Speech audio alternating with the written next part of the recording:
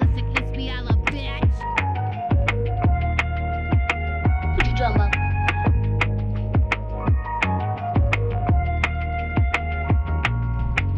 Thanks, Jeff, for the question. Oh, girl, baby girl. Right now, climate and everything are the same word. What? It's science. It's a bold strategy, Cotton. Let's see if it pays off for him. I don't want reality. I got boxes full of Pepe. Consequences. It's a great day. Being said.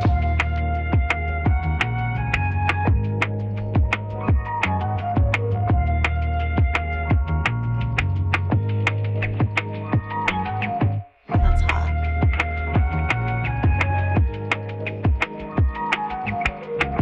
Immediately, if not sooner.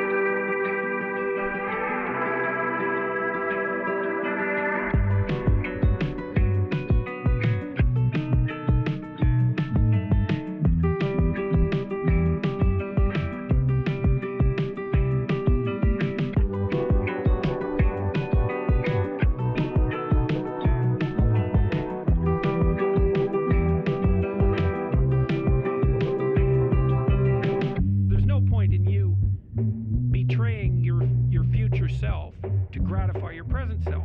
It's a stupid game.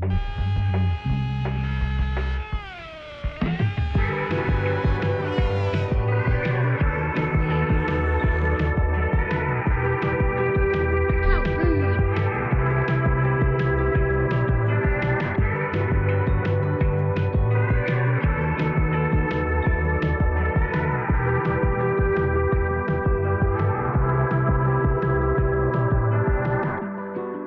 So hot right now.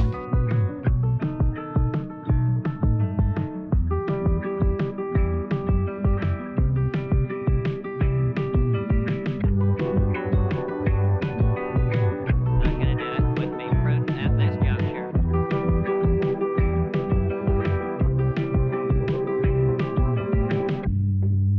I feel like I'm taking crazy pills.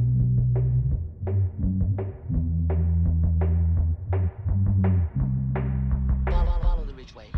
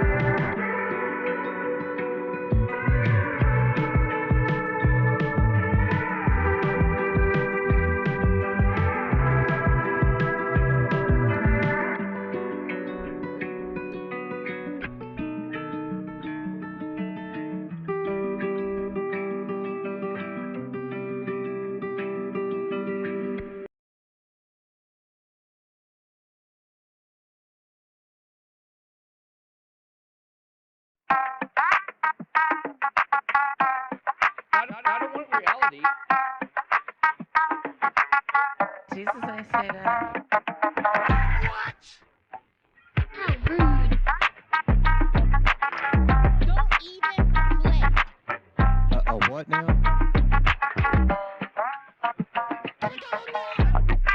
should be ashamed of yourself for having that.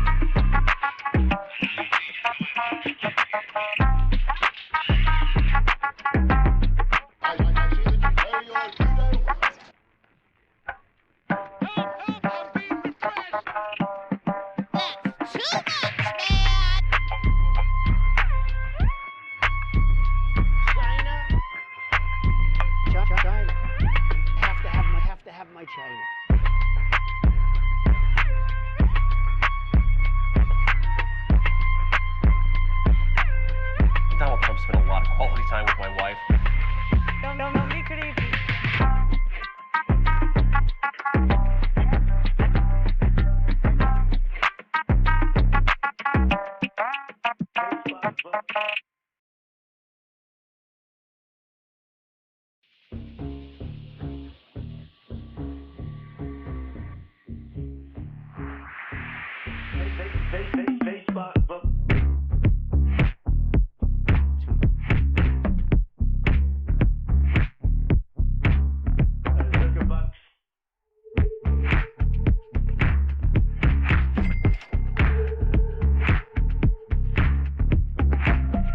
Arguably the greatest work of nonfiction of the 20th century.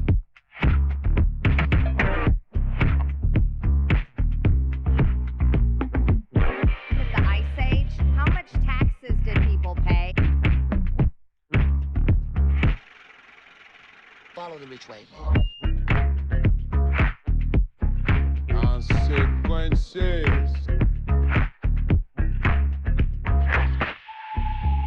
Oh, it never occurred to me. Interesting. It's just crazy enough to work, yeah. That's hot.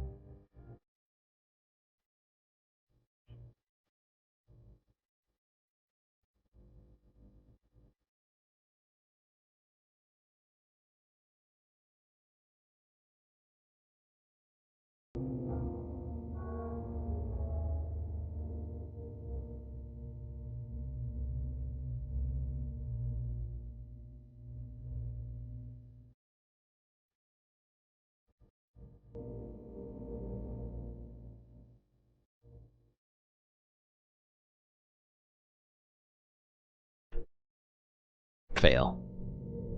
Did I fail? Did I fail? I was muted the whole time. That's good.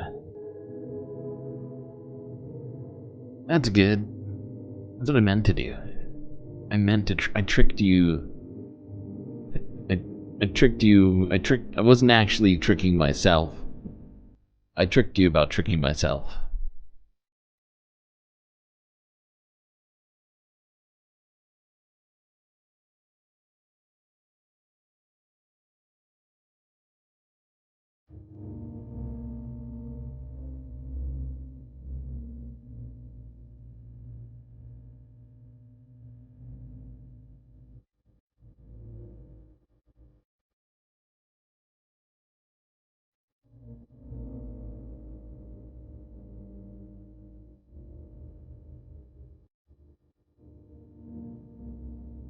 All right, let's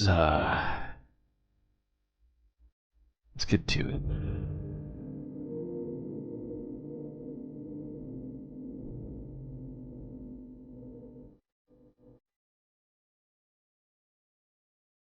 Wait, what did I just do? Don't do that. Don't do that. Free PB? Is PB still able to chat? What's going on with that?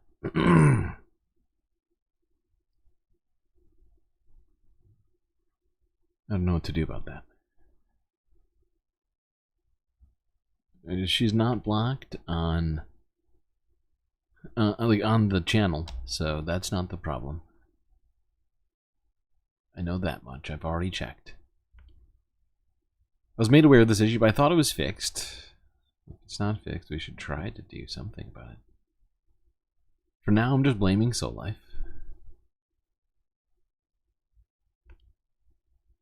Just kidding, Soul Life. Just kidding, everyone. It's not Soul Life's fault, it's YouTube's fault.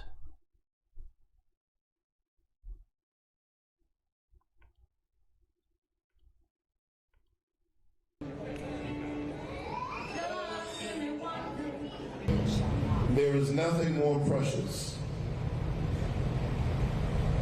nothing more sacred. Oh, I forgot to say. This is Raphael Warnock speaking at a like a vigil for the victims of the shooting at the high school in Georgia that happened earlier this week. And all of us who are parents, when we have the honor of dropping our children off to school in the morning, we want to be able to pick them up a few hours later. It is a ritual and a routine that we take for granted, but increasingly in the United States of America, we can't take for granted that we will pick our children up. And while we wrestle with this trauma, I think that we are all called as a country to ask ourselves, what trauma do we visit upon our children if we say that the only thing we can do for you is to tell you how to hide? We may not all agree on what to do, but surely we can do more than that. Yeah, you would think we could do more than that. But that seems to be exactly as much as we do. We say, oh, we're going to get better at hiding. We heard J.D. Vance say recently that we should just arm schools more thoroughly, I guess.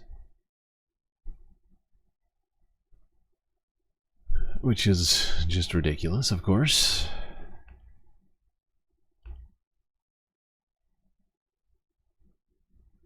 It's not just this channel. Right, yeah. So like, I thought that that's what... I thought we figured out that there was something going on there. With that. Alright,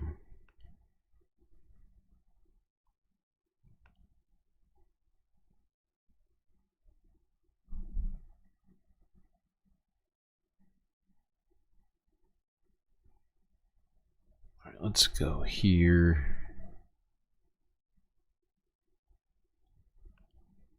Here's Fox 5 Atlanta from a day ago. In the wake of all this, dozens of Georgia students have been arrested for making threats, apparently. Illegal.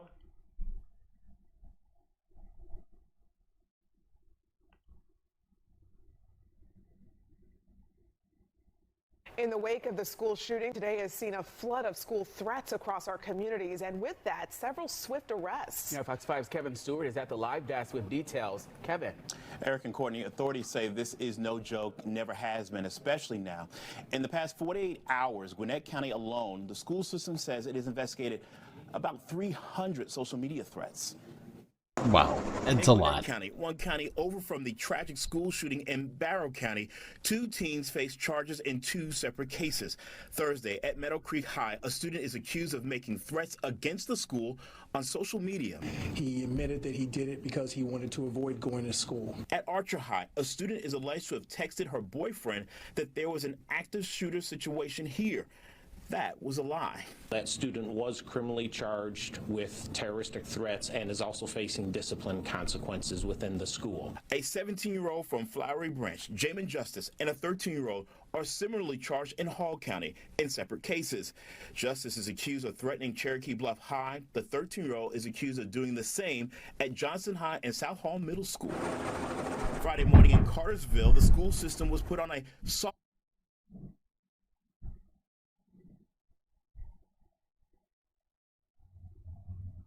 What in the fuck was that sound?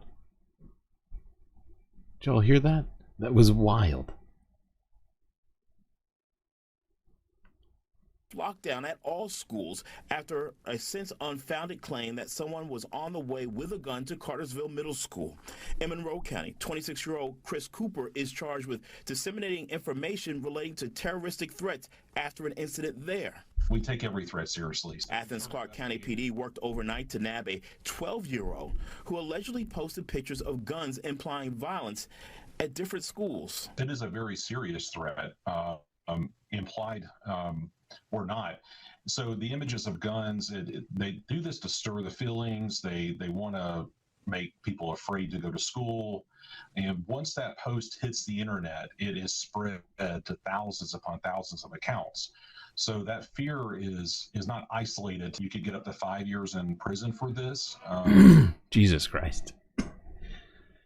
Great. 300 kids all made threats since this. I mean, come on. Come on, kids. I mean, get it together, please.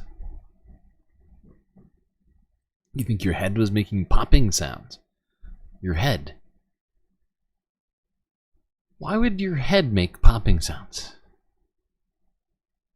It's very weird. It's not supposed to make popping sounds.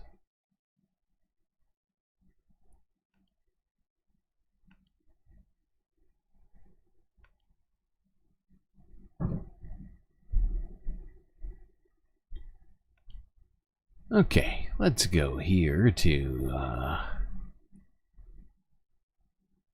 what is this? CBS Miami from 11 hours ago.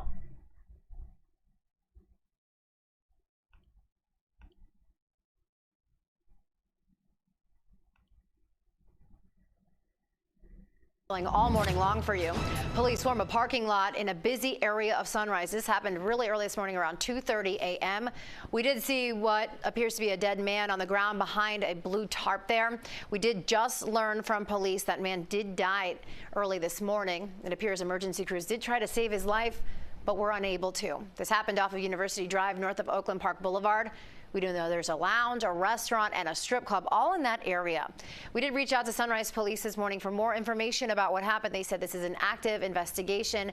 They will bring us what they can when they can, of course. Okay.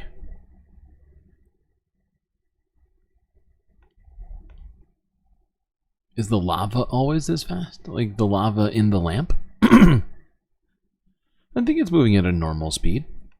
It's the same as this. The same color. Well, not the same color, same speed. Same speed. Different colors. It seems faster right now. Maybe the streams. I mean, I'm trying not to jinx myself, so knock on wood here. But I have noticed that the stream hasn't. We haven't had any problems yet, and usually happens right at the beginning. Seems to be running with at peak performance right now, getting great metrics in terms of actual performance.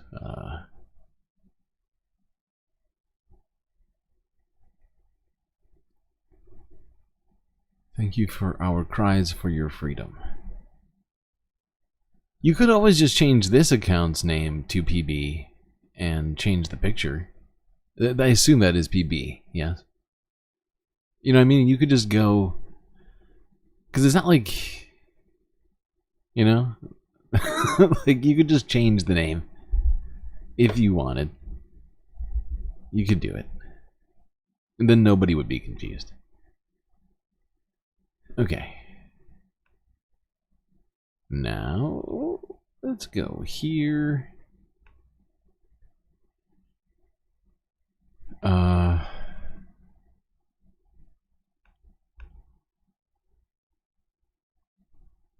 go to Detroit.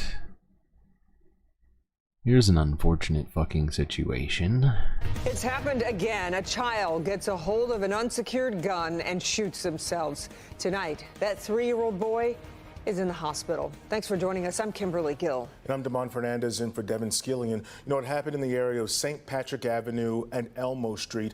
That's near the Connor and Gratiot intersection. That's near City Airport on Detroit's east side. Our Jacqueline Francis was on the scene and is live from police headquarters with the latest on this investigation. Jacqueline?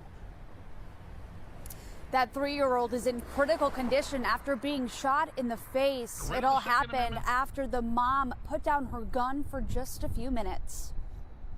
They're toddlers or kids. They're going to be curious.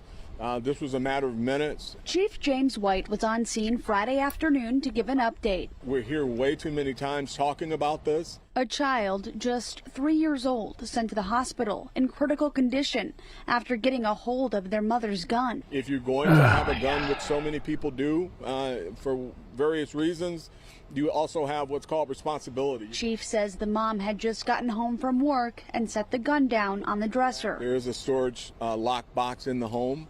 Why the gun wasn't in there, we don't know. What they typically do and what happened are irrelevant at this point because they left the gun in a position to cause injury to this child. The chief says... This is so depressing. A fucking 3-year-old child shoots themselves in the face because a woman leaves a gun down for 2 minutes. Charges will be forthcoming. It's just a sad situation, and I hope that I don't... Exactly, BCAT. No one in this goddamn society is responsible enough to own a gun.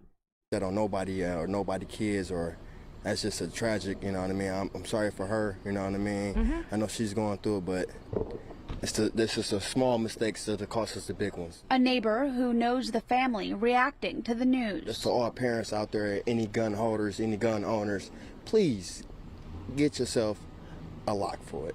The police stations, they got them free all day long. All you gotta do is ask for them. It's very true, technically. It really is that easy. I stopped into a Detroit precinct today. They gave me... Now, unfortunately, as it turns out, this this home had a gun safe, but she had just come home from work, put the gun down on a dresser, and the kid picked it up, and their life was forever altered. Absolutely depressing. Okay. Acknowledge PB. What do you mean acknowledge PB? I already acknowledged PB.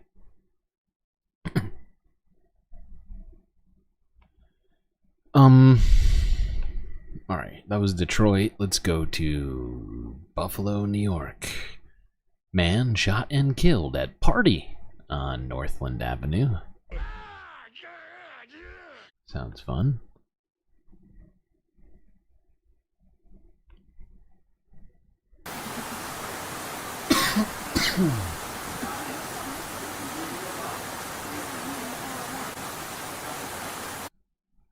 Oh right, this video has no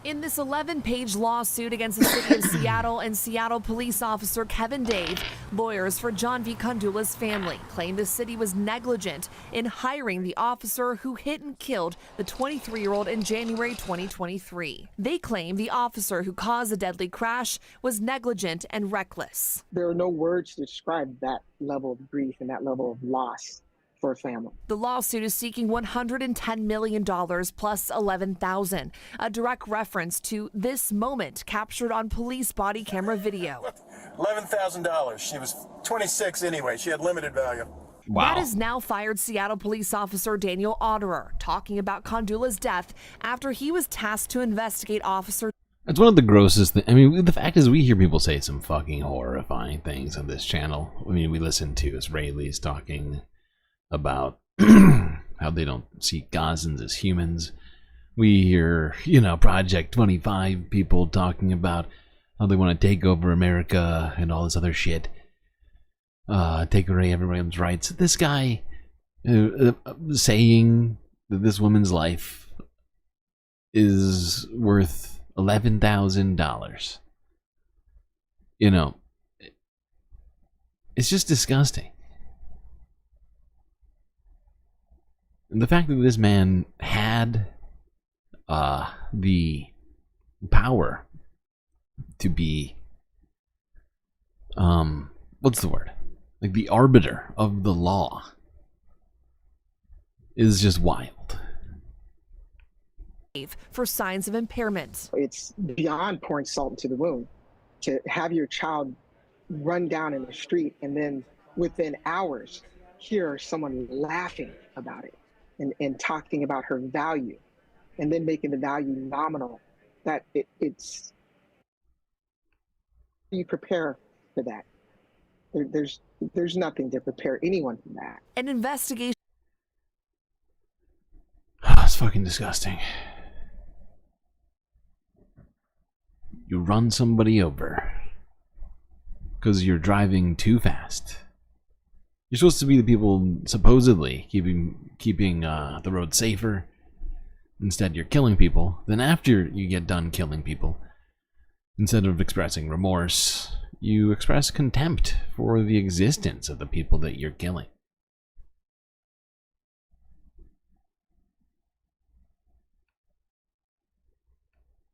Revealed Officer Kevin Dave was driving 74 miles an hour to an overdose call when he hit Kandula in a South Lake Union crosswalk. He was given a traffic citation and a fine, which he is contesting. Wow. The lawsuit goes He's into contesting the Officer fine Dave's and the past traffic before citation. Seattle Police. Wow, what a piece of shit. He's contesting the fine and the traffic citation. That is wild. She is contesting. The lawsuit goes into Officer Dave's past before Seattle Police. The lawsuit says Officer Dave has a, quote, checkered past with Tucson Police Department. He claims good. He did not have a valid driver's license at the time of the crash. He is, Wow. We have officers on the street without valid driver's licenses? Oh my god, this guy should go into jail for I don't know how long, but it's a long time. It is a long time. Life sentence, 25 years. 25 to 35 years, I think. in my opinion, he's not fit to be a law enforcement officer. He is a scofflaw, and you shouldn't have people who violate the law then enforcing it for other people. Sargent said Kandula's family plans to set up a foundation in John V's memory to create change in the hiring of police officers and training for non-emergency calls. King 5 did reach out to Seattle Police, also the city of Seattle. Just wild. Wild. I hope they win that lawsuit, by the way.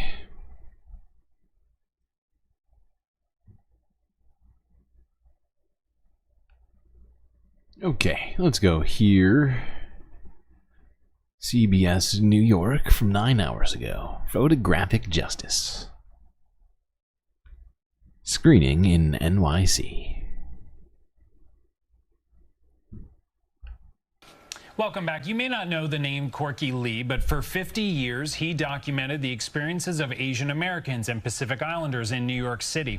Lee died in 2021, but this weekend, just days after his birthday, a film called Photographic Justice, the Corky Lee story, will be screened here in New York. Those screenings will take place at DCTV Firehouse Cinema, including a session this afternoon with our own Cindy Hsu. And joining us now is the director, Jennifer Takaki. Jennifer, thank you so much for being here with us. Thank you for having me. So Corky Lee was a Chinese American born and raised in Queens. And it's interesting because in junior high school, he saw this photo that was commemorating the completion of the Transcontinental Railroad in 1869. But he noticed something about that photo, and that really changed the trajectory of his life. What did he notice?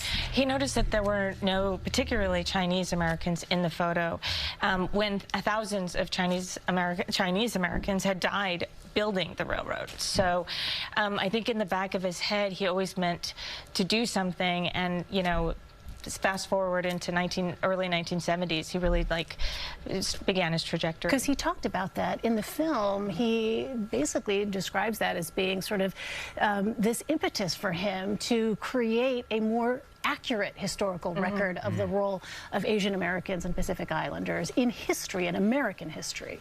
Yeah, I think one of the most incredible parts, or one of the most incredible things that Corky did was he was very Pan-Asian. He himself was a second-generation Chinese American, but he actually documented all the, Chinese, Japanese, Koreans, Filipinos, Southeast Asian, South Asian, everyone. Diverse and group, so I think that back in the 70s was very unique in itself, but he also did it because he wanted to make sure that none of the stories, the histories, the celebrations ever got, ignored from history again, to make sure that he would show up and be there to document it. And I do want to play a clip from the film because, Lee's work did appear in major publications, New York Times, New York Post. It was a challenge to get that done. And he once covered a protest against police brutality in Chinatown.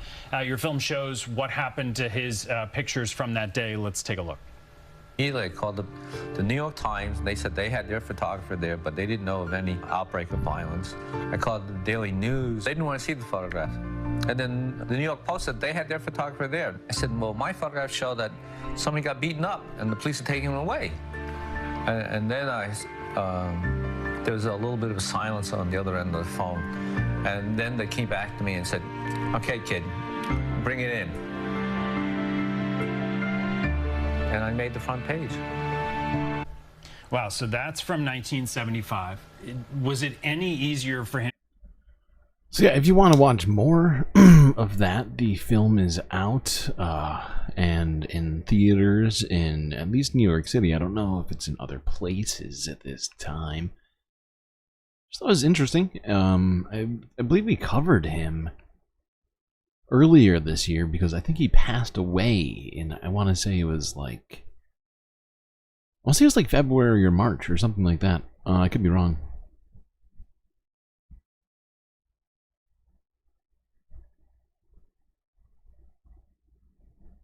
Now, let's go along to here.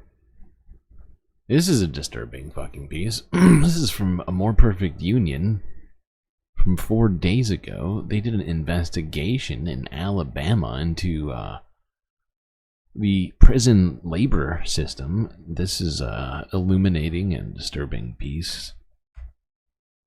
Whoa, what happened? What just happened? Why am I'm out of my list? Please welcome to the program. Whoa, pal. What's happening? Hold on. Sorry, chat. We got ejected out of my YouTube playlist. Welcome back. You may not know the name Corky Lee, but for 50 years he died. Why is this not? When did this happen? At what point did I lose the list? So confused. How does this happen? It is $11,000 is a direct There we are. reference Found to it. sensitive. Fixing it. I got it.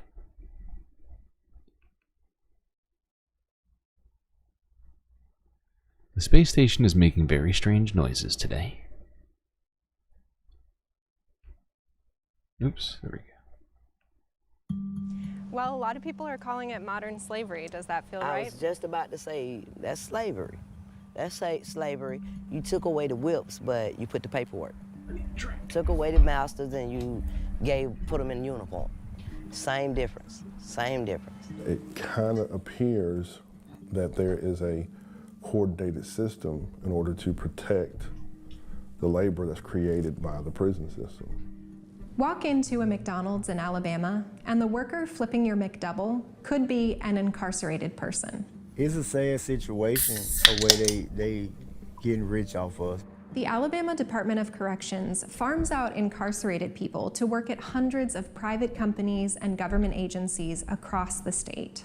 McDonald's, Burger King, Golden Corral, Wendy's. They got a Wendy's contract right now. State Trooper's office. They'll send everybody everywhere. They'll send you everywhere. Yes, the parole office. And even though ADOC trusts these incarcerated people to leave prison every day and work alongside the general public, many of them are still denied the chance at real freedom. I work for y'all, but when I come off of parole, you deny me. Why would you deny me? Because I got free, because you're getting free service.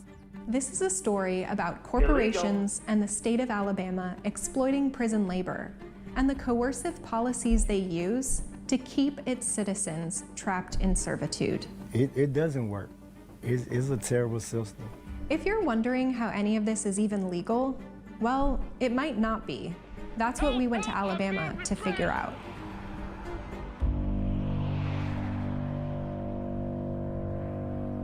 So yeah, could you just describe like how long you worked here? And I was here 18 months. I ran their kitchen by myself. From 8 to 5 every Tuesday through Thursday. Wow, yeah. That sounds like hard work. It was. Wow. It's not something I think about being the case, and yet, in society, you have people working for slave wages. Prison labor is not just happening in prison. It's being doled out to corporations to solve employment problems, their ability to find people to work for the wages they want to give people, right? Always complaining about paying minimum wage. This is an easy fix to that.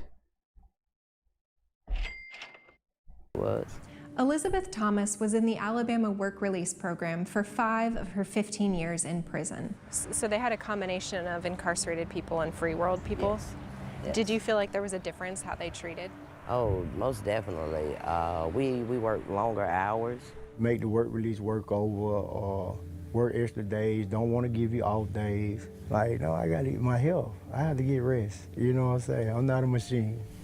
But that's how they look at you, like. This is Quincy Sanders. During his nearly 17 years in prison, he worked at several restaurants, a lumber yard, and McDonald's. Like, working a real job and trying to be incarcerated is a very hard experience. You have to be mind strong, really. Alabama has one of the most overcrowded and deadly prison systems in the United States. Even the Justice Department found conditions there to be unconstitutional. In 2023, almost a person a day died in Alabama prisons, which is almost 5 times the national average. This is disgusting. It's just, yeah, no, it's exactly what you're saying, BCAT. It is a workaround to slavery. That's literally what it is. Sadly, truly, it's a fact. I mean, it's a literal workaround to slavery, which was done after the Civil War, where they said slavery is not allowed, but, big but, if you're incarcerated. And so after that happened, a lot of states decided, oh, well, we can kind of reinstitute slavery then. Just with a different name.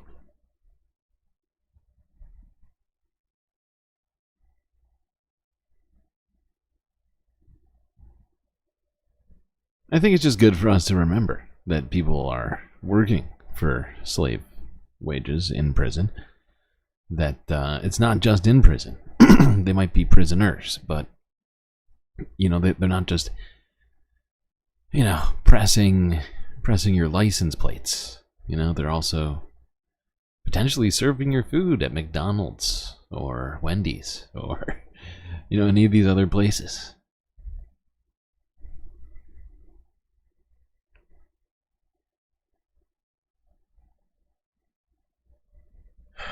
Okay.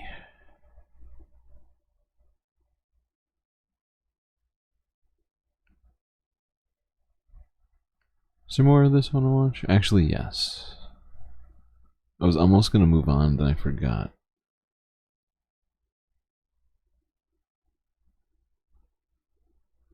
Honestly, this whole thing is fucking disturbing.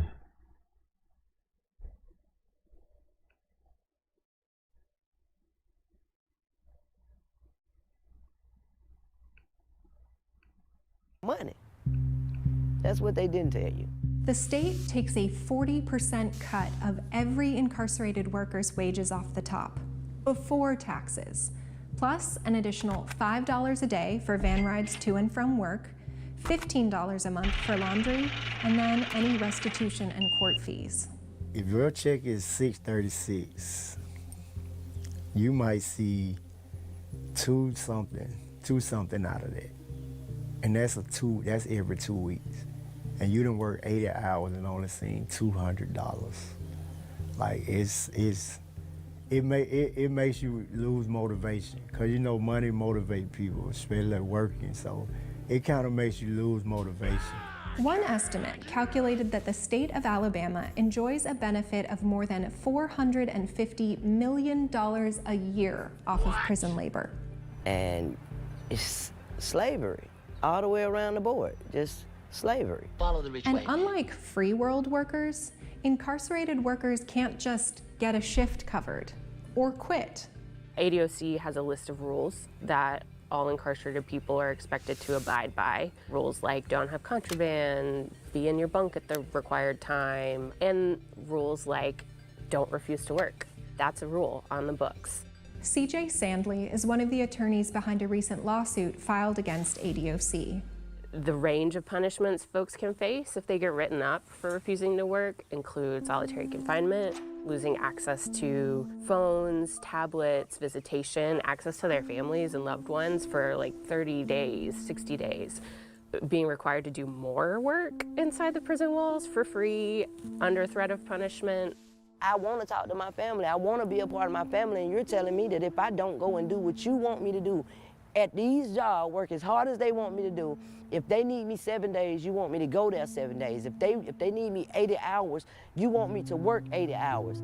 If they want me to turn around and come back and do a double, you want me to get up and you want me to be available to do all this. But if I decide I'm tired, Lord forbid if we got sick. I talked to Reginald Burrell, who was in. Good God. How is this a thing in 2024? I say that pretty much every day, don't I?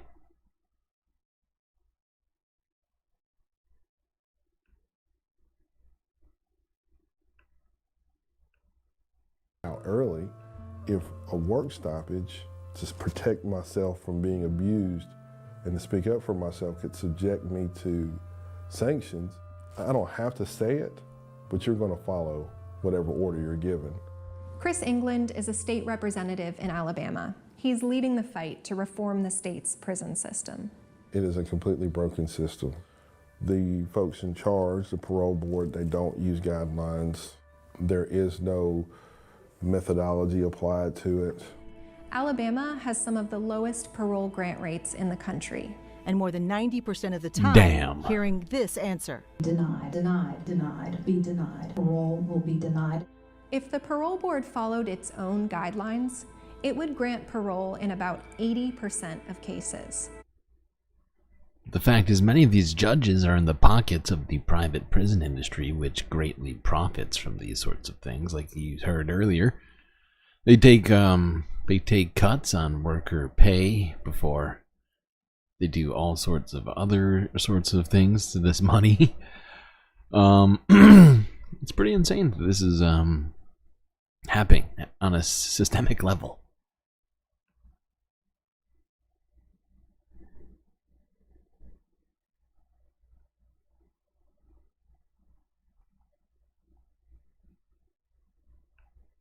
Okay, now let's go on.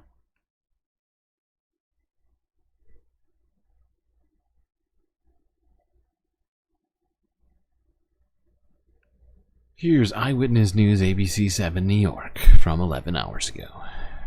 Nassau County to challenge lawsuit to drop mask ban.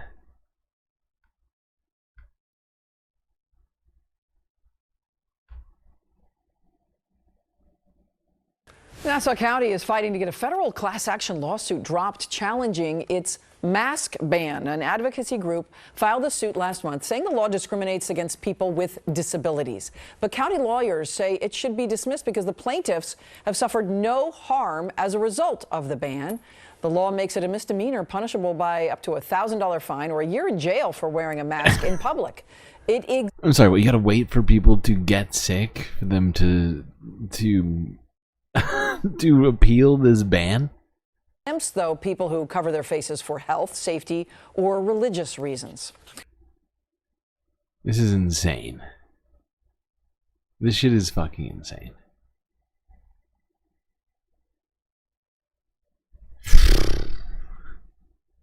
I'm hoping this gets repealed soon. I mean, Eric Adams needs to go. Fucking yesterday.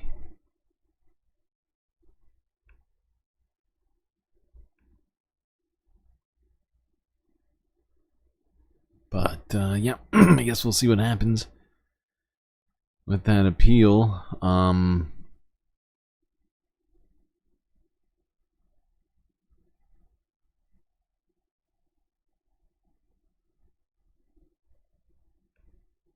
let's go here. Here's CBS New York from 13 hours ago.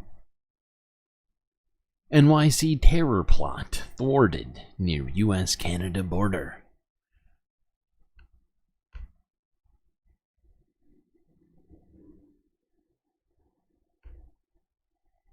Tensions are running high in New York's Jewish community this morning after authorities arrested a man for plotting a terror attack. They say he is a Pakistani national living in Canada who planned specifically to target a Jewish center here in the city. And our John Diaz is joining us this morning from Crown Heights in Brooklyn with more on this story. John?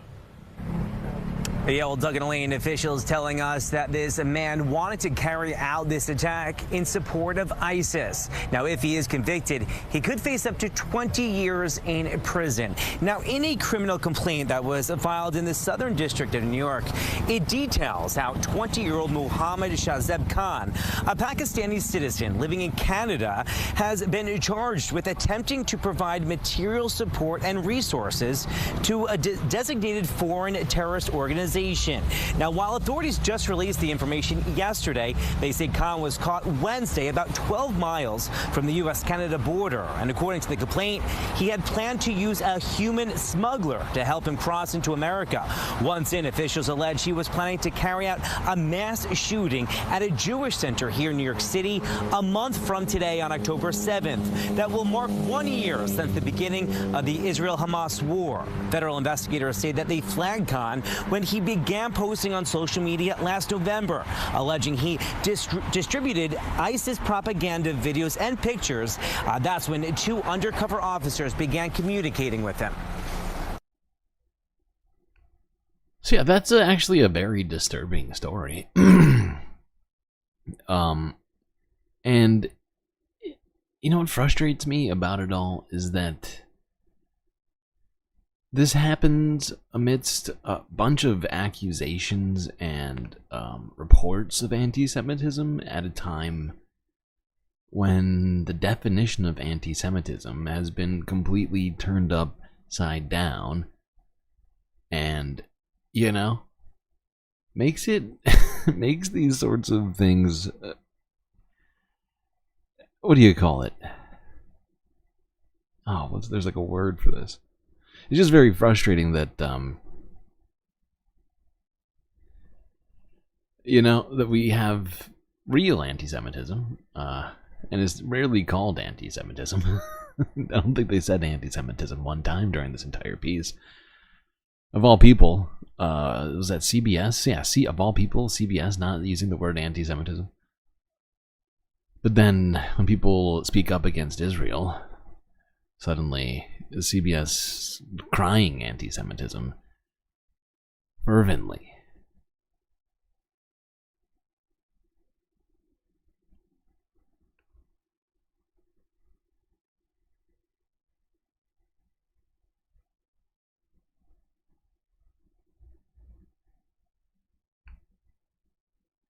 Speaking of all of that, let's go to this here. This is from Buffalo, New York, from 2 days ago. Apparently, the University of Buffalo is drafting new protesting policies in anticipation of the new fall semester. Let's look at this.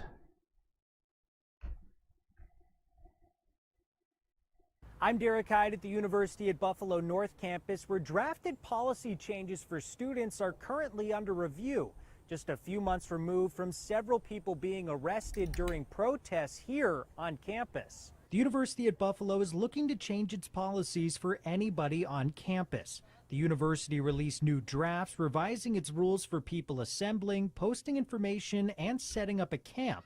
The changes come just 4 months after 15 people were arrested at a pro-Palestine protest. It's a place that should be respecting the most central tenets of American, democracy and freedom, which, is the First Amendment. Robert Korp is the attorney representing 9 of the people who were arrested in a court case being filed later this year.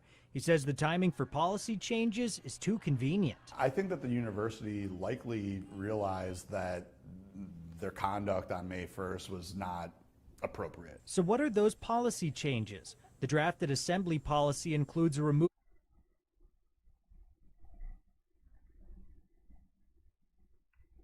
of any time limits on any assemblies or demonstrations, something Korp tells me his clients were arrested for allegedly violating from the previous policy. Under the guise of that being a violation of an overnight assembly, I don't think is a realistic reading of. The draft also added a list of parameters that assemblies may not do, such as jeopardize public safety, interfere with building entrances, walkways, classes, or use any amplifying equipment.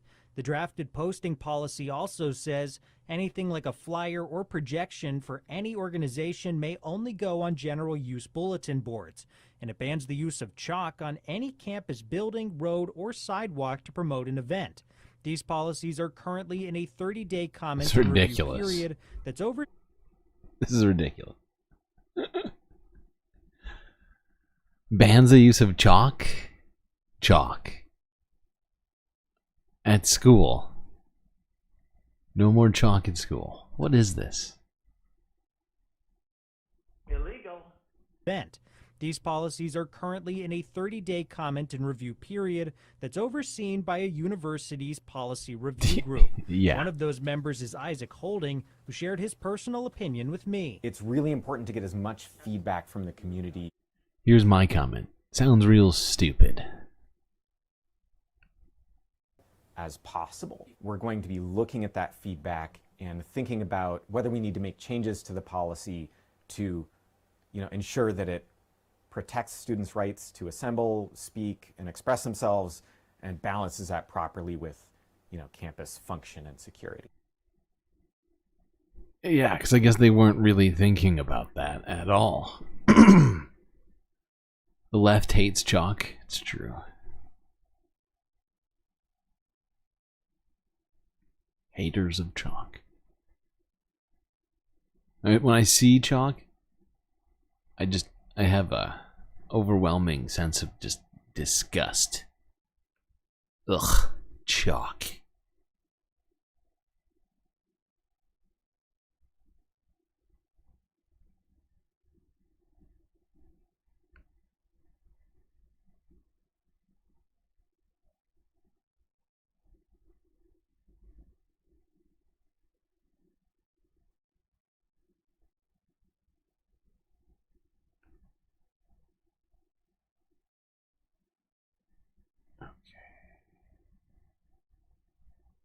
What's next?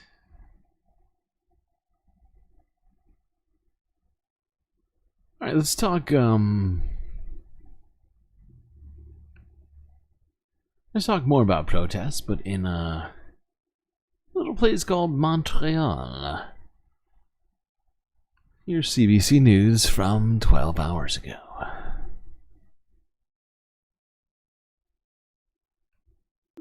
This is not just an underpass. Over the years, it's been a rallying point for Montrealers to make their voices heard. From the Maple Spring protests against tuition hikes to anti-racism demonstrations. And now the city is officially recognizing its significance as a landmark for social justice movements.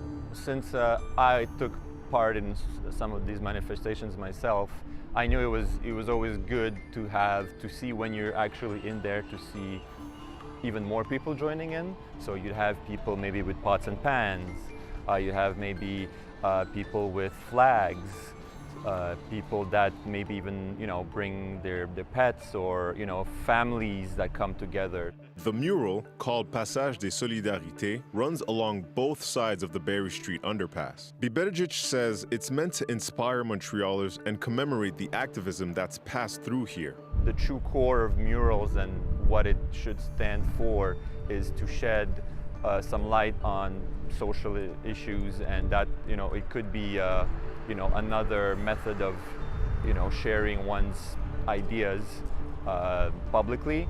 Made with long-lasting mineral paint, Biberjic hopes its message will stand for future generations. I'd really like to see a sense of empowerment, a sense of belonging, and sense of, doing what is right, feeling supported. So that's what I want the people to take away as Okay.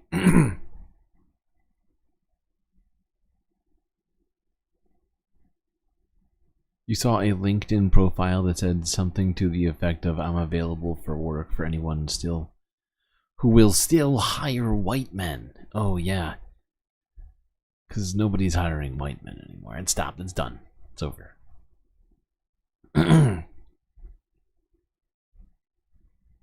Yes, right. The left liberals stole all of the white jobs.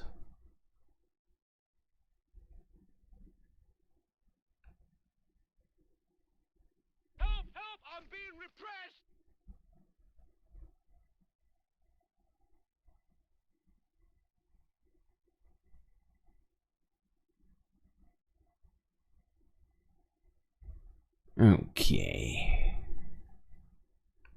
Let's go here. This unfortunate situation. NBC Montana, 11 hours ago. Planned Parenthood of Montana confirmed cyber attack in late August. Illegal.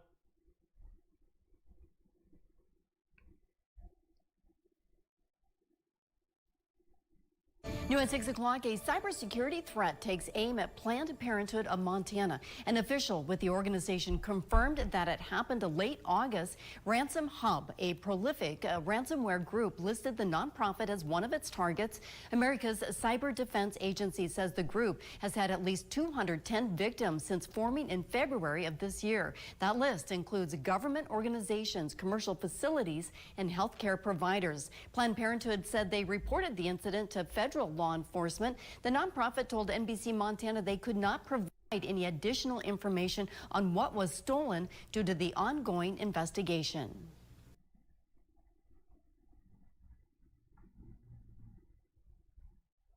It's an honor of a lifetime for me to be So yeah, that's having this sorry, chat. wait, hold on. Please hold. So yeah, that's not good. It's very bad. And the fact that they can't say for sure what information was stolen, that's worse. Right? I mean, patient information, right? Like, very sensitive patient information in this particular case was stolen and could be at risk of exactly your mom. They better not dox people. Well, it certainly could happen. And, Whether or not that will happen is unknown.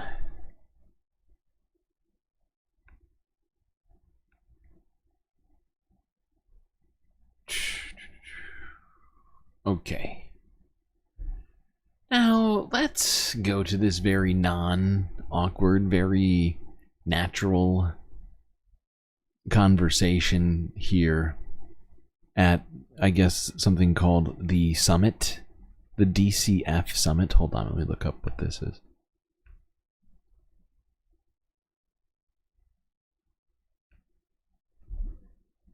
It didn't actually... The Florida DCF Summit. Children and Families Summit. The summit offers a great opportunity for stakeholders to come together, share best practices, and make key connections to ensure the best outcomes for our state's children and families. Jesus, I say that.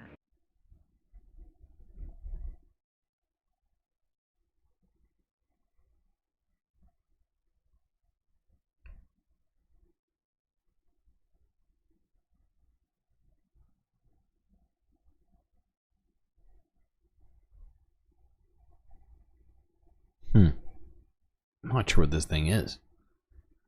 What is the DCF about us?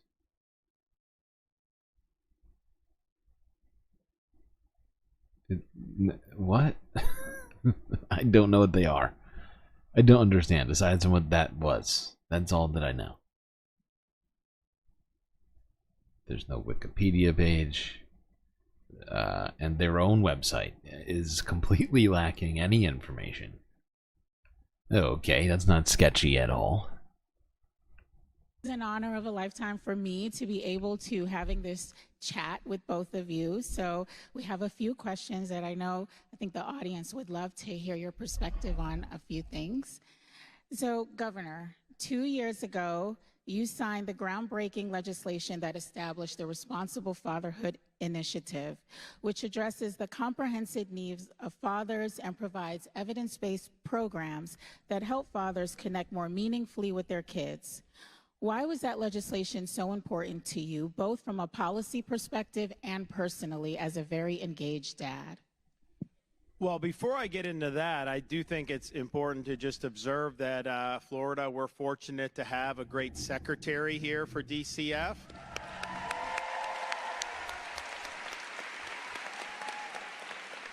And we're also blessed to have a very active and passionate First Lady here in the state of Florida, which is great. And then also just an introductory observation, because the Fatherhood Initiative, which I'm going to hit on in a minute, we've devoted resources to that. We've devoted resources to a lot of different things that we've done. And part of the reason you're able to do that is because we actually run the budget and run the state very efficiently and effectively. Florida, we have the lowest per capita state debt of all 50 states in this country. If you look at the amount of the economy has grown nationally since I became governor, it's grown U.S. economy by 11%. Over that same period of time, Florida's economy has grown twice that much, 22%. You see our... Doesn't it seem like Mrs. DeSantis is just like a hostage here? Like, blink twice if you're okay, Casey. Employment rate's been lower than the national average for pretty much the last 4 years. You look at, we're now ranked #1 in economy by CNBC for 2 years in a row, #1 in education 2 years in a row. All these different things that has the state going in a direction that is sustainable. So we're not just doing well now, we're going to be able to do well in the future. So when they come to ask for support for something like Fatherhood Initiative, we're cutting taxes, we're running a massive surplus. Of course we are able to do things that are going to potentially be meaningful. And then when things do well, we're going to continue to help support that. So I just think that not every state can say what we can say about where we are overall. Now, on the Fatherhood Initiative, first, it's just a very obvious thing that our kids do better when they have a father in the home. Every single piece of empirical data, social science, everything has shown that they do better. Now, that's not always the case with everybody. Obviously, if you look compared to where we were 50 years ago to now, you have fewer than you did. That's just the reality. But particularly with our... Okay. It's enough of this. I got distracted. I can't listen to any more of this. I keep zoning out listening to Ron DeSantis. He's such a dummy.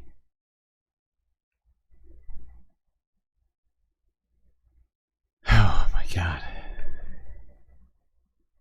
I don't understand what his obsession with families is. It's weird. I don't know what his childhood was like or whatever, but he has this weird obsession with families. Specific kind of families.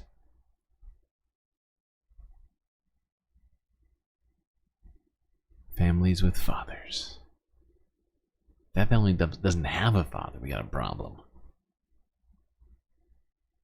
Basically, if you ask Ron DeSantis, I'm pretty sure his number one issue is fatherless families. Second of all, the existence of trans people, and third, kitty litter in classrooms. That would be my his three biggest problems. Okay.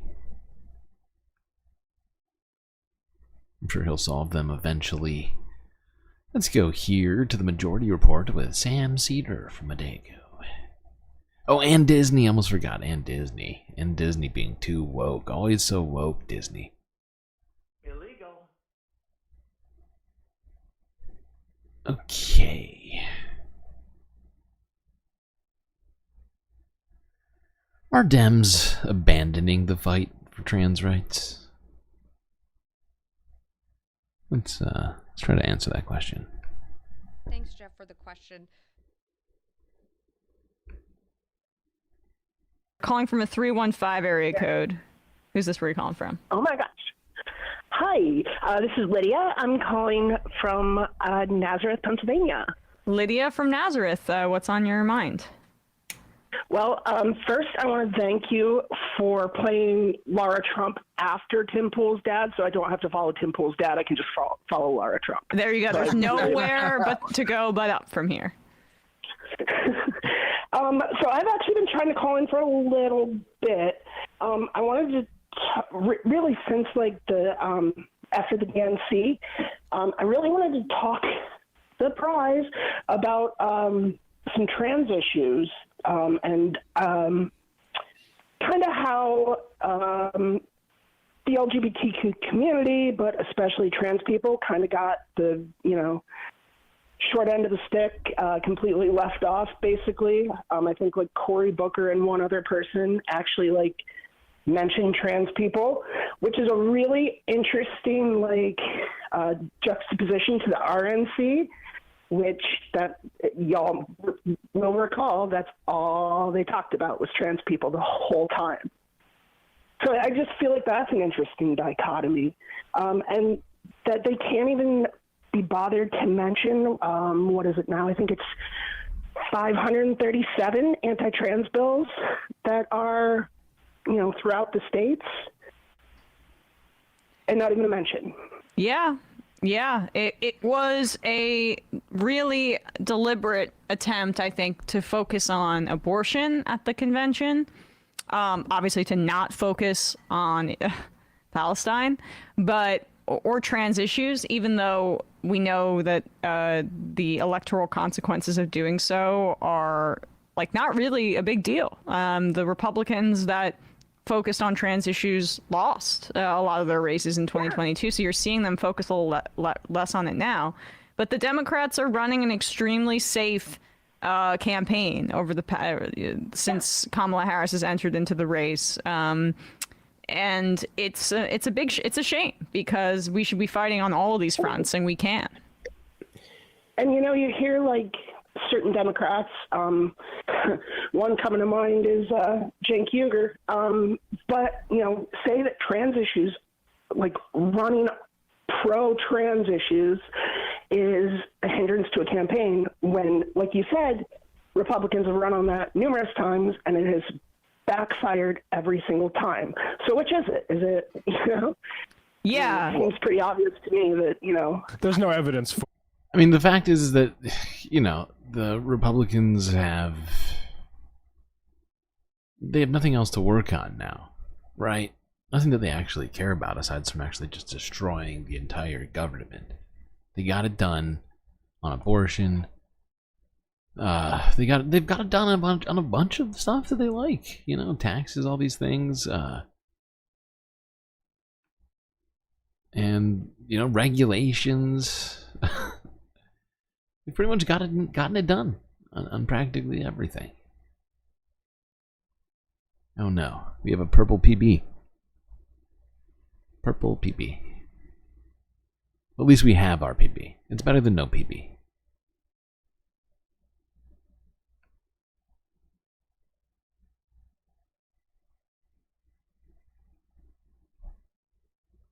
YouTube is being an absolute shit show with banning people. Just horrible.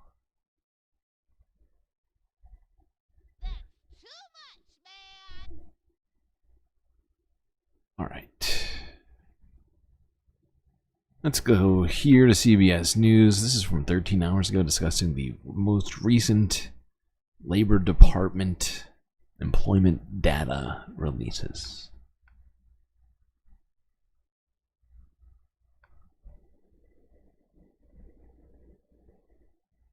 With the economy looming large in the election, the Labor Department is out with the latest employment data. It shows the economy added 142,000 jobs in August, still sluggish, though an increase from a bad July. The unemployment rate fell from a 3-year high of 4.3% to 4.2%. It's the first time unemployment has dipped since March. Despite the gains, economists are concerned over a weakening labor market.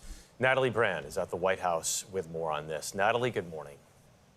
Good morning to you, Jeff. This was a highly anticipated jobs report, the last one before the Federal Reserve's big meeting September 17th and 18th. And experts say the latest numbers keep the Fed on track for a long-anticipated rate cut. Stocks slid Friday with all three major indexes down and the S&P posting its worst week of the year. It comes as the latest jobs report fell below expectations.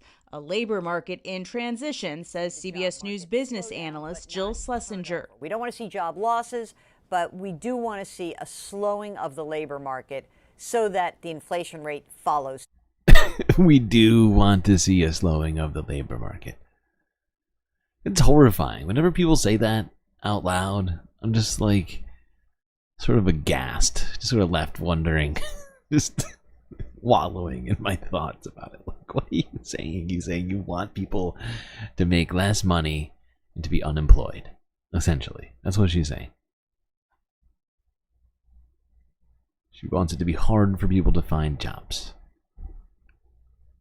August saw 142,000 jobs added, stronger than July's revised numbers, but below the average monthly gain of the prior 12 months. While construction and healthcare employment rose, it was also below, well below, about 50% below, I believe, of what the expected number. I think the expected number was like 260 something. So it came in well below the estimates from economists during the month leading up.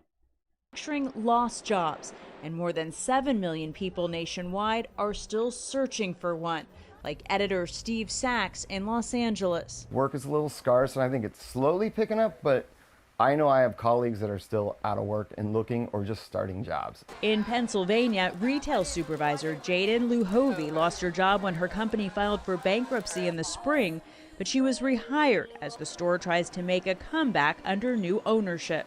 We had open interviews our first week, and we had 380 applicants. Everyone was different. I had older people that were looking for something to do while they were retired. This is my first job. I've never had a job. The August jobs report shows workers' hourly wages rose, outpacing inflation, but many Americans are still feeling pinched and eagerly awaiting some relief from the Federal Reserve. Okay. What's the past 12 months? 52 weeks. It's the past 52 weeks is what it is.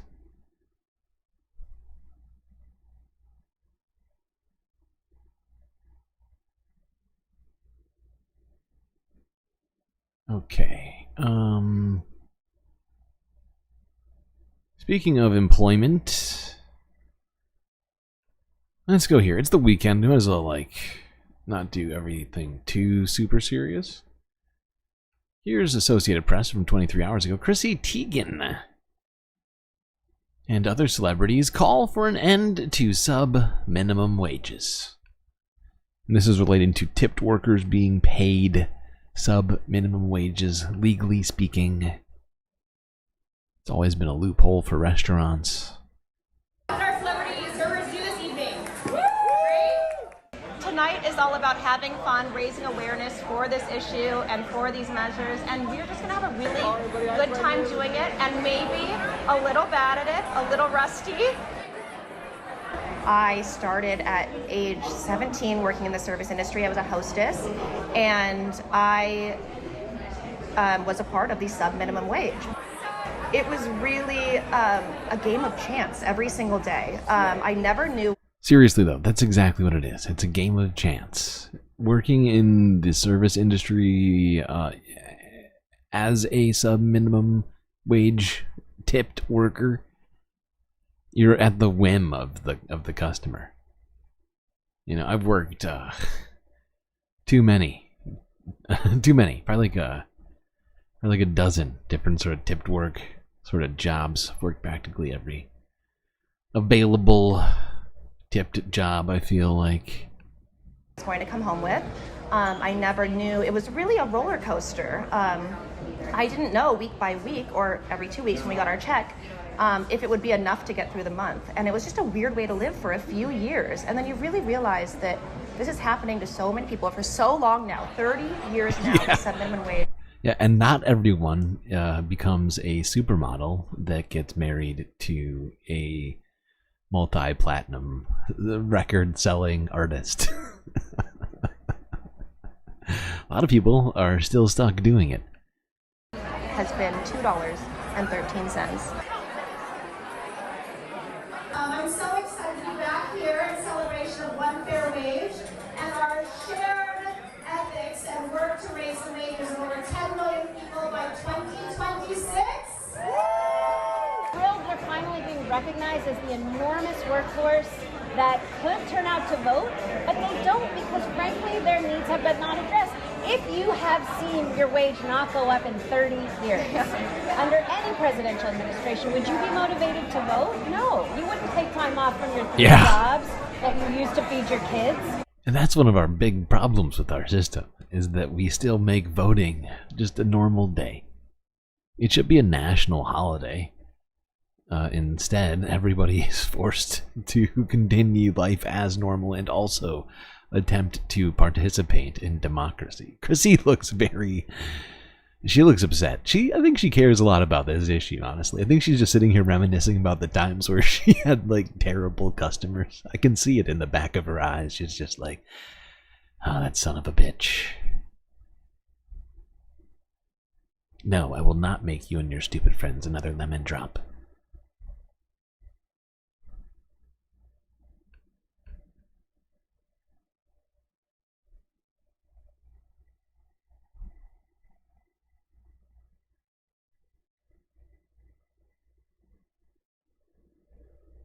It's a way to keep the working class out of exactly. Yeah. And it's exactly why we need it.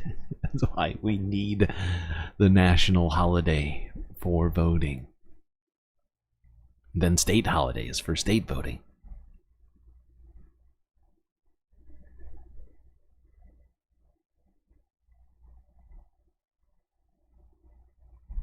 We should take democracy more serious because everybody's doing better at it than we are. If you go look at Democracy Matrix and tell me where America is. P.S. We're not number one.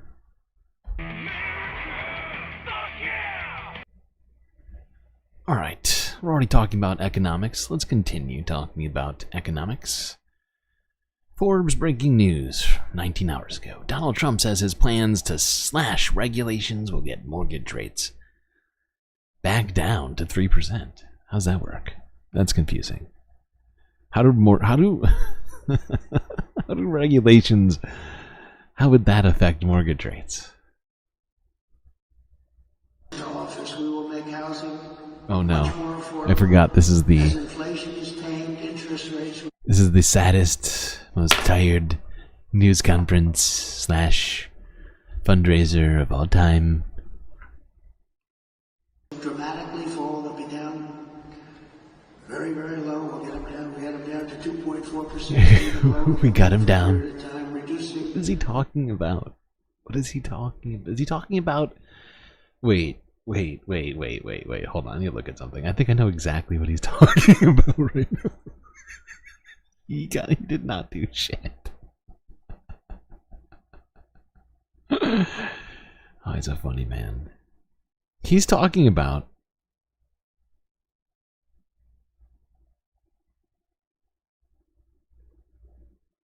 like when he first got into office. I think that's what he's talking about. Hold on. Okay, no, actually, I take it back. No. During COVID, rates plummeted. I forgot about that. He got them down though. It wasn't the market being just incredibly fearful and buying up bonds instead of stocks when the markets plummeted during 2020. He personally got those rates down. Okay, Donald. I don't think he actually understands how the financial markets work. Mortgage rates is a big factor.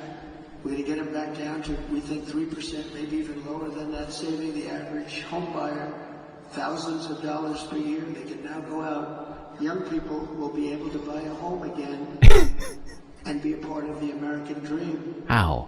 We will eliminate regulations that drive up housing costs with the goal of cutting the cost of a new home. Most of the... I mean, aside from the actual price of homes, right, having gone up, the second biggest increase in cost, actually I think it might be the first biggest, because the rates really cost you even more than the increases in price. Although the increases in price have been insane, the rates wind up costing you on the back end. So the thing is regulations have nothing to fucking do with that. I think everybody here probably understands that. But if you are perhaps just tuning into this stream, you know, those regulations that he's talking about have nothing to do with where interest rates on homes are. Right? It's all about the Federal Reserve. You could completely get rid of all banking regulations, and banks would still not make rates be lower than what the interest rate on bonds is, because that's the rate at which that they're borrowing money from the Federal Reserve, essentially slightly lower, but they're not gonna, they're not gonna loan out whatever $250,000 to you for your home, to to make less money than they would from the Federal Reserve.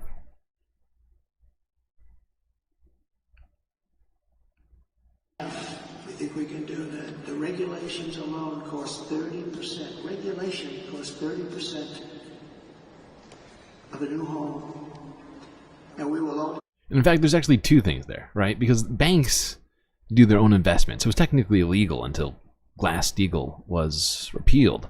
But banks do their own investments too, right? So they think about what they can do with their cash. So they could also buy bonds instead of loaning you money for your house, right? And like, if bonds are at this price, right? Say a 30-year bond. What's a 30-year bond at right now? 4%. It's actually a lot lower than it was. Hit nearly 5% earlier this year. But yeah, so it's a 4%. So they're not gonna, loan you money that would make them less than 4%. Right? That's just how it works. The Fed lending rates are different than interest rates, but they reflect those rates pretty closely. So it's the same idea, but just in reverse, because they're taking the money from the Federal Reserve and then giving it to you. You get what I'm saying, I think. But in no way would regulations change this. Unless he's talking about like actual like price caps or things of that nature. Like communist, maybe Trump's becoming a communist. I don't know. Let's listen a little bit more, just in case. Portions of federal land for large-scale housing construction. These zones will be ultra-low tax and ultra-low regulation. Ultra-low tax. One of the great, really small business job creation programs. It will be, of all time, we're going to open up our country to building homes inexpensively so young people and other people can buy homes. You can't buy them anymore. What does that mean, ultra-low tax? Does anybody know what he means by that? Because people pay property taxes based upon like their district, right? Like different like townships and whatever else, they charge property holders a certain amount of property tax per year. So is what Trump is gonna make a tax-free property zone, I guess? Interesting. I don't understand how that works. How are they going to pay for schools? I mean, with the way that education is set up in this country, not that I agree with it, I think they'd be in a weird spot. Millions of Americans will take part in setting these safe and beautiful communities, reviving the frontier spirit. The frontier spirit. Reviving the American dream. It's about the American dream. Okay. It's all about the American dream. Okay, we're gonna lower the interest rates with the American dream and frontier spirit. Write that down. It's science. That makes sense. I take it all back. Everything I said, just a bunch of nonsense. What he said makes way more sense. Frontier spirit and what was it again? I lost it. It was brilliant too. How did I lose such a brilliant frontier spirit and I forget. I can't remember now. That's very disappointing. But I'll at least remember the frontier spirit part. I didn't write it down. I was expecting you people to write it down, honestly, and a little disappointed that nobody did. Whatever, it's fine. We get over it. I'm already over it, in fact. Let's go here. Forbes breaking news again. Forbes Clip Factory from 13 hours ago. Why don't we have a wealth fund? Trump vows to create the greatest sovereign wealth fund of them all.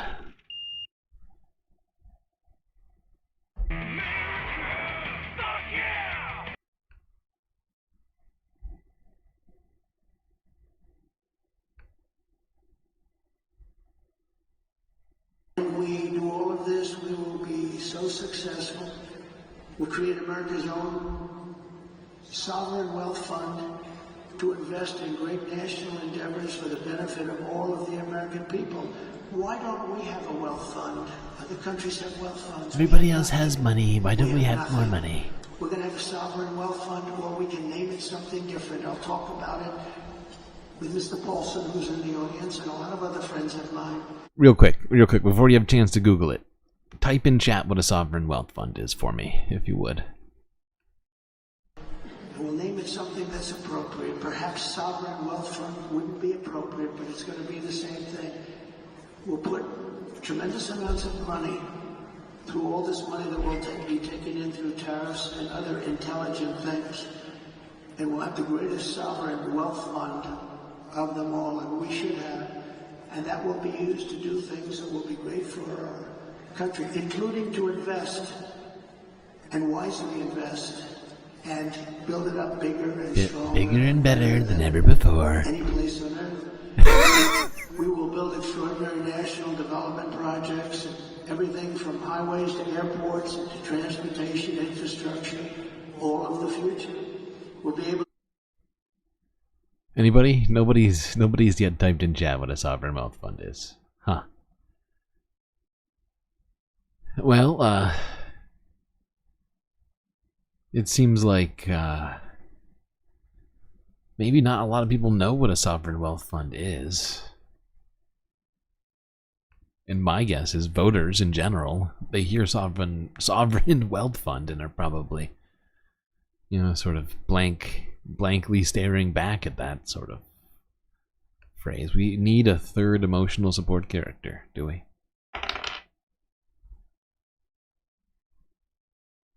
Okay, that's a 10. Norway. Just saying Norway. ECAT knows what a sovereign wealth fund is. Yeah, I mean, technically we could have one.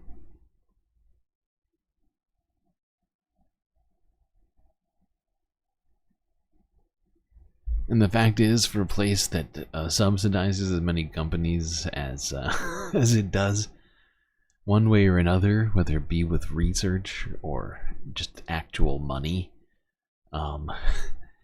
you'd think we would already have one just full of the stocks of American companies, and yet we do not. It should be massive, honestly. Not gonna lie. I don't think anybody knows what it is. I honestly don't think anybody knows what it is, and it's not I don't think it's going to be a popular sort of policy point there from Donald Trump. And he seems incredibly low energy lately. I know we've been watching a lot from this one particular speech where he seemed just extra low energy, but I mean, it's troubling. I think he might be having some sort of a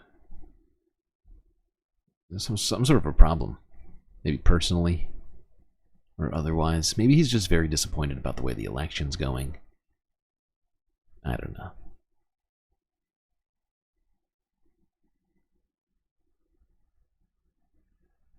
All right, let's go here.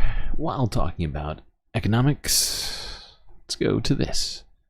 Apparently the media is losing their minds over Harris's policy plan.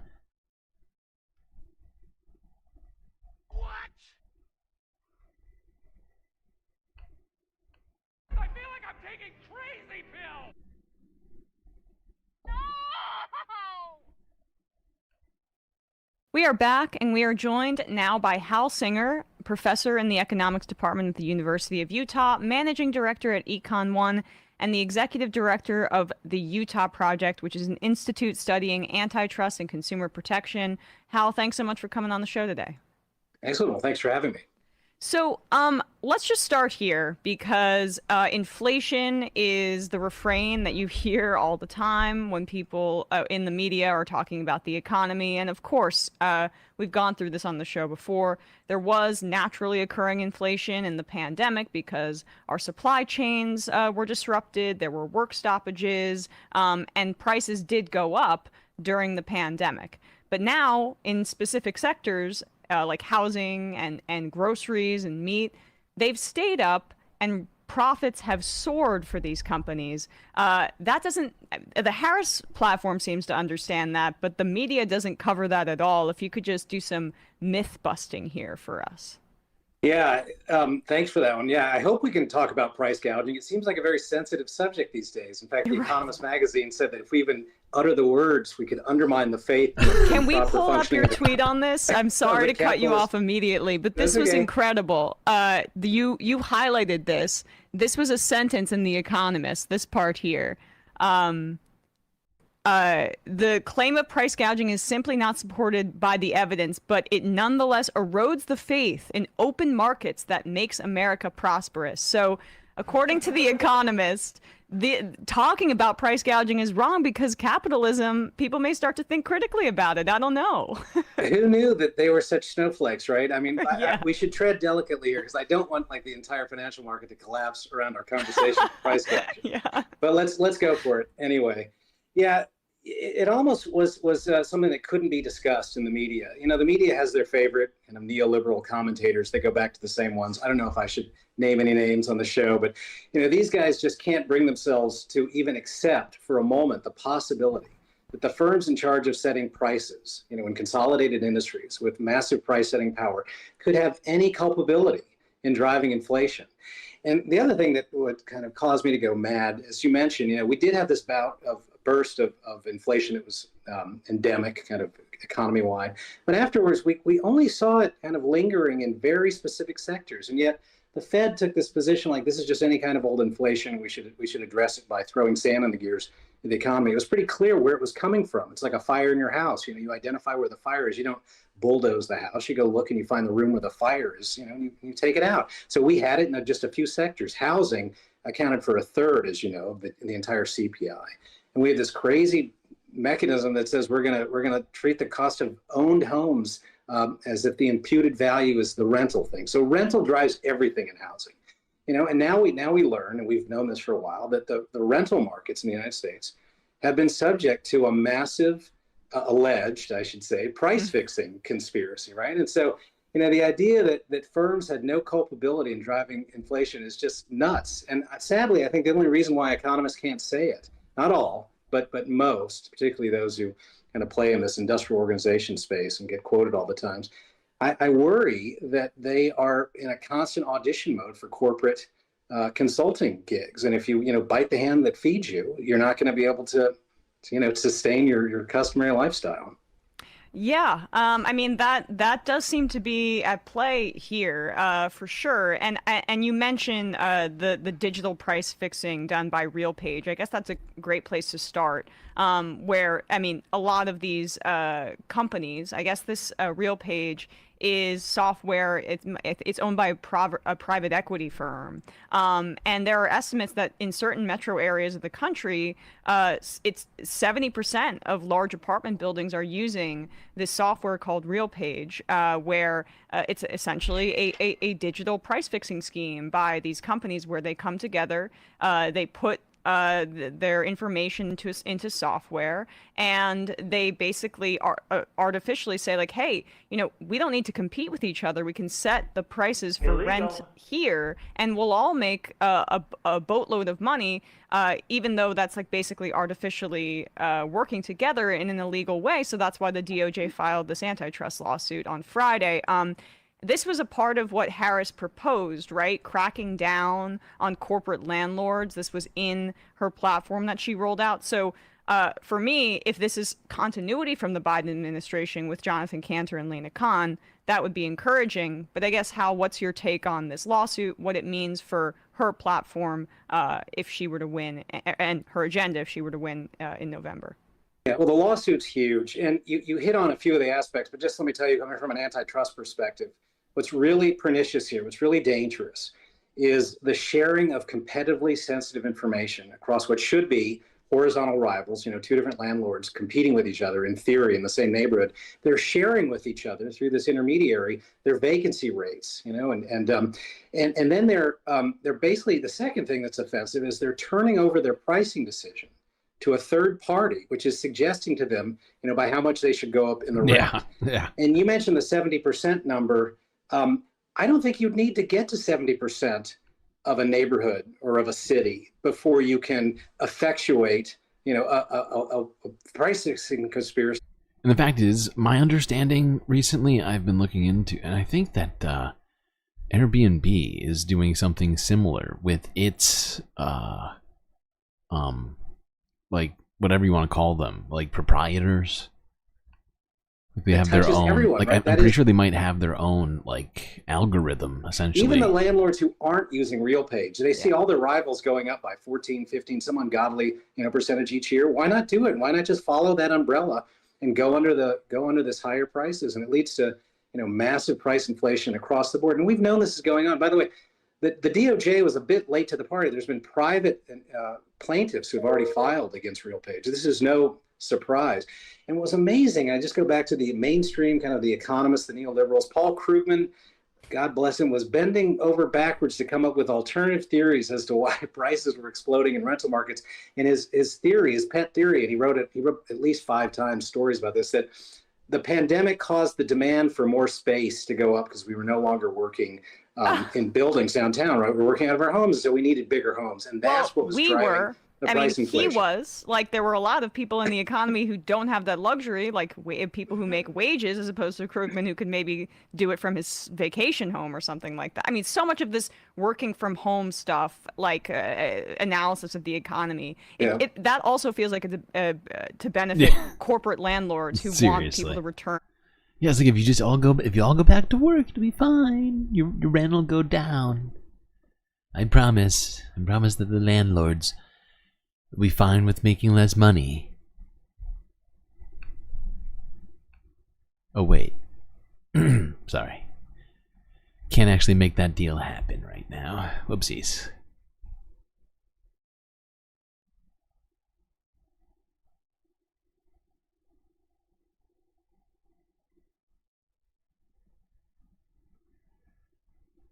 Okie dokie. Let's go on.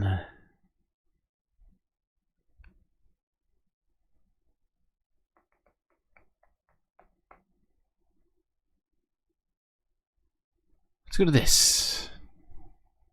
Here's another one of Donald Trump's winning ideas in Associated Press from 2 days ago.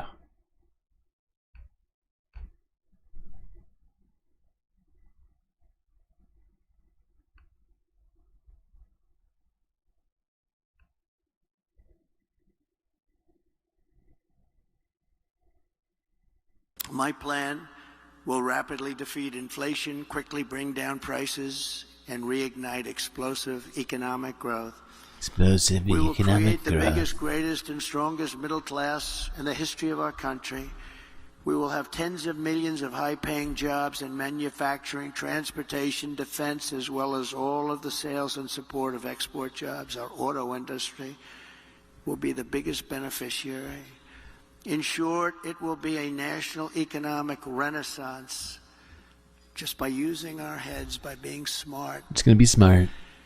And you can call it what you want. Some might say it's economic nationalism. We're all just going to be very smart together, okay, America? Everybody put on your thinking caps, okay? We're going to have them made. Branded MAGA thinking caps. Only $30. I call it common sense. I call it America first. I'm pledging today that in my second term, we will eliminate a minimum of 10 old regulations for every one new regulation. We'll be able to do that quite easily, actually. It's just so And instead of attacking industries of the future, we will embrace them, including making America the world capital for crypto and Bitcoin. This is going to be the world capital. Going to turn America into the metaverse. Zuckerbucks. At the suggestion of Elon Musk, who has given me his complete and total endorsement. That's nice. Smart guy. Very nice. He knows what he's doing. He knows what he's doing. That's great. Elon Musk must know what he's doing, people. So vote for Donald. Immediately, if not sooner. So yeah. Much appreciated. I will create a government efficiency commission tasked with conducting a complete financial and performance audit of the entire federal government and making recommendations for drastic reforms. We need to do it. Can't go. Yeah. Okay. So there we go. Donald Trump is planning on putting Elon Musk in charge of a brand new government efficiency task force, and he can do to the government what he did to Twitter.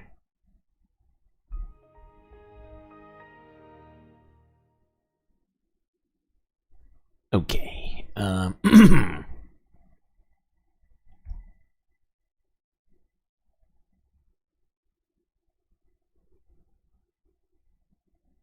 Now, let's talk about something else here, which is just... I've got to say to all of you that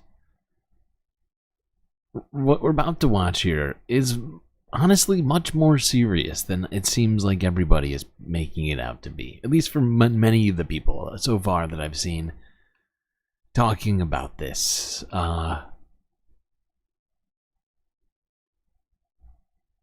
As Judge Juan Merchan has ruled to postpone once again, a second time.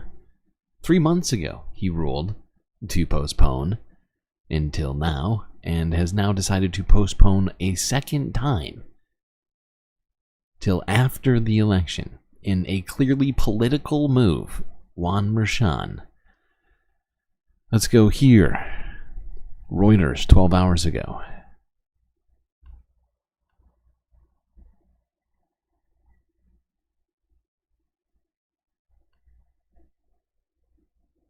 Big news today is that the Manhattan DA witch hunt against me has been postponed because everyone realizes that there was no case, because I did nothing wrong. It's a witch hunt. It's an attack by my political opponents in Washington, D.C. I did everything right. And Comrade Kamala Harris and radical left opponents for purposes of election interference. That's all that was. Over the past 4 years, Kamala Harris and the radical Democrat Party have led a war on law enforcement in America. They're against you so strongly. As a result, families that do everything right and carry this country on their shoulders have watched helplessly as their communities dissolve. Wow. Okay, so we're going to go straight to this next one. And I just want you all to think, as we're talking about this, to yourself, who else in this world would have their cases postponed twice in a row after? I mean, that's not even the case. The case has already been decided. He was pronounced guilty of 34 felonies. This is for the sentencing hearing. Right? This is, this is unprecedented. Granted, the trial of a former president is also unprecedented, but this is, regardless of what Judge Juan Merchan wants to claim, is a clearly political move. Choosing not to do his job. Donald Trump scored a legal win this week after a judge delayed sentencing in his New York hush money criminal case to November 26. That's 3 weeks after Election Day. The strategy of delays is what the convicted former president had been hoping for as he seeks re-election and attempts to avoid legal repercussions. Trump was also in court Friday fighting to overturn the verdict in the E. Jean Carroll sex abuse and defamation civil trial. Carroll's lawyers said all options are on the table after Trump repeated defamatory statements against the writer following court. Nicole Killian is on the campaign trail. Okay, that's, I think, good enough. Yeah, I mean, just think about what the implications of this are. And, this is basically the second time that a high-level official has chosen not to investigate or do something relating to criminality relating to Donald Trump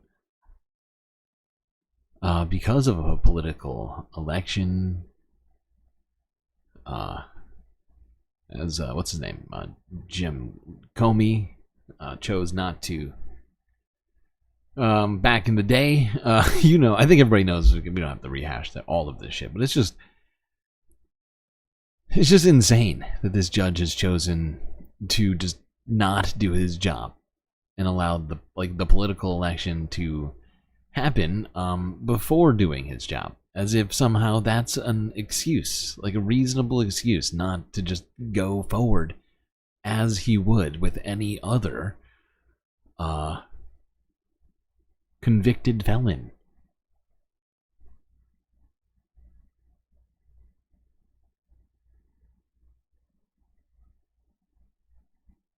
Okay, now let's remind really quickly of what Donald Trump was doing 3 months ago when Judge Juan Merchan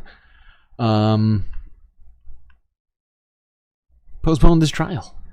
This was him outside the court. A lead person from the DOJ is running the trial. So Biden's office is running this trial. Illegal. Not true. Just to fact check that, Biden is not running this trial. What is he doing there? What he's lying. Really doing there is daring Judge Juan Merchan to put him in jail, because the last time that Donald Trump was penalized for violating the gag order, Judge Merchan made it very clear to Donald Trump, you do this one more time, and I have other remedies at my disposal. The statute Weird. only provides me with two. One is a fine of up to $1,000 for each violation. The other is jail. And I don't want to... That's weird, right? I mean, Judge Juan Merchan was supposedly being really tough and unfair on Donald Trump.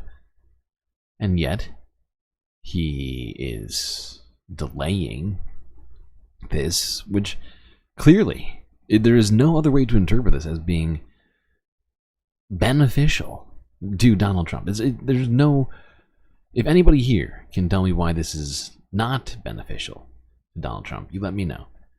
Which makes what he's doing inherently political, right? But also, you know, like, give me another example of this guy deciding to postpone sentencing for someone else for, what is it, like 6 months, I guess? And I'll shut up.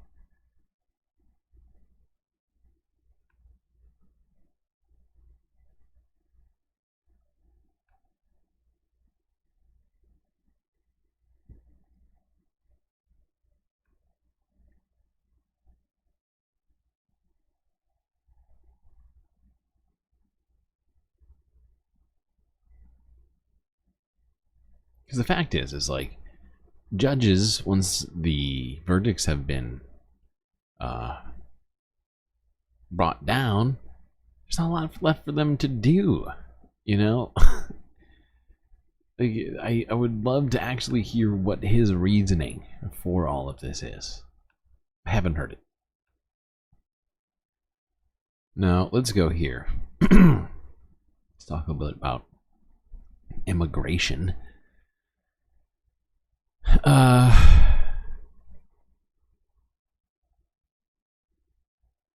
Here's JD Vance slamming California for inducing illegal immigrants to come to the United States. Illegal.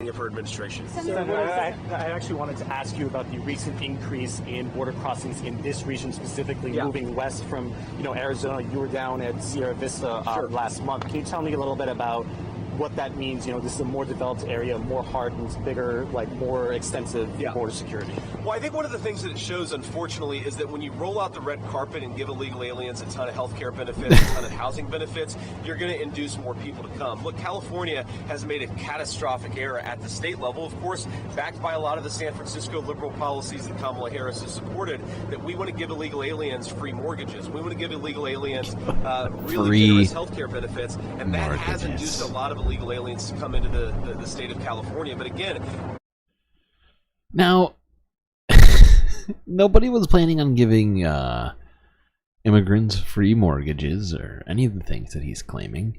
There was a bill in California which was supposed to help immigrants get housing, and if they had the income already, help them attain financing for homes.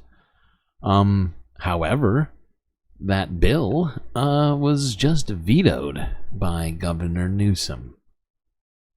Here's NBC Bay Area from 20 hours ago.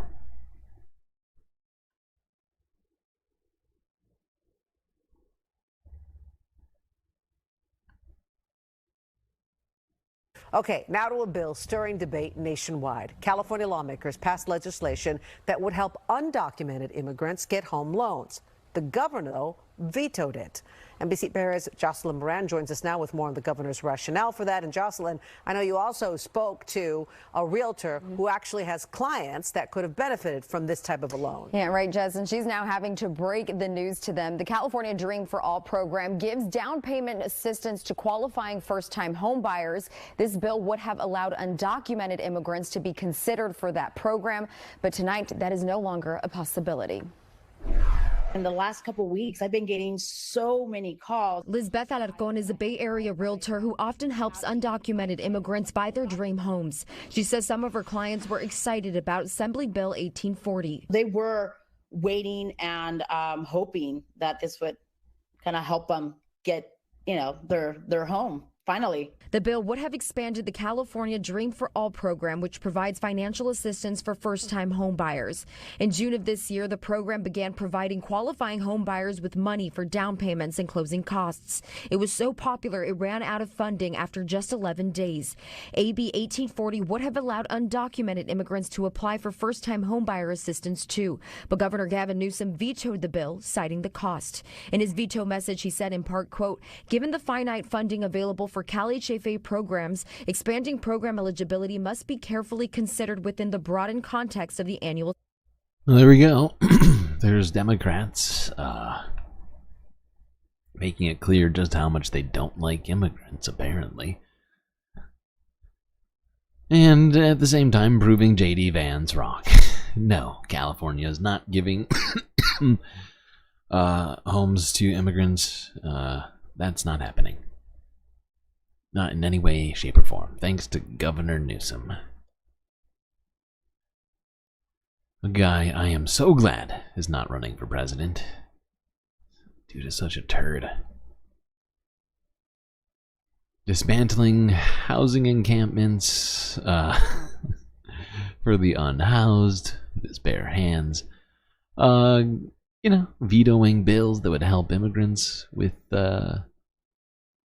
housing. I mean, it's just, you know, it's pretty incredible. This guy has all the worst solutions. If you can even call them solutions. I mean, I'm being very generous by doing that even. But that's what government officials are supposed to have.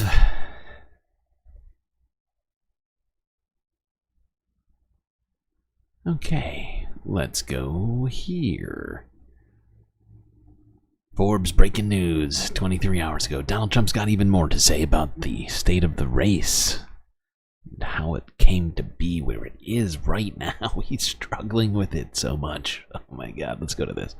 Joe Biden was just rejected with his hoax on trying to get student loans paid off or go away or whatever. Or whatever. It was total rejection. They laughed at him.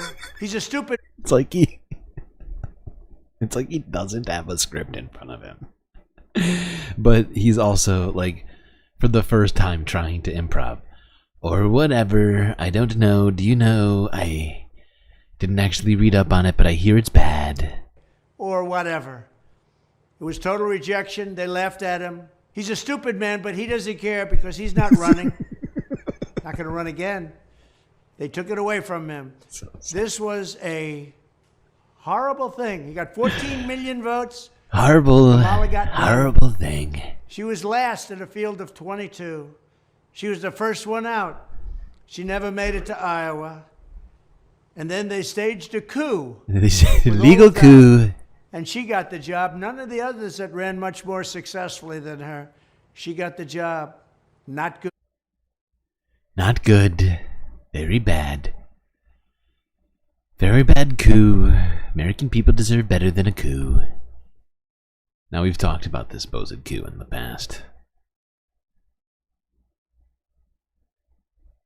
And, not a lot of evidence for its existence. In fact, I was unable to find any. But, yeah.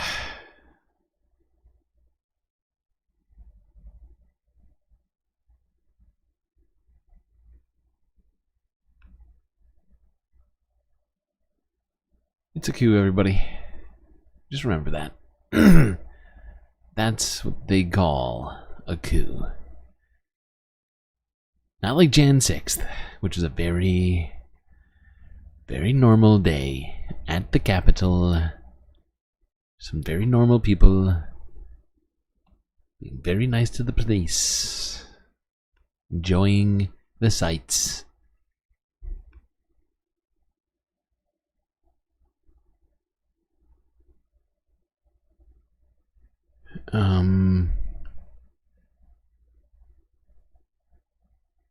Now, let's go here. Here's Channel 4 News from 9 hours ago. Apparently, Vice President Dick Cheney, the elderly Republican war criminal who used to be vice president during the Bush administration, has decided to put all of his hefty political weight behind a shocking candidate.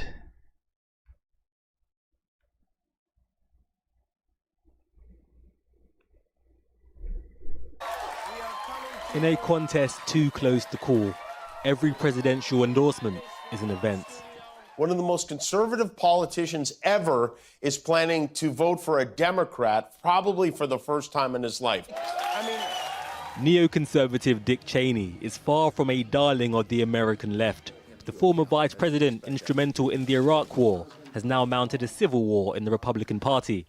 The man who served under George Bush Jr. announced he will be voting Democrat in the presidential election. Oh after his my daughter, God. Liz Cheney, had said this about Donald Trump. Illegal.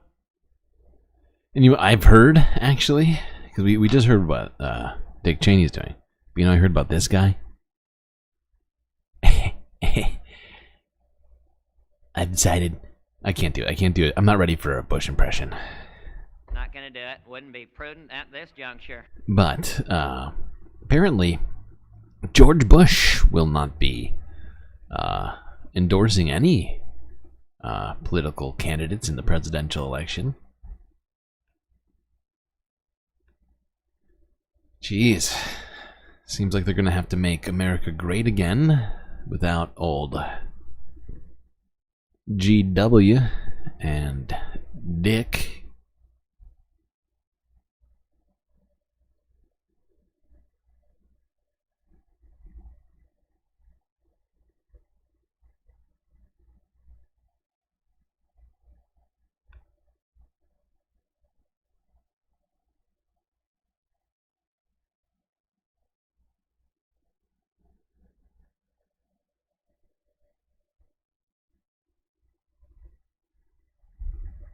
All right, let's go on to this now. This was Associated Press from 5 hours ago. This is footage from inside of I believe, a restaurant in which Kamala Harris came to visit in Pittsburgh, Pennsylvania, where she was met by emotional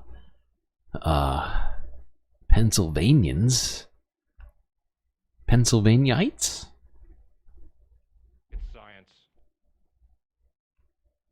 Oh, it's gonna be good. We're gonna be good. We're gonna be fine. We're gonna be fine. We are all in this together. Yes, we are. We're gonna be fine. we are. Yes, we are. Yes, we are. Thank you so much. Huh? Thank you Yeah. so Did you get some spices? Oh, absolutely. Oh, it's all good. It's all good. We're standing strong, right? We love our country. Right? Absolutely. Yeah, that's right. Yeah. Actually, I'm honored to have their endorsement, and I think that The look on that lady's face is classic. we love our country. Absolutely. Right? Absolutely love my country. Yeah, that's right.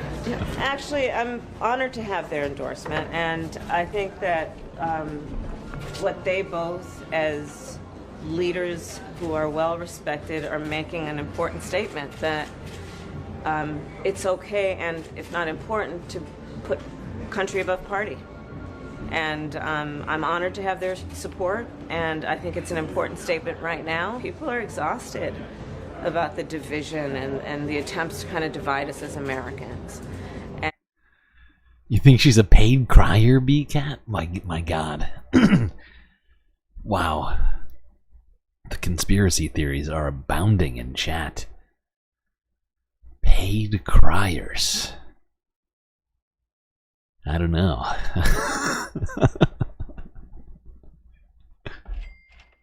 and them stepping up to make this public statement, I think, is courageous, but also for people like the folks I was just talking with, it really reinforces for them that we love our country and we have more in common than what separates us.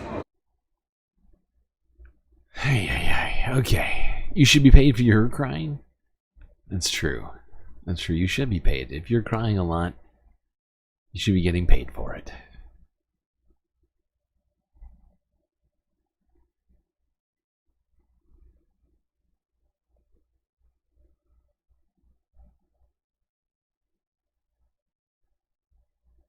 So life would pay you not to cry. Interesting.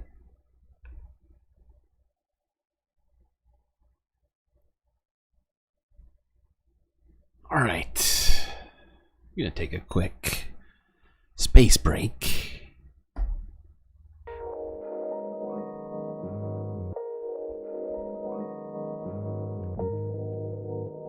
I hope everybody's been enjoying the show so far. If you haven't already, hit the like button. Don't forget to subscribe. Still trying to get our numbers up to 500 so that YouTube will consider monetizing me. Because still, at this time, I am being repressed by the YouTubes. No money from the YouTubes. Thankfully, we have other options for our viewers to help support the channel.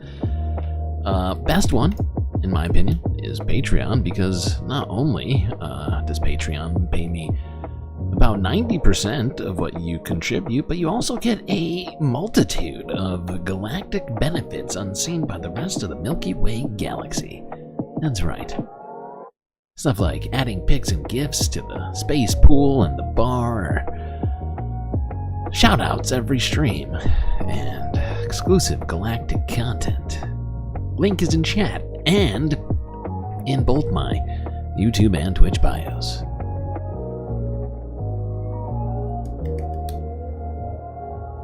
By the way, if you're not in the Discord, what are you doing? You are at least 10% less galactic if you're not participating in the Discord, as all sorts of stuff is always happening in there. If you're new to the Discord and you're in there, make sure that you've already agreed to the rules, as you will not get access until you do. Alright. Other options, do I have to say? Oh, we also now have a Cash App, and you can donate there too. Alright, chat, enjoy this galactic intermission. Grab yourselves a drink, perhaps a snack, and I'll be right back.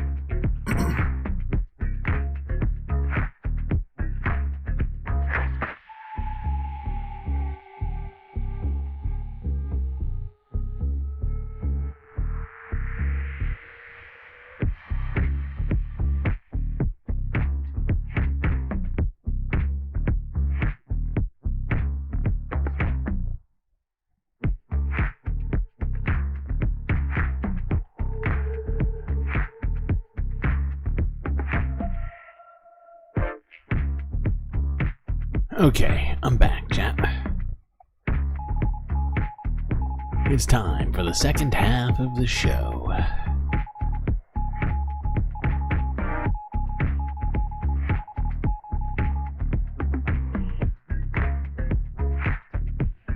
Yeah, it's the environmental half. Let's start in Canada.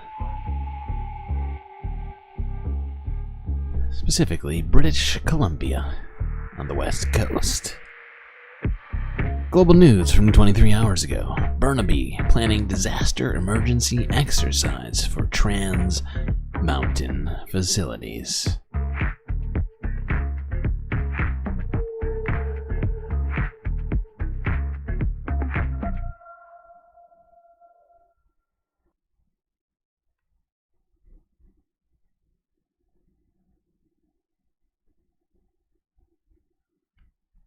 What starts out as oil sloshing from a tank at the Burnaby Mountain facility quickly morphs into a public safety emergency.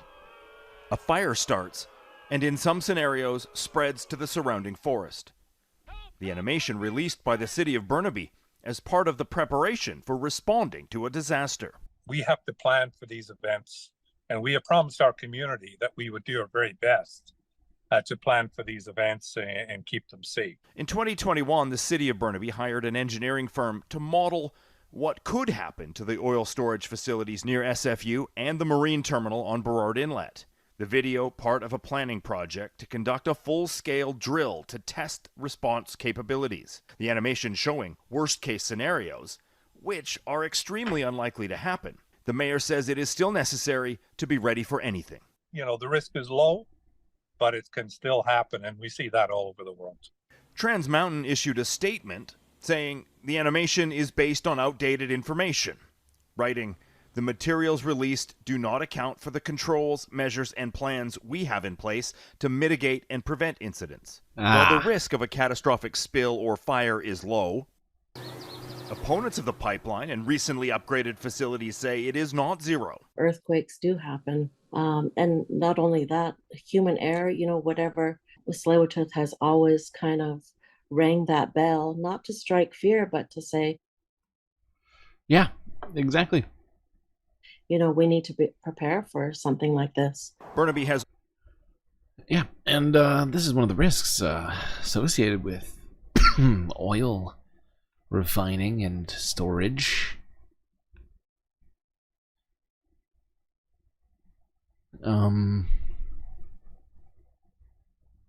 Let's move along.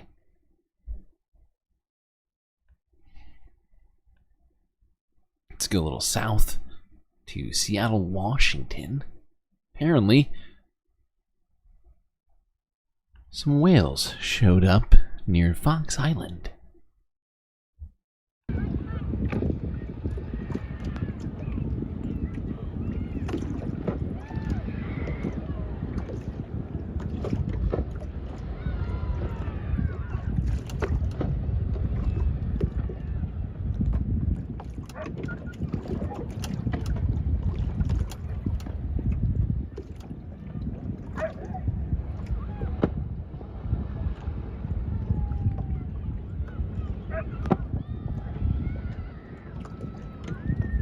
Perhaps it's the orcas asking for a truce? I don't know.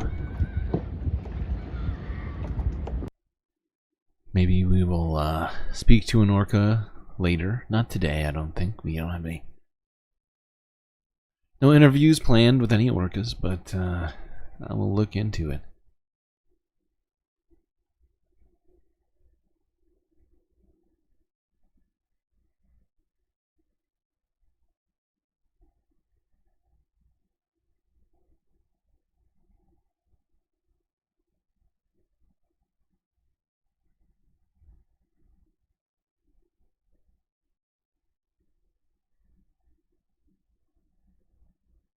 Alright, let's go to this. KTLA 5, 21 hours ago. Oh, God.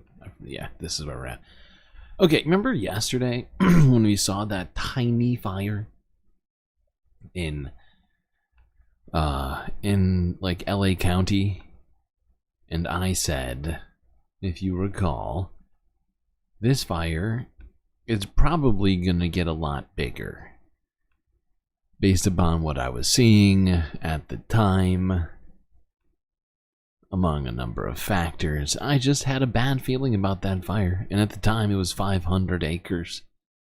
But since then, things have drastically changed. Let's start here. This was from... Basically, this came right after we ended the stream yesterday. This is from 20 hours ago.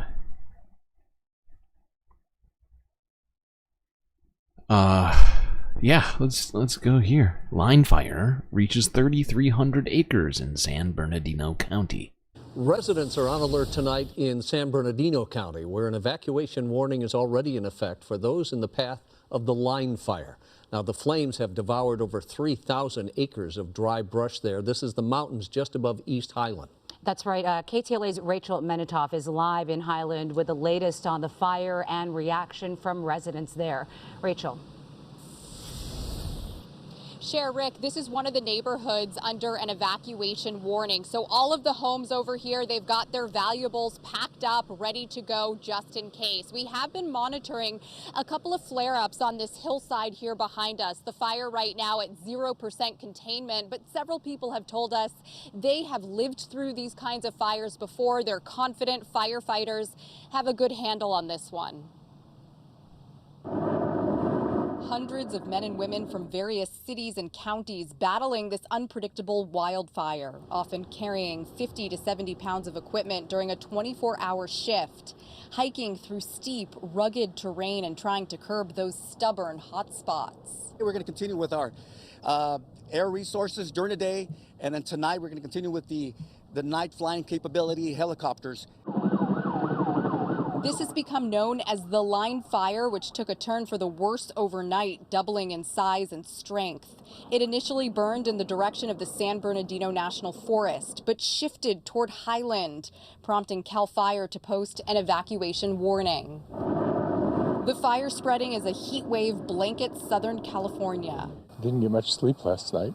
Mike Finn says at some points it was touch and go. He's got all of his family heirlooms, home videos, and picture albums boxed up by the door in the event they have to rush out.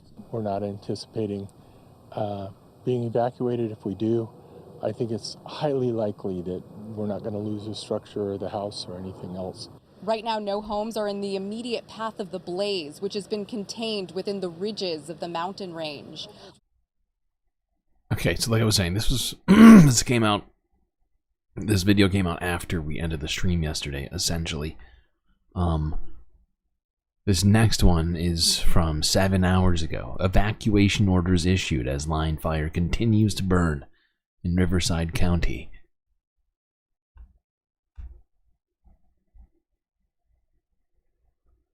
We have 40. It's another brutally hot day as the God. dangerous heat wave is set to peak. Yeah, the triple-digit temperatures across Southern California raising fire risks as well as health and safety concerns. We have live team coverage of the scorching heat. Our Jean Kang is live in Woodland Hills reporting on conditions there. We have our Casey Montoya standing by in studio with a full look at your forecast. But first, we go to KTLA's Carlos Herrera in Highland, where the line fire has prompted evacuation orders. Carlos, take it away. And you know, those evacuation orders were announced just a short time ago by officials with the San Bernardino County Fire Department. That area now includes Calle del Rio to Highway 38, even areas that were part of the evacuation warnings just a few days ago. That decision coming, according to officials, because of the shift of those flames that are now heading north towards that mountain range. We're at Arancia Park here this morning. We're at the command post. The shift change just happened a few hours ago. They're bringing in lots of liquids, waters as well, because these crews, of course, are going to need it. They're in for another treacherous day. Let's get you over to some pictures as those firefighting efforts continued overnight. on the ground and of course in the air, making several night airdrops too in hopes to take advantage of the somewhat cooler temperatures out here. The line fire has now charred over 3,800 acres. You can see it in the video there how those flames are burning. It broke out Thursday evening. It initially burned in the direction of the San Bernardino National Forest, but it shifted toward Highland. It's still 0% contained, and it's fueled by dry brush, low humidity, and of course the hot temperatures, in addition to mandatory... That is scary. You're like on your fucking porch or wherever this is, and you can see like the ash just raining down around you. Dry brush, low humidity, and of course the hot temperatures, in addition to mandatory evacuations that we just mentioned. Evacuation warnings are still under effect for the neighborhoods east of Church Street, between Highland Avenue and Green Spot Street. Right now, no homes are in the immediate path of the flames, but that could change. Yeesh. Well, that was from 7 hours ago. 6 hours ago? 6 hours ago. And I've got 2 more videos here. As since then, the fire has doubled. So that was 7 hours ago. In 7 hours, that fire doubled from 3,500 acres to 7,000 acres.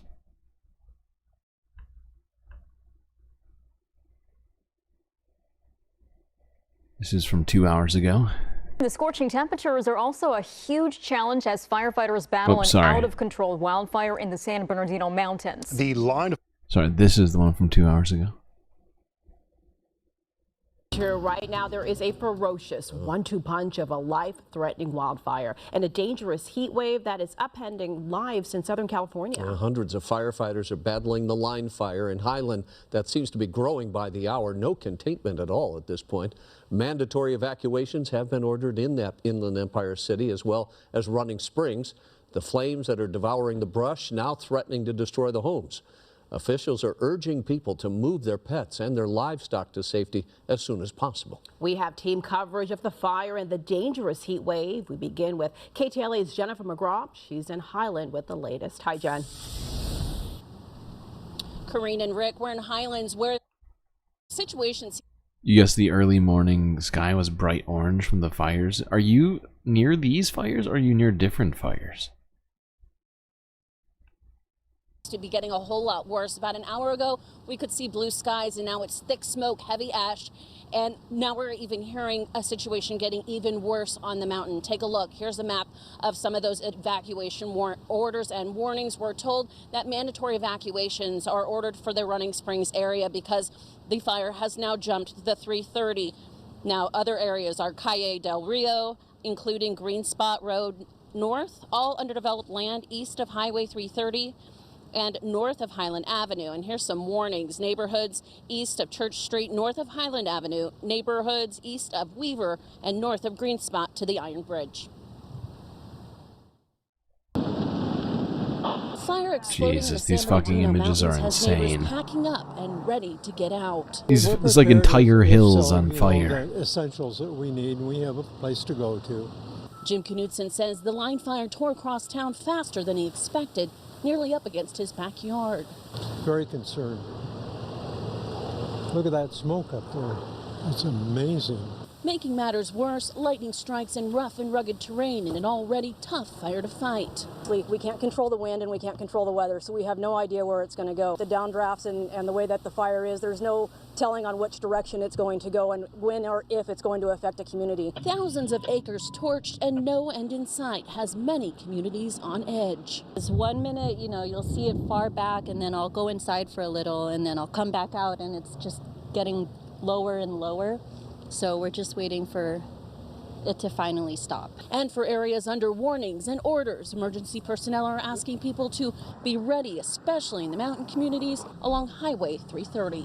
Obviously, they can... Okay, now this is the last video on this line fire. In 48 hours, went from 100 acres to 7,000. Evacuation orders are in effect in Highland as the line fire continues to spread there. NBC4's Tracy Leon, she is live there with more on the threat to homes. Tracy. Yeah, Kathy, and if you take a look at this picture, you can see that heavy smoke out here. It is making it difficult to breathe. It is making it difficult to see, which is a challenge for crews unable to fly their choppers and their airplanes early to fight and battle the fire from the air. And there's just ashes that are pouring down. One of the first things you notice when you're driving into Highland from the 210 freeway, if you take that route, is just this thick blanket of smoke. And when you enter, it is hard to breathe. I'm going to step out of the way. You can take a look at the park. We are standing here. This is where they held a press conference earlier today. Right now, the line fire has burned more than 7,000 acres. It is 0% contained. 560 homes in the East Highland area have been ordered to evacuate, and within the last 30 minutes, an evacuation warning has been Jesus upgraded Christ, to an look at that order smoke for the area cloud. running spring east of Highway 330 and just south of Highway 18. It's like a Deputies are nuclear currently going bomb door went to off door or something. to alert people living in that neighborhood. More than 500 firefighters are battling this wildfire from Riverside and San Bernardino County and even Arizona. This is mostly burning in the San Bernardino National Forest. The San Bernardino Public Affairs specialists explain why this is challenging for their crews. You know, dealing with some tough, I gotta say, I hate being right about the worst stuff. Like calling that this wildfire, when it was only at 500 acres, that it was going to be huge. Doesn't make me feel good. But,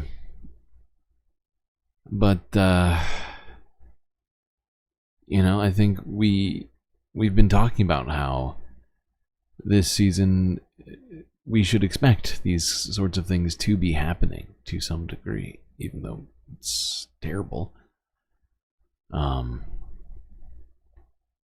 Thankfully, at least up to this point, I don't think a lot of property has been put in jeopardy as of yet, but it's well,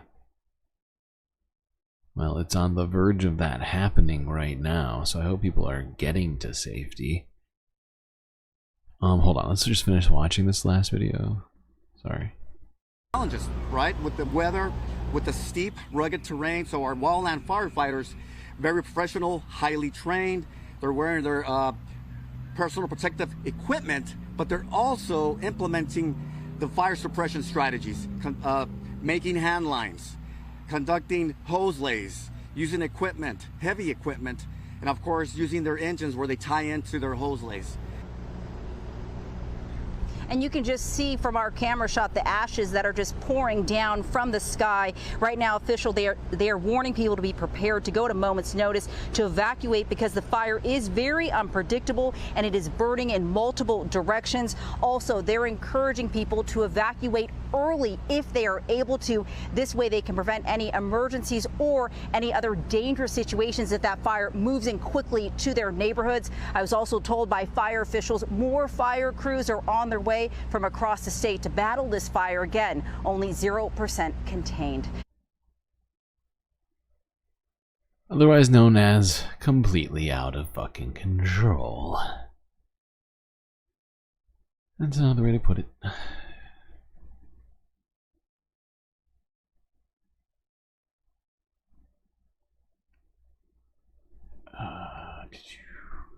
I don't like this camera. Let's go back here. It's too close to my face. It's uncomfortably close.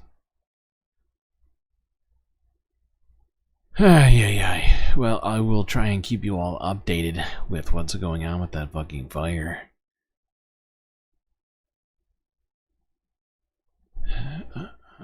Okay. Let's go and talk about some non-fire related stuff. How's that sound? Let's go here.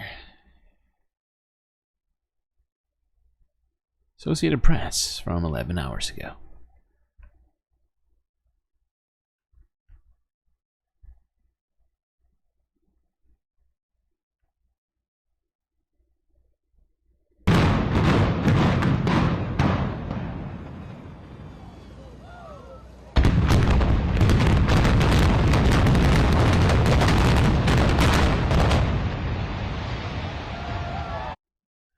So that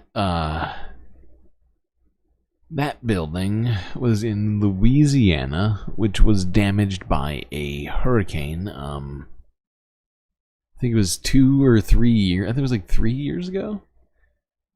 And instead of fixing it, the government decided, or I don't know if it was the government or if it was the people who owned it, they just decided to implode the building with explosives.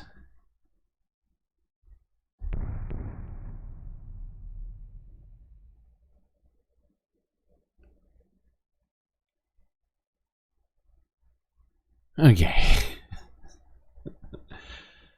I just figured I'd test everybody, see if everybody's awake right now. Let's go here. News 8 WROC from 8 hours ago. The smell of rain. It's science.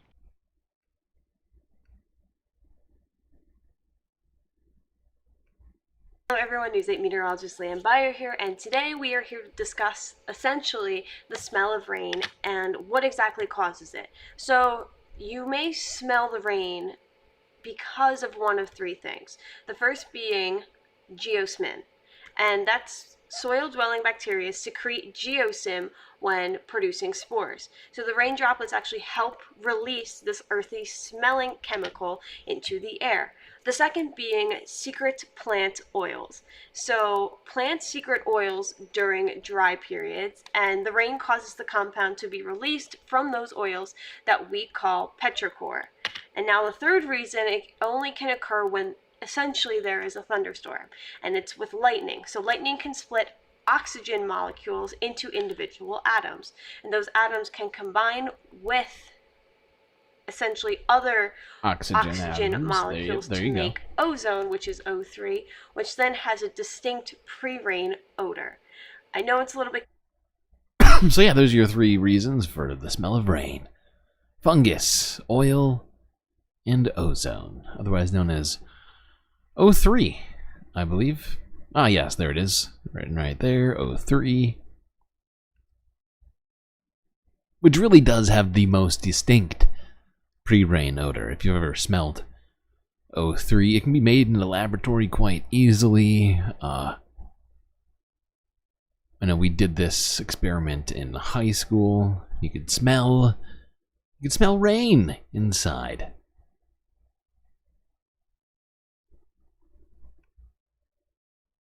But yeah, it's basically lightning that makes the most rain smell, in my opinion. As the O3 just has a very distinctive storm smell.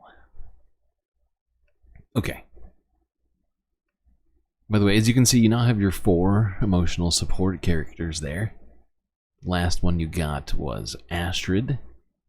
And somebody noticed that, yes, I've been adding things to my desk. I just figured I'd give people stuff to look at on the desk, like the dice that I use to roll for your emotional support characters. Glass, chess piece. Just trying to spruce up the place.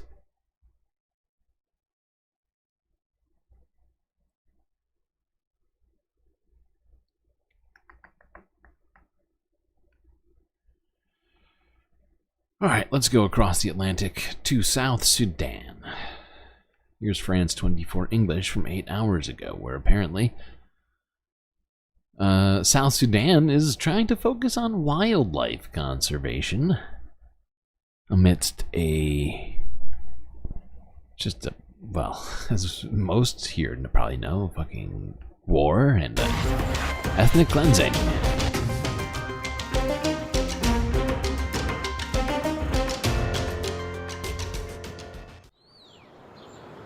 After decades of conflict, South Sudan has become a vast haven for untouched wildlife. In the southern Equatoria region, the Badingalo National Park is a largely unmapped territory. Every day, Yahandre scouts the land. Oh wait, hold on. Sorry, I forgot about this. This guy's speaking in English, but I've never heard worse sound. Like, this is literally the worst sound I've ever heard from a news organization. And we've heard some pretty bad stuff here. I think we all know this. Okay. The most efficient way to monitor animal movements is with aircraft. There's no other way of managing this landscape. So it's actually, he might not be speaking English. So it's just constantly, wait, sorry. I just realized he's not speaking English. I was wrong about that one part. Either way, impossible to hear what he's saying. So just constantly monitoring the landscape, and seeing what's in the landscape, when, at what time, and why. To protect an area of 200,000 square kilometers. That's twice the size of Portugal, making it the world's biggest conservation project. Oh, he's speaking English. It's almost impossible to tell. Giraffes had gone extinct in South Sudan until this team proved otherwise. After every flight, Yahandre gives a briefing to his colleagues in the control center. There are overflight of the swamp over there. Okay. Yes. So we did this overflight of the swamp. Okay. Then we turned back towards Vendetta. The team is protecting 2 million animals that are tracked on these screens. If you are able to know the animal, the places where animals are, you can be able to mitigate some of the challenges like poaching. We have to protect. I just found this piece fascinating. I love giraffes, don't get me wrong. They're beautiful. They should be conserved. But, I think we should probably try to conserve people, alongside the conservation of wildlife. And specifically, in the case of Sudan, I feel like there's a lot to be desired in that particular arena. You know, I feel like some of this giraffe money could be going to feeding the 20 million starving people in the country. You know? Just saying.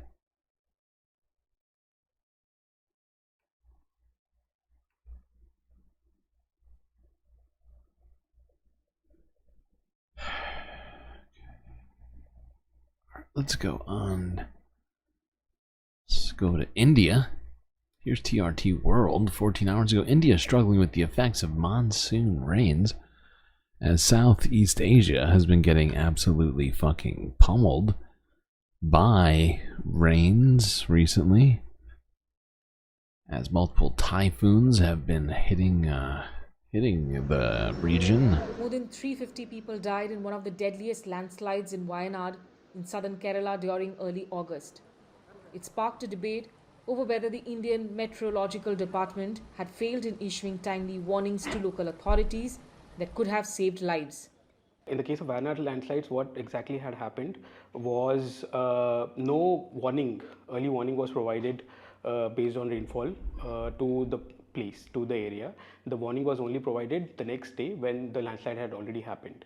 That means warning when it was required, it was not provided because the forecast was not available at the time. It is very important to have a system of predicting at least 6 to 12 hours lead time of exact location of highest rain rate, particularly short duration, high intensity precipitation zones in city scale and the river basin catchment scale where habitations are high. India has almost 70% accuracy in long-range weather predictions and better records in nowcast, or predicting weather in advance of 2 to 4 hours.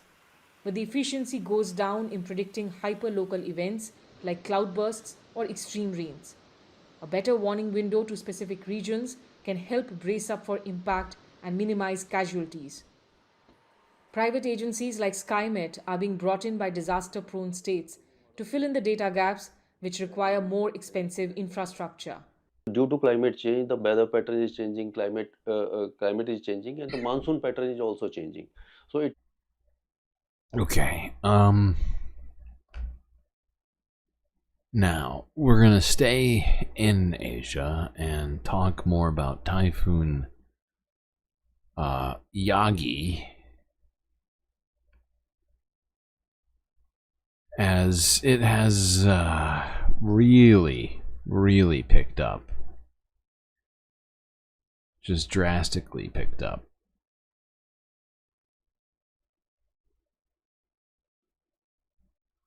Let's start in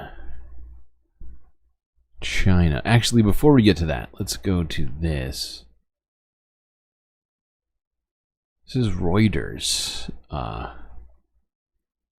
from 12 hours ago, where the World Bank chief visited the front line in the battle against rising seas. I believe that is Bangladesh? World Bank President Ajay Banga visited the front line of the battle against rising sea levels on Friday. Oh, wait, it's the no. first visit by a World Bank chief to the Pacific island nation of Tuvalu, which sits Mm-hmm. roughly halfway between Hawaii and Australia, and is struggling with the impacts of climate change. He says young people here need training to help them move and adapt. This could mean investment in skills institutes for jobs such as nursing or plumbing, Banga says. You know, adaptation and resilience is not only about infrastructure, as in physical, it's also about human infrastructure and helping them have the quality of life that they deserve and they need. Banga says the impact of rising sea levels due to climate change is clear, as the tiny nation has fortified its ports and reclaimed coastal land. They're basically suffering from the impact of climate change and what it's doing to them. Tuvalu has a population of about 11,000 people. They live on 10 square miles stretched across 9 atolls. Scientists say by 2050, half of Tuvalu's So weird how it's set up. will be inundated by Just a tides. thin strip of The land. country struck a climate migration deal with Australia last year, giving a pathway for residents to move when its atolls became uninhabitable. But for young people like Talua Nivaga, vice president of the Tuvalu National Youth Council, leaving home is Plan B. I've been an advocate and a youth advocate for climate mobility, but it doesn't mean that we are right now requiring the movement of people at this stage. What we advocate for is the clear path of people to move when it comes to worst case scenarios. Youth climate activist Grace Malley says she first learned of climate change when she was 8, when her parents explained why the space for playgrounds was shrinking. I love my country, I love my home, and I love doing what I do every day in Tuvalu. And I wish to stay. I wish for my children to experience the same life that I live, excluding living through the impacts of climate change. Yeah, and it's just a tragic situation. These people don't, at least in some cases, want to leave their home, which makes perfect sense. Many people. Many people tell me they don't want to leave their homes. Turns out a lot of people like that.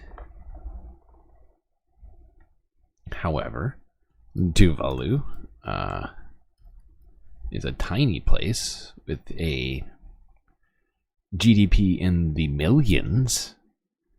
Not the billions or the trillions like the United States, but the millions. $59 million in 22. Yeah, so 2022, $59 million US dollar GDP for Tuvalu.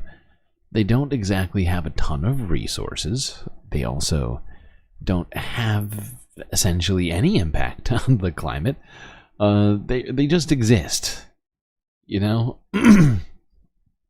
And so even if they were to all stop, I don't know, using oil or gas or whatever else, it wouldn't change a goddamn thing.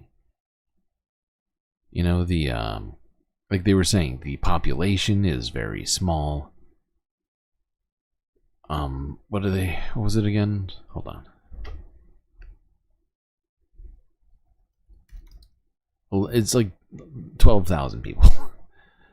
So, you know, unfortunately, it's basically incumbent upon other people to make sure that these people don't wind up being underwater in the near future.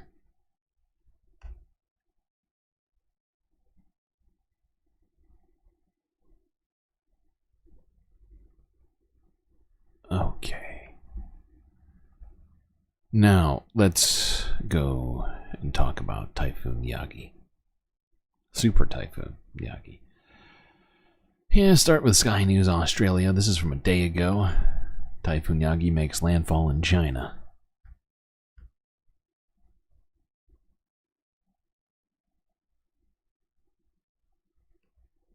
"400,000 people have been evacuated as a typhoon and it's called Typhoon Yagi, makes landfall on the Chinese island province of Hainan.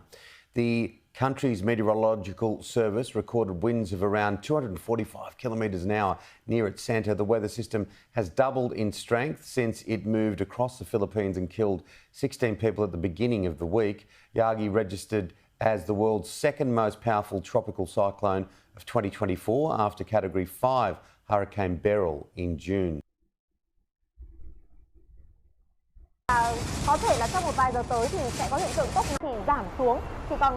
This is in Vietnam. Chúng tôi cũng đã thấy có một vài mái tôn có dấu hiệu là bị bật ở ô tô, đến nay ghi nhận là. And in Vietnam got it really, really bad. Let's just go to this one. Is this? This is associated. All right, whatever. We'll keep watching this for a second. Hai tàu xà lan xi măng chứa nước ngọt thì đã bị chìm tại Âu Trợ về mặt y tế. Jesus. Xin được cập nhật thêm thông tin từ và ngay sau đây là những hình ảnh mà chúng tôi ghi nhận Shit just flying around everywhere. Oh my god.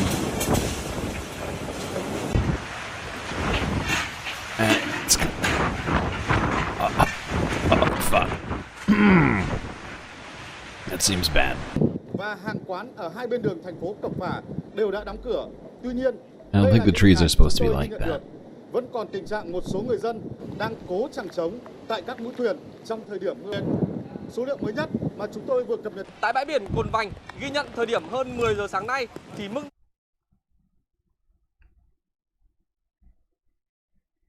All right, this is an interview with somebody in Vietnam, I believe. Asia's most powerful storm this At least year there made is an landfall interview in in northern here. Vietnam on Saturday. Super Typhoon Yagi brought with it wind speeds of up to 99 miles per hour near its center. That's having lost power from its peak of 145 miles per hour a day earlier, as it tore through China's island of Hainan. There, it reportedly killed 2 people. Yagi had already claimed the lives of at least 16 people in the Philippines, the first country it hit. On Saturday, Vietnam state media also reported deaths, including a motorcyclist killed after a tree fell on him. A dozen people were reported to be missing at sea. Amongst the hardest hit locations was the coastal city of Haiphong. Strong winds smashed windows as 10-foot-high waves hit the coast, according to a witness. Jesus Christ. Pictures and footage from local media showed trees being felled and roofing sheets flying away. In the capital, Hanoi, residents could be seen sheltering under a bridge. Nguyen Ha Tang said he'd never seen a typhoon with such brutal wind, while Lee Thi Nguyen said she was terrified and unable to get home. Authorities in the capital have suspended public transport on buses and its 2 elevated metro lines. The meteorological agency has warned of risks of heavy flooding in the city centre. Vietnam's government said it had evacuated nearly 50,000 people from coastal towns and deployed 450,000 military personnel. Schools have also been closed in 12 northern provinces and flights grounded at 4 airports. Jesus, this thing is wild. And it gets crazier. This is from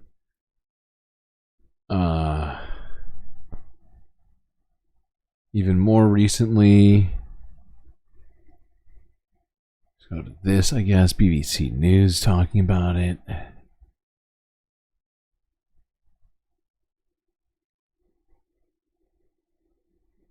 Bob Carmody. Super Typhoon Did you just Yagi, wake up? Asia's most powerful storm. Did you just wake up, Bob? This is not a normal time for people to wake up, but you know what? I support it, because now we have you here. This year has arrived in Vietnam after it tore through China's southern island province of Hainan, leaving 2 people dead. Yagi made landfall on Phong and Quang Ni provinces in northern Vietnam, bringing wind speeds exceeding 149 kilometers an hour. According to local state media, the typhoon uprooted thousands of trees and swept ships and boats out to sea, leaving thousands without power. Let's take you to these live pictures of the typhoon. These are from the coastal city of Haiphong, and you can see there, this is just after the typhoon has made landfall there. You can hear the sound there as well of the heavy rain. Let's discuss this in a bit more detail. Joined now by Na Pham, who's been following developments there. She joins us now from Taiwan. Na, you're Vietnamese, and first of all, just on a personal level, your family's been impacted, haven't they? Yes, I'm unfortunately not in Vietnam, but I do follow the typhoon very closely because my parents are in Hanoi. And of course, this is the largest typhoon to hit Vietnam in a few years. Everyone is anxious, and my parents are worried, and I'm worried too. And is this sort of typical around this time of year for superstorms to hit the country? Well, normally superstorms actually happen down in the south, and northern Vietnam actually very lucky in that regard. We never really suffer from big typhoons. However, the Vietnamese people do believe that typhoons are worse in the years of the dragon, and this year is the year of the dragon. So, well, I'm not sure I'm gonna put any sort of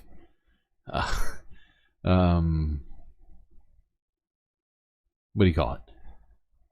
Stake in superstitions here, year of the dragon or not. I think it's probably more linked to climate change than the Chinese astrological calendar. Now let's go here. This is some footage 15 hours ago, Channel 4 News, showing Typhoon Yagi hitting Vietnam.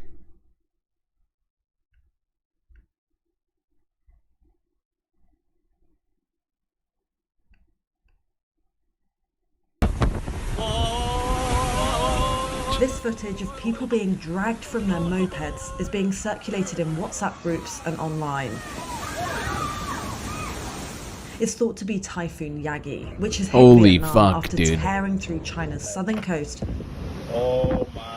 where it killed 2 people, and the northern Philippines, where it killed 16.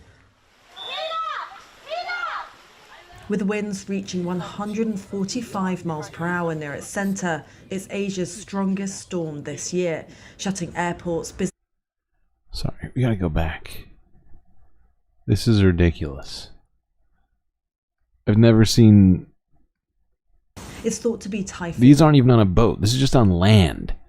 These things are just getting knocked about like, I don't know, like they're... what do you call them? Like Rubbermaid sort of containers. Instead, they are... What? How much does a shipping container weigh? Like 10 tons? 10,000 pounds? What do you... hold on, let me look this up.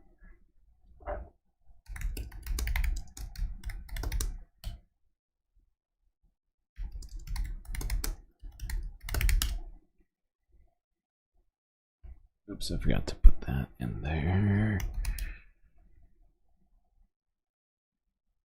A little less. Okay, never mind. It's like 10,000 pounds?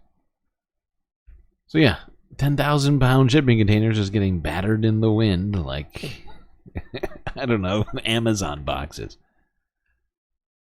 Which has hit Vietnam after tearing through China's southern coast, where it killed 2 people, and the northern Philippines, where it killed 16.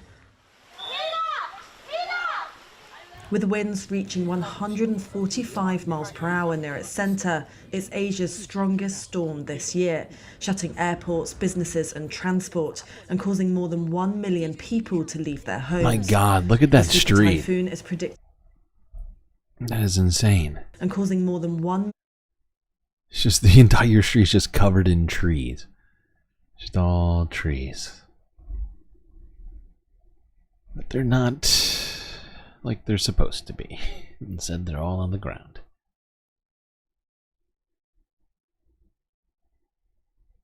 Okay, let's go to this. This is even... if you think that that footage is nuts, watch this.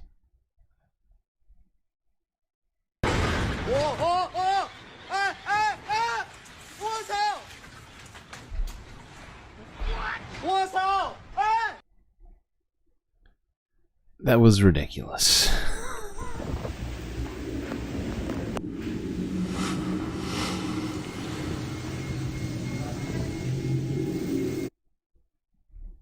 I mean, did you see that just now?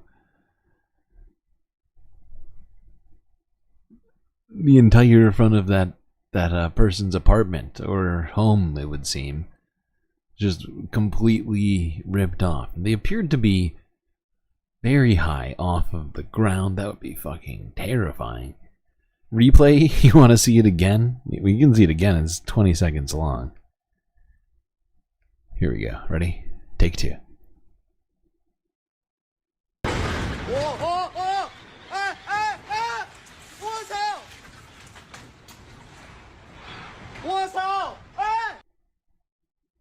Yeah, he's like 10 stories off of the ground.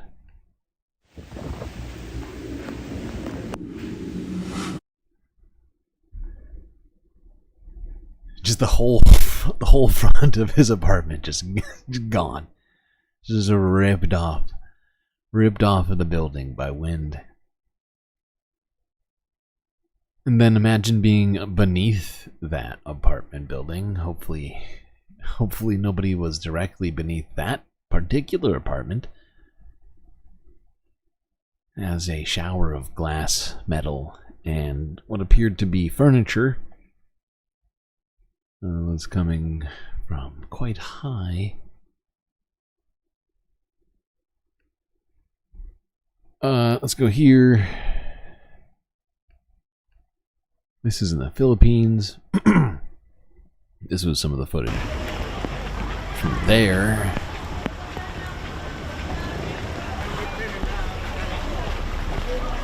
This oh my god.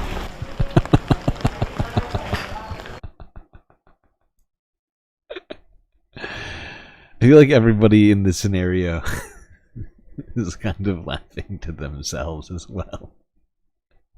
You can kind of see it. It's hard. It's real blurry, but I feel like some of these guys are laughing to themselves about this. Like, gotta save the bike. Gotta fuck it. We'll walk through the water. Get the bike up here. This is ridiculous.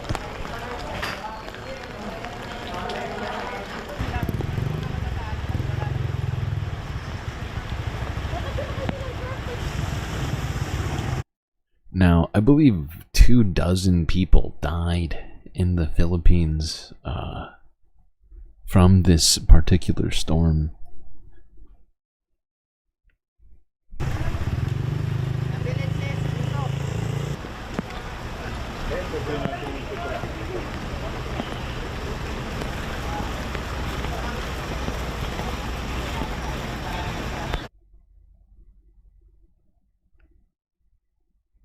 Woof.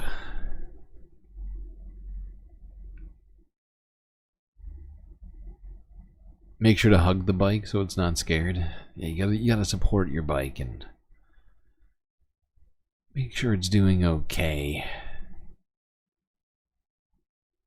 You know what? We're gonna go straight to the global news. But before we go to the global news, just gonna remind everybody that I've got a Patreon, and you can become a Patreon member for just $3 a month. Not only can you add a picture or a GIF to the Galactic set, you can also get the shout-outs every stream. I mean, these are all optional technically. You don't need to get them, but you do in fact get access to these sweet, sweet benefits by becoming a Galactic patron. Also, for that $3, you get access to Galactic content unseen by others. secret Discord channel, and much more. I also have a Cash App now, and a PayPal. Oh shit, I forgot to make the PayPal link for the YouTube, but there is a link on my Twitch, so if you go to my Twitch, you can find the PayPal link there. If you prefer PayPal over Cash App, that's right. So many different ways to help support the Galactic News Network. You can support it with, as little as a penny, technically now. So many options out there.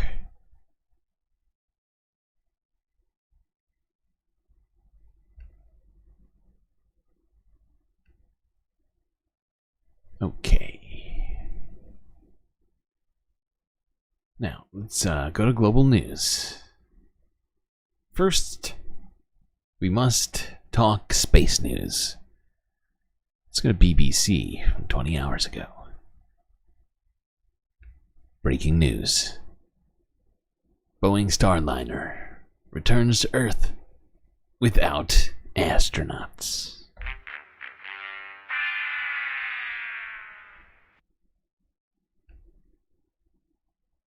Boeing Starliner spacecraft has successfully landed in the New Mexico desert. The capsule traveled back to Earth from the International Space Station without its crew.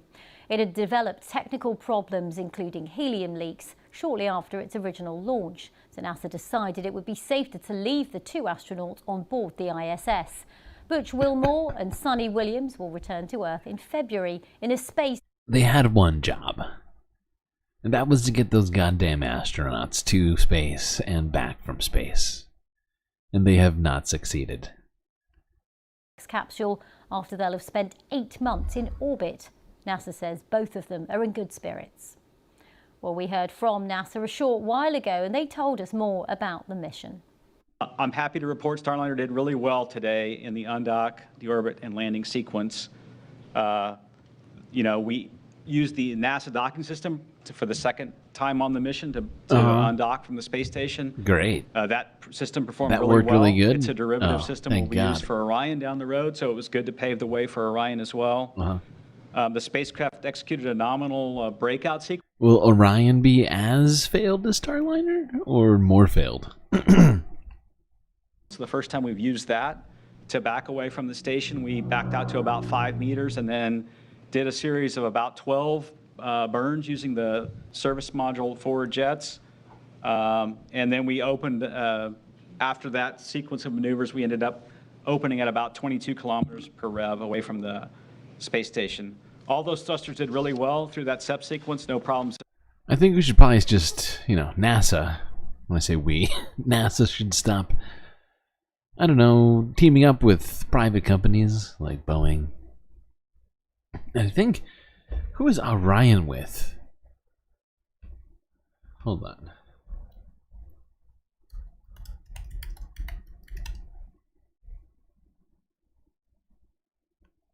Is it just NASA? Could just be NASA. Maybe this one. No, Lockheed Martin. Lockheed Martin and Airbus. Sure, that'll go fine. Well, our science editor, Rebecca Morale, has summed up the outcome of the mission. They did deem it a safe and successful landing. There were a few hitches with the space. A safe and successful landing, aside from the fact that they didn't have the astronauts who they were supposed to make safe. So, really, what does that mean?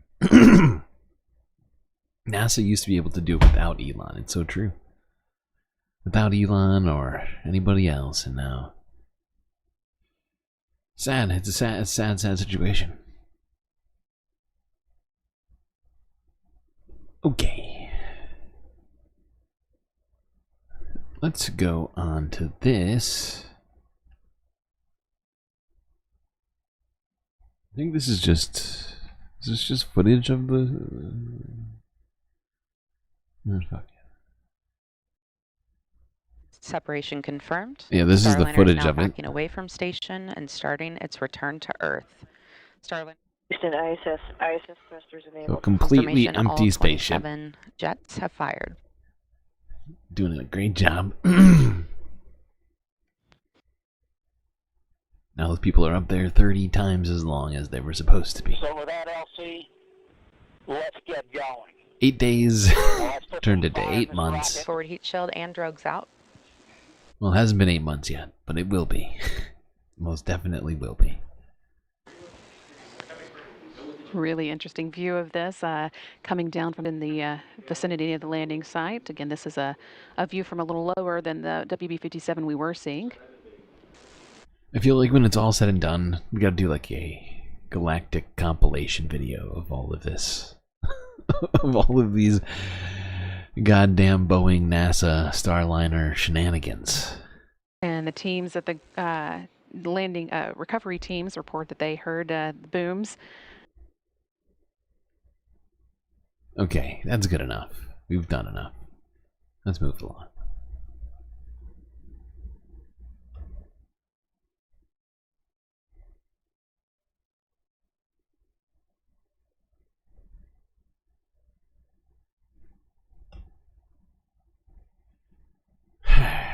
You know, since I've been doing clips recently, one great thing about clips, for me particularly, that I've noticed is that due to the fact that my stream has a pretty specific schedule and you kind of know at what time you're going to get what content, you will, well, not you, me, while going through this, it's very easy for me to find spots. So if I were to go back and try and find all the NASA content, I could just go to the space news portions of all the streams and find these, I think, pretty easily.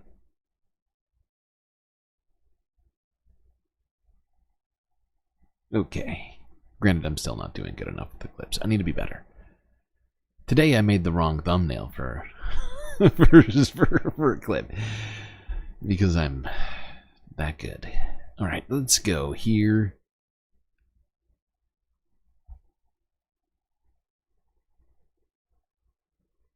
Let's talk about Haiti real quick again today. And we talked about it yesterday. I just want to talk about this again today because, you know, this is just not sitting right with me, and I wanted to address this again in a little bit more detail. Let's go here to global news from 2 days ago, where Anthony Blinken spoke on his trip to Haiti, urging Haiti to hold elections. It's a fascinating take from Anthony.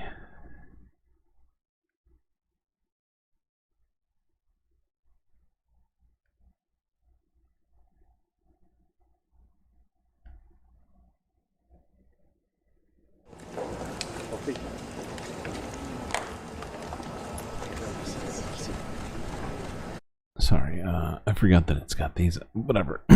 U.S. Secretary of State Anthony Blinken made a visit to Haiti on Thursday and met with Haitian Prime Minister Gary Conille. And don't be fooled, Prime Minister does not actually suggest that he was elected. He was installed by, well, none other but no one else but the United States, really. Thanks, everyone. The United States is also committed to using this foundation of security to support and unlock the potential of the Haitian people. Oh. We're the largest contributor of humanitarian assistance to Haiti. That includes an additional $45 million in humanitarian aid that I'm announcing. Does humanitarian assistance count? Do guns count as humanitarian assistance? I'm just wondering if he's counting that as part of the assistance. Because he's a little vague about it, to be honest. Bringing the total U.S. aid to over $210 million this year. The United States has been actively working to secure this additional support. In a couple of weeks, we'll be at the United Nations for the General Assembly. I intend to convene a ministerial meeting to encourage greater contributions to help meet Haiti's security needs, its economic needs, its humanitarian needs, as well as to renew the mission's mandate, which expires in early October. I just say again, I think the first thing to get right is to make sure that the security foundation is there, and that's what's happening now with the MSS and the Haitian National Police. A lot more work to be done, but it's starting to move. Okay. And then we also want to make sure that Haiti is back on a clear democratic track. Huh? And that means elections next year. Right. Weird. I think Anthony Blinken knows that what he's saying is nonsense and is coming from a very disingenuous, especially in a historical sort of way.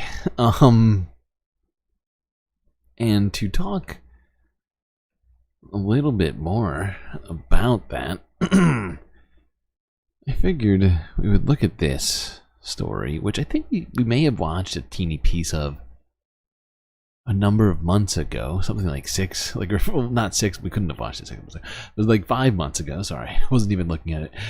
So this came out 5 months ago on Democracy Now! Empire's Laboratory, quote unquote. How the 2004 US-backed coup destabilized Haiti and led to the current crisis. I don't want reality.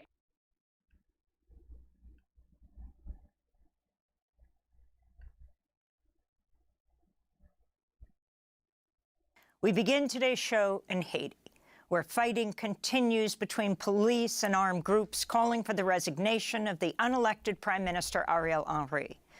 Over the weekend, police and palace guards worked to retake some streets in the capital, Port-au-Prince, after armed gangs launched large-scale attacks on at least 3 police stations. Haiti's been under a state of emergency for the past week, with tens of thousands displaced amidst the fighting. UN officials are warning Haiti's health system is nearing collapse due to shortages of staff, equipment, and other resources to treat a growing number of wounded patients.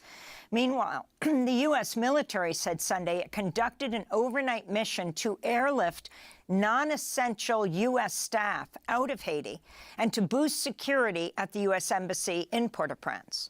Caribbean leaders issued a call late Friday for an emergency meeting today in Jamaica. They've invited the United States, France, Canada, the UN, and Brazil to the meeting. CARICOM, the 15-nation Caribbean bloc, said in a statement, quote, "The situation on the ground remains dire." Ariel Henry was appointed prime minister after the July 2021 assassination of President Jovenel Moïse. Henry still has not returned to Haiti after a trip to Kenya, where he was seeking a deal for a long-delayed UN-backed mission to Haiti. Kenya announced last year it would lead the force, but it has effectively been placed on hold. Henry arrived in Puerto Rico Tuesday after he was unable to land in the Dominican Republic, with the Dominican president saying Henry was not welcome in the country for safety reasons. For more, we're joined by Jemima Pierre, professor at the Social Justice Institute at the University of British Columbia in Canada and research associate at the University of Johannesburg. She's a Haitian-American scholar and co-coordinator of the Black Alliance for Peace's Haiti Americas team, which has been closely following the crisis in Haiti. Her recent article for NACLA is headlined, "Haiti as Empire's Laboratory." Professor Pierre, welcome to Democracy Now! Can you start off by describing what you understand is the latest on the ground, who the armed groups are, and the different sectors of Haitian society that are joining together with those armed gangs and calling for the resignation of the unelected Prime Minister, Henry? Good morning. Thank you so much for having me, Amy. One of the things that we need to just start off with is just these are paramilitary forces. I think gangs is an insufficient name for them because a lot of them are former military and former police officers, and they're heavily armed. What's happening is a bunch of different groups coming together to say, and they call themselves now Vivre Ensemble, which is live together, a bunch of different various armed young groups, young men in groups to say that they want to get rid of Ariel Henry. Now, we hear that there are negotiations happening around the clock, and apparently there's supposed to be a negotiation. Sorry. Sorry, hold on one second. I'm just gonna move this slightly forward because this is discussing some of the stuff which I think many of us already know and already happened. Not talking about the actual coup itself. Give us the historical context. In your piece, it's headlined Haiti as Empire's Laboratory. In it you write, Haiti has been and continues to be the main laboratory for U.S. imperial machinations in the region and throughout the world. Explain. Yes, definitely. You know, we say the crisis in Haiti is a crisis of imperialism. In 2004, as has been revealed and admitted to, the U.S., France, and Canada got together and backed a coup d'etat against the country's first democratically elected president, Jean-Bertrand Aristide. And the U.S. Marines flew into his home, put him on a plane with his security officials, his wife, and aide, and flew them to the Central African Republic. And people can actually go to the Democracy Now! Archives, which covered this live. And I remember listening to this happening live. And the point of this was that this coup d'etat, which was led by two permanent members of the UN Security Council, was then sanctioned by the UN when these same two members of the UN Security Council, and that's US and France, basically pushed the UN Security Council into sending a multinational military force to Haiti, armed under Chapter 7 deployment. And that itself was illegal because the original coup d'etat was illegal. The US ambassador to Haiti and the deputy ambassador were in the process. They're the ones that named who the interim president would be, put together a council of sages that basically restructured Haiti's elected president. And back then we had 7,000 elected officials. Today we have 0. And over time, I say Haiti has been under occupation because it is this military occupation, the minister occupation. Yeah, no kidding. Sounds like occupation, doesn't it, chat? 7,000 to 0 elected officials? It's a pretty stark difference, if you ask me. So, for the US to be talking about Haiti getting back to democracy is, well, it's a pretty incredible claim. If anybody is stopping or has stopped Haiti from democracy, it's been the United States. Or France, pick one. Canada's also been involved, but really it's been the United States and France. And there was another coup attempt, technically, that happened at one point when, I can't remember who it was, what his name was, the guy who got assassinated. It was like 4 years ago, I think, 3 years ago.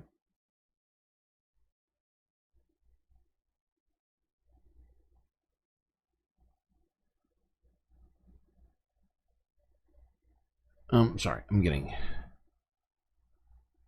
a little distracted here. Let's listen to a little bit more of this.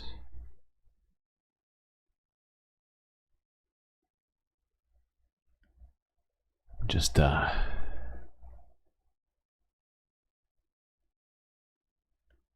has not included them.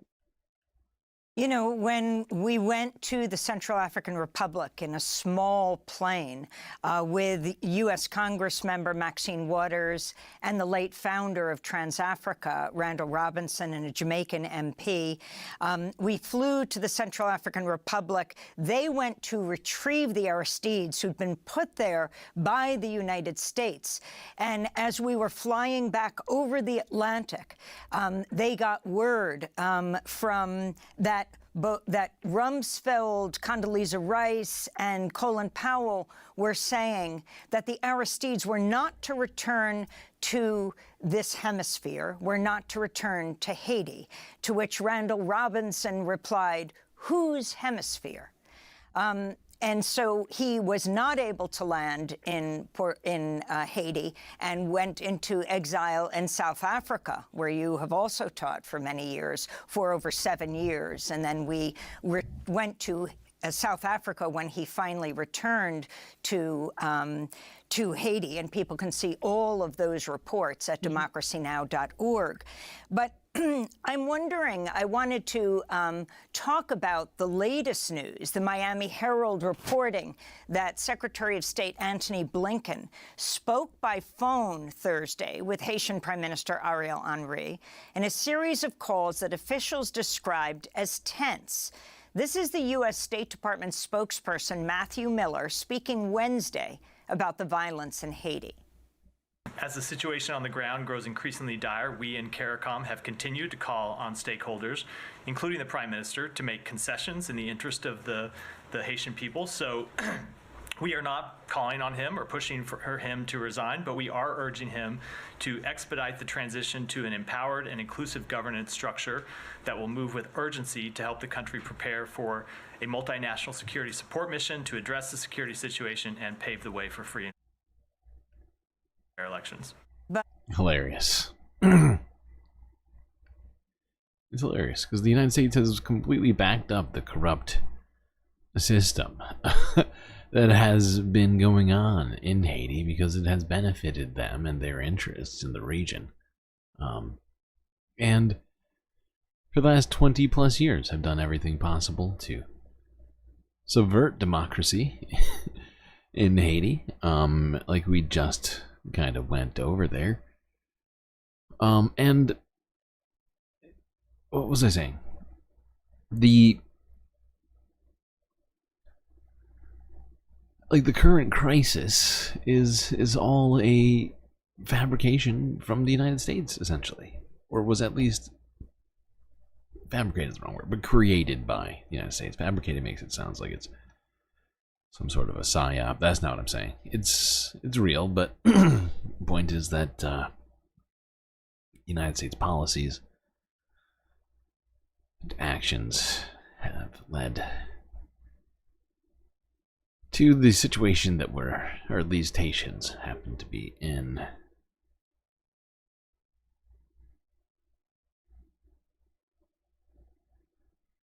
What's happening in chat?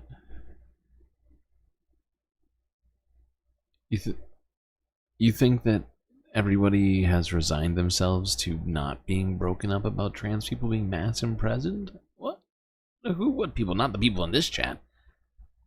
Certainly not the people in this chat. And then I know the Galactic News Network Nation is not huge, but maybe one day it will be. And I like to think that at least we are here to not be resigning ourselves to such outcomes or futures.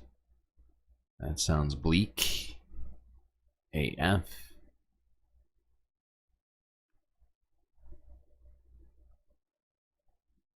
Alright, I think that's enough on Haiti for today. Let's got some other stuff to talk about.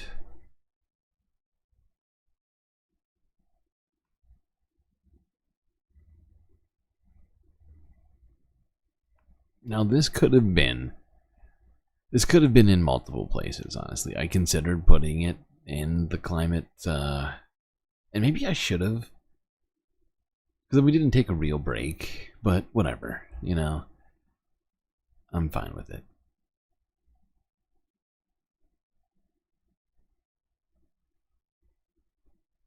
Here's Navarre Media from 15 hours ago.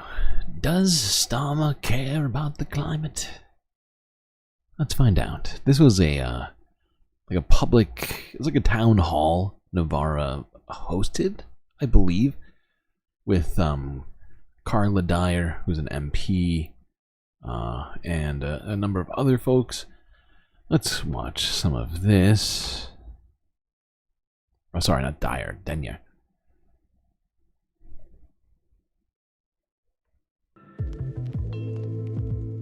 Click. Thank you all so much for coming. We're going to begin by talking about the Labour government, how green it will be, talk a bit about tech, and then talk about the real crackdown that there's been on climate activism over the past few weeks and months. Because this was titled, Will This Be the Greenest Government Ever? I wanted to start with you, Dale. As you've sort of been advocating for this government, you were campaigning for the Labour government before the general election. So can you give us the pitch as to why we should believe that this will be the greenest government ever? Yeah, sure. Thank you. Hello, everybody. At the other side of the election, I was indeed saying that I thought this would be the greenest government that we've ever had. Couldn't even be the greenest government the world has ever seen. And I said that because I believe Labour get the opportunity of the green economy. That seemed very clear to me. They had made some pretty bold commitments like unbanning onshore wind on day one. I think they followed through within 72 hours or something like that. And in all of my talks, or talking with people in the Labour Party, it was clear that they were going to go much further, unbanning wind, supporting solar. They had a target of 100% green electricity on the grid by 2030, which is incredible. I'm a really optimistic, adventurous person that tries to do things that look crazy. And to me, 100% green electricity on the grid by 2030, that's just 5 years from now, looks like one of those things. I think it's going to be very hard to do completely, but I think it's great to have a target that's stretching. Even if we get to 90%, we'll have done an awful lot. And I think also, I mean, the bar is pretty low if we're talking about will this be the... So I don't think he's talking about banning all wind. I think what he's talking about is banning on land wind, which is apparently an issue in Britain as they're trying to transition wind to ocean wind, because there's an abundance of wind off the shore of England, and they have been transitioning to the sort of floating wind farms, which we've talked about recently. Government ever. We've just had 14 years of Tory rule, opening coal mines, drilling for oil and gas in the North Sea, pushing back deadlines for the ban of the sale of new petrol and diesel cars, all manner of things pulling in the wrong direction. And what we have now is a Labour government that sees the economic opportunity of the green industrial revolution and will... Banning wind sounds like Don Quixote. Yes, it kind of does. We're going to ban the wind. You legislate it away. Never again shall we have the inconvenience of this blowing and such. Get behind it. That's what I believe. And so I suppose, just a quick follow-up, because I suppose with politics in general, and potentially this Labour Party sort of in particular, people might have had the experience of them sort of giving good words and then not necessarily following through it. So as someone who is a bit of an insider, you've been in conversations with them, are you confident that they mean what they say when they're talking about going to sort of 100% green renewable electricity by 2030? Yeah, I am confident. I'm confident in the people that I've spoken to, in the things that they've said and the way that they've said it. I think it's really important that we don't judge all politicians by the same standard, by the way. I understand anybody that became cynical during the 14 years of Tory rule. We had nothing but unfulfilled promises, just lots of words and targets and nothing ever done, lots of culture war rhetoric and just general bad things. We shouldn't be judging this Labour government by the standards of what's gone before us.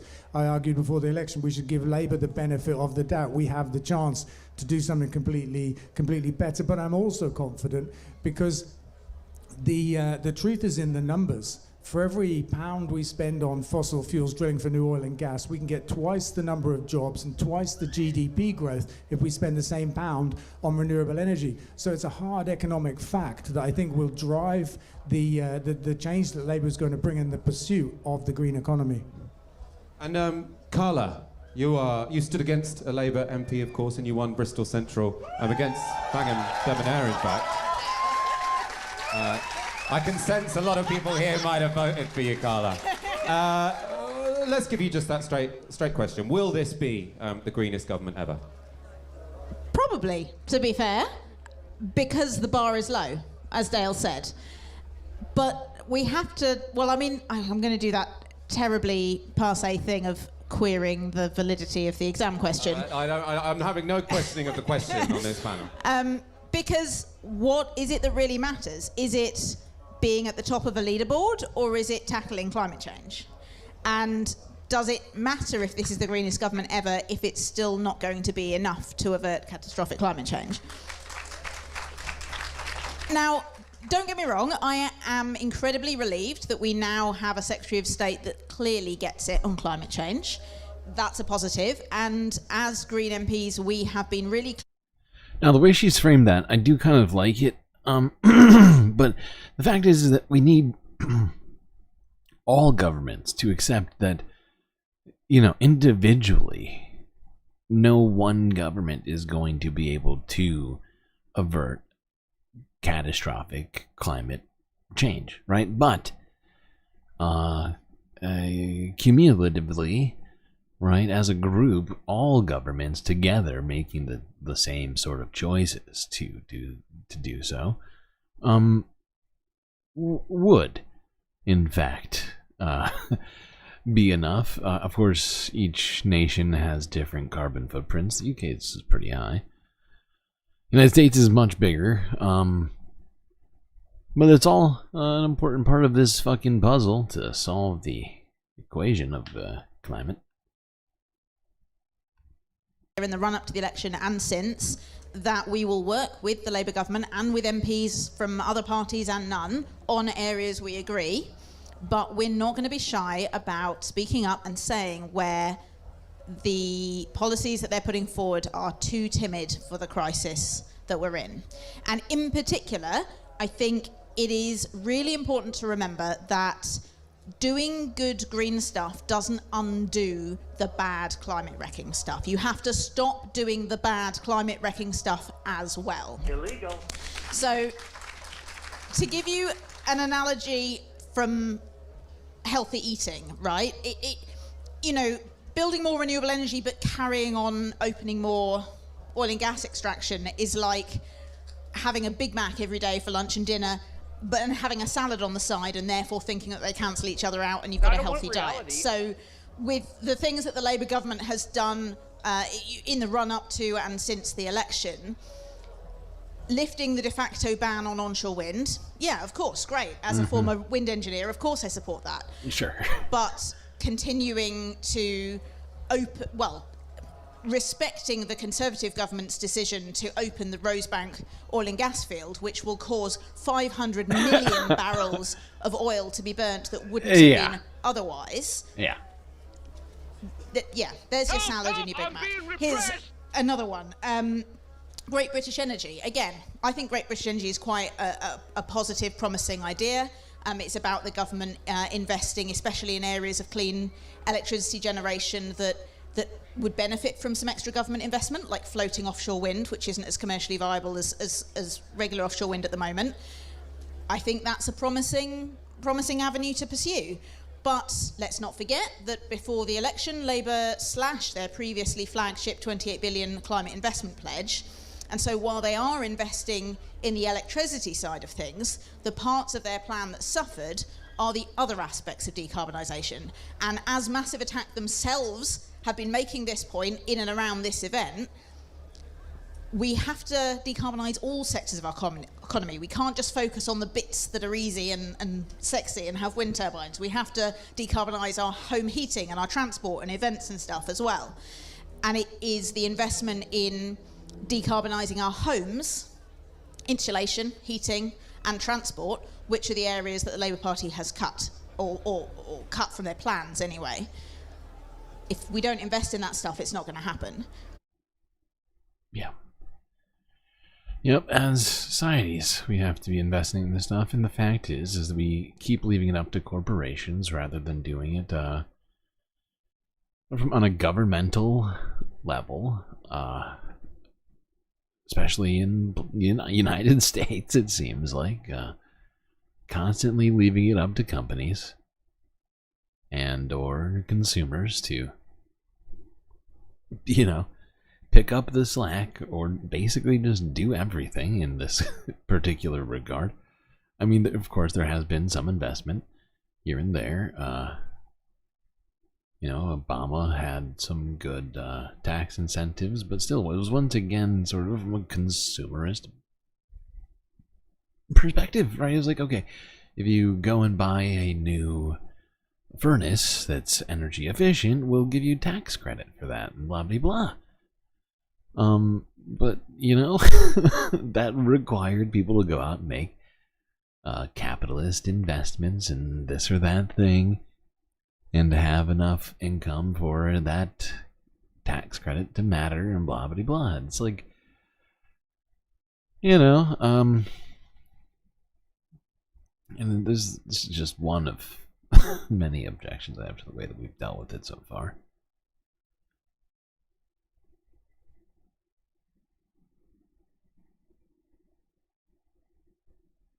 Now, let's go. Let's see. Let's quickly go to this. This is a Guardian news story from 12 hours ago.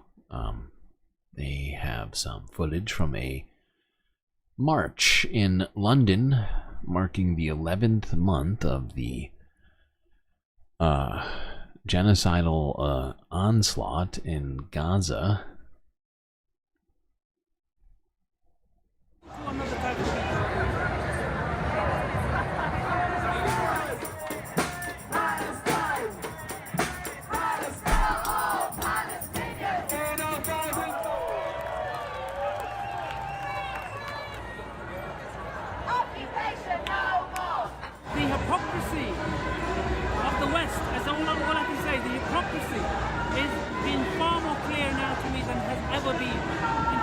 How we treat certain types of people. We are the people! We will be silent! Stop coming now, now, now, now! Occupation no more! 5, 6, 7, 8! Israel is a terrorist state! 1, 2, 3, 4! Occupation no more! Get out of here! It's good to see that there's this much support still. At least in London.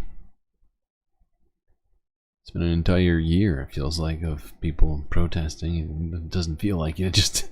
It is a year. It's been September 8th. It's less than 1 month away from the anniversary of October 7th.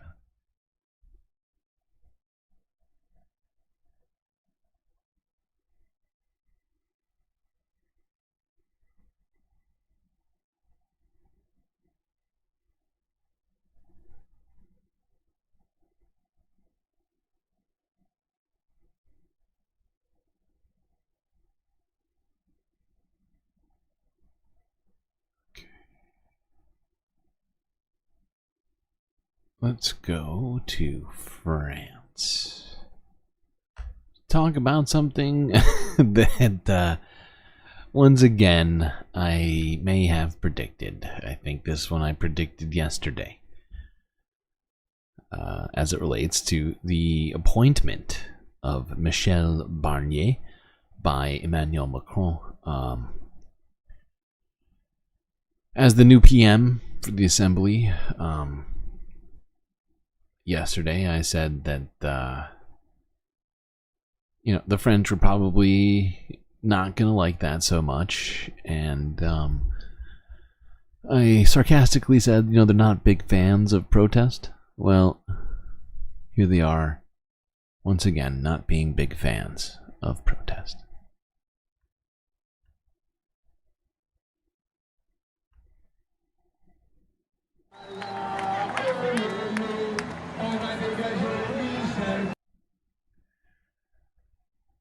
Thousands came to protest the appointment of Michel Barnier despite a majority for left-wing candidates in the French parliament. The far-left French Unbound Party has... Oopsies. Go back. Sorry, didn't read that fast enough. Where'd it go?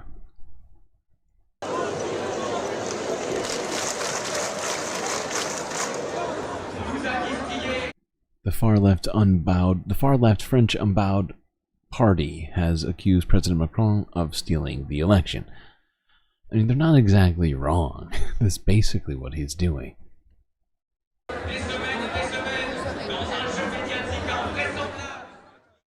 Protests against Barnier's appointment also took place in other cities across France.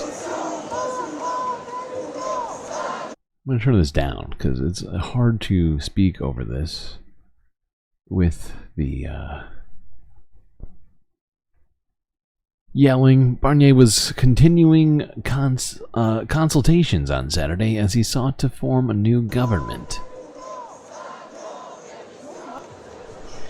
But his political group lacks a majority in parliament.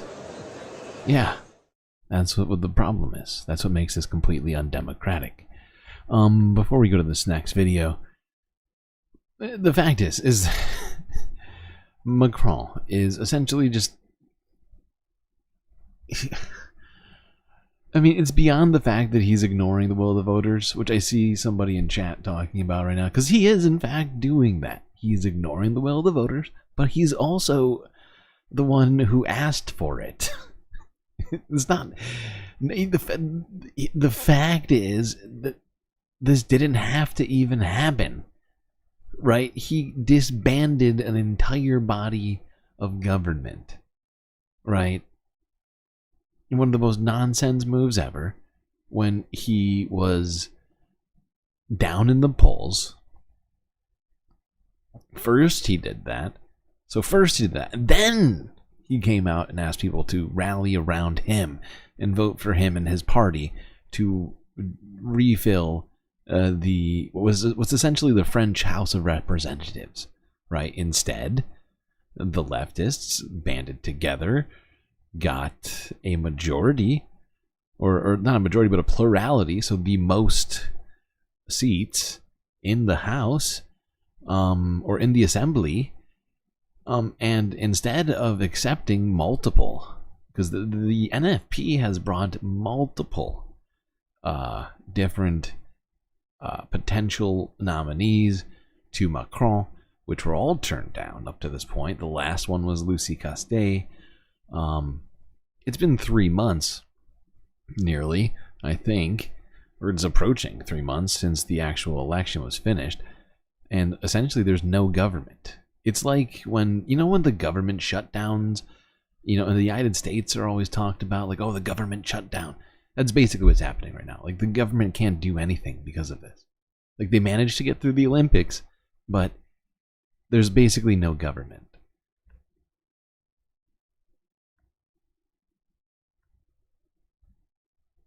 All right, let's go to one more. This is France 24. Said people are now making their way towards Place de la Nation. They've left Place de Bastille, which is just a few kilometers from here. So we've had pretty much a festive atmosphere actually in the last few moments. Hold on. Had a band going past with... It's less like a government shutdown and more like when there isn't a speaker. Like when... Sorry, that's a much better analogy. Sorry, I just thought of much better. Like it's much more like when Republicans ousted their own speaker and then like didn't know what to do and spent like when they got rid of what's his name, Kevin McCarthy, right? But he did it on a much larger scale. Complete with saxophone and drums. We've also had music blasting, and people here are a real mix of society. We've had adults, we've had young people, we've had families. So they've been really enjoying the festive mood. But for them, it's not about having fun. They feel they're here for a very serious cause, as you say, to denounce what they say is Macron's attempt to stage a coup in France by rejecting the New Popular Front's proposal of putting Lucie Castet in the position of Prime Minister. Mm-hmm. So they feel that they need to make their voice heard against what they see is this sort of denial of democracy, as they put it. And we've seen that sentiment on the placards that they've been holding. We've seen a variety of placards, one that said Macron has lost it, another one that has said Macron should resign, calling him a traitor, and another one that has said, where is my vote? So that just to give you a taste of the sense of disillusionment and also rejection that voters who cast their ballot for the New Popular Front are feeling at the moment. So those are the placards, Yinka. What have people been telling you where you are?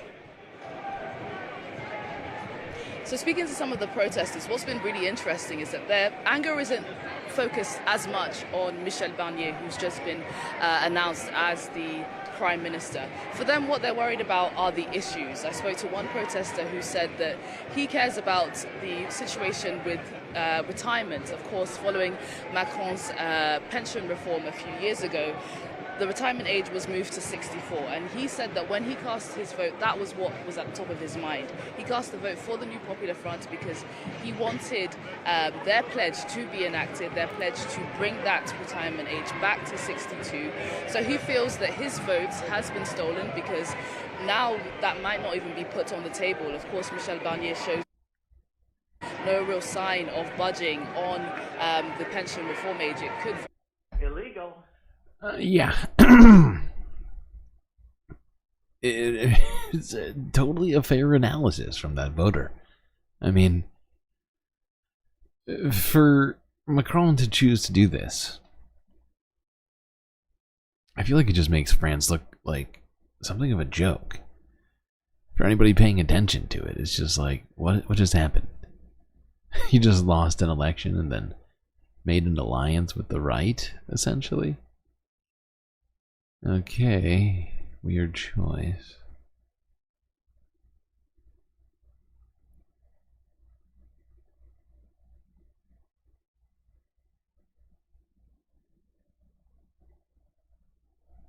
You liked that France was against the invasion of Iraq? I mean, there's plenty of good things about French politics to one degree or another.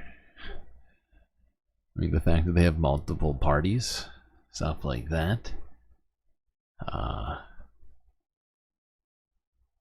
They have much better systems than the United States in many regards, in other regards maybe not. But I don't know, it's just this particular situation is a huge problem for everybody in France.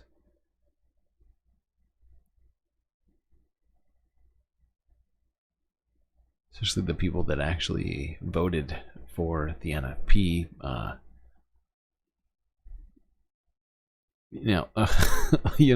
it's essentially they're just being left without a government, and now they had been left without a government for 3 years, and now they're being thrust into a government that they didn't ask for, given to them in a minoritarian fashion, essentially, rather than accepting the people with the most seats. They're suggesting he's giving an even worse one. Essentially from my understanding of this is that he's going to get a vote of no confidence even faster than Lucie Coste might have. And that's all hypothetical technically, but I mean it's highly likely in French politics from what I understand in this case. So it's like it just feels like Macron has decided that he can't just appear to be doing nothing, so he's just kicking the can down the road. Okay, now let's go here, while we're in France, to talk about the Paralympics once again, as it is now coming to an end. Here's France 24 English from 15 hours ago. Disabled journalist speaks about the legacy of the 2024 Paralympics.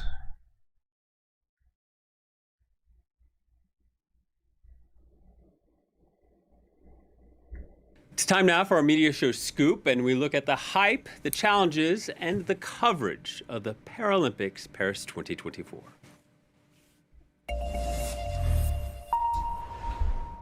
Well, the Paralympic Games are growing and fast, but are we as a society keeping up? And if not, what role should the media have? In terms of ticket sales, the Paralympic Games are the world's third biggest event, trailing only the Olympics and the World Cup. Now, it took 7 years to prepare this Paris edition, and for the first time in Paralympic Games history, all 22 sports were broadcast live. When asked if a turning point was reached, here's what officials had to say. They were emphatic about the event's growth and potential. I think so. We are evolving as a sport movement. So I think, yes, it will be a before Paris and after Paris for the Paralympic movement. Well, these Paralympics saw a record of more than 225 media rights holders. Those were broadcasters, web streamers, digital, social, and audio platforms, many offering more coverage than ever before in their respective countries. Paralympians want that exposure to lead to social changes. Take a listen.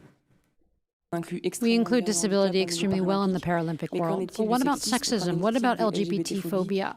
What about racism? I want to point out that inclusion is plural. I think the part of the legacy I love that. is really challenging is the legacy for society. Inclusion is plural. That's...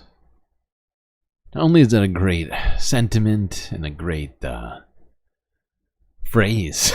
I don't know if she came up with that, but to say that in a moment when you're the one that's supposed to be celebrated, picking, or at least pointing out other people than yourselves, and I just think it's a good look, you know. And she seemed quite genuine about it. And whatever. Let's just keep listening to this. Legacy for accessibility for disabled people and how they can access their very best performance in whichever part of life they exist. So whether that's in a job, in society, whether that's accessing buildings, public transport, we really struggle with that in the UK. So a lot to touch on, but we can speak to two journalists covering these Paralympic Games. Besma Sosi, who is almost completely blind, as well as Sarah Forti. You two work at Radio ML in Tunisia. Obviously, thanks to your hats and your shirts, we see that you're very proud Tunisians. Sarah, let's begin with you. First of all, can you tell us about why you two and how you two made it to France to cover these games? So I'm going to start with introducing myself very briefly. I'm Sarah Forti from Tunisia, and I'm the manager of a community radio promoting the rights of people with disability. And we've been chosen to come here to cover the Paralympic Games, Paris 2024, by CFI, which is a French agency of media development. And the experience was great. We had the chance to be here, to report from here, and to keep updated our audience in Tunisia. Yeah, and these are not the first Paralympics you guys have covered, but being here firsthand, Besma, what has that meant to you? Yeah, thank you so much for the invitation. I will myself introduce myself. So, Besma Sosi, I'm a reporter and here even a supporter, advocator for the rights of people with disability. I myself having a visual impairment, a challenge, a dream, but now it is a reality with CFA, the French Agency for Media Development, who gave us the opportunity to be here. Essentially, I'm producing and presenting some programs on Radio ML, which means free media, Media Libre, and on essentially voiceless people, I mean women, people with disability, and lately with elderly people. And being here is an opportunity of learning and also at the same time of reporting all the challenges and all the success, let me say, of these Paralympic Games Paris 2024. Yeah, best Matt. Okay. Not gonna watch this whole thing. Tunisia was colonized by France, which is why you assume they sound French. Yes, they sound French. But they're doing this interview in English. I'm sure these women speak French. Pretty much everyone in Tunisia speaks French.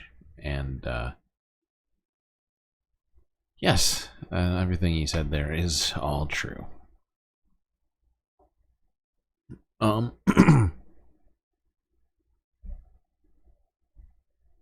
Let's see.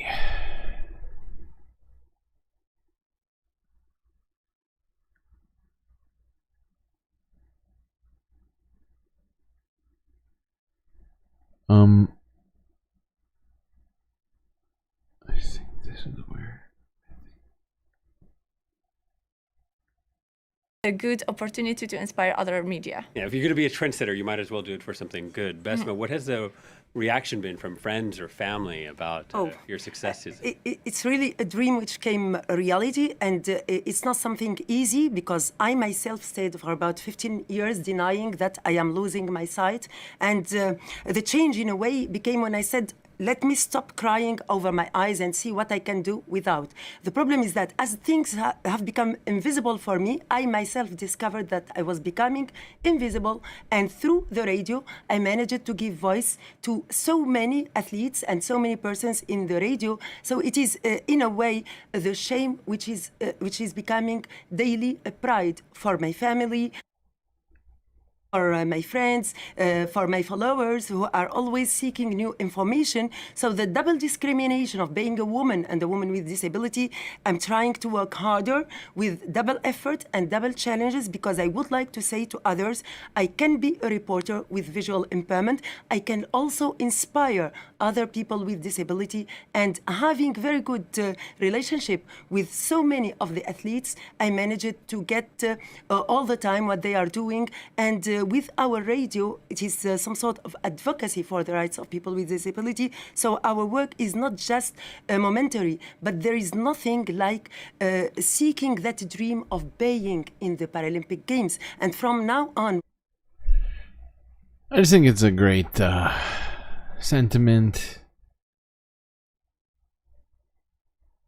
And, you know, story in general that she has managed to overcome becoming blind in her adult life, and managing to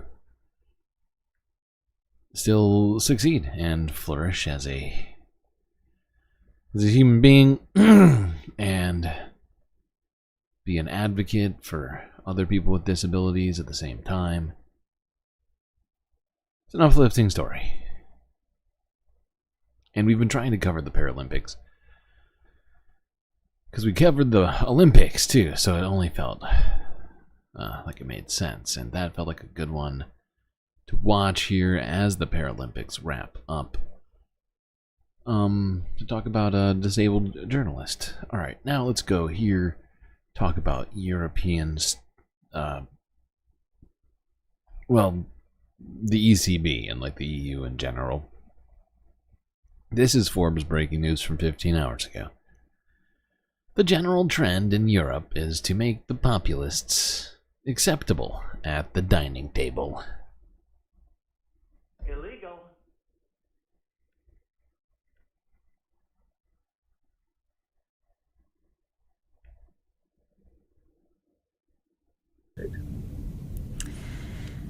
Right-wing parties also gained ground in the European parliamentary elections earlier this summer. As you look at the results from kind of a wider lens from June until now, what does this say to you about voter sentiment in Europe and just where the region is heading more broadly? So across Europe, it's interesting that we do see a rise of right-wing populist parties in certain countries, as in France, for example. But those right-wing populist parties are much more willing to work together with the central mainstream party. So we do see coalitions of right-wing populists with centrist parties. We do see coalitions of only right-wing populists. Yeah, and I mean, we also, France, the National Rally didn't do as well as they had expected or thought they were going to do in this most recent election. And really, the most recent iteration of this we've seen was in Germany, actually, which we talked about just a couple of days ago, the AfD, the sort of just like fascist right-wing German party, gained a bunch of seats in the recent German elections.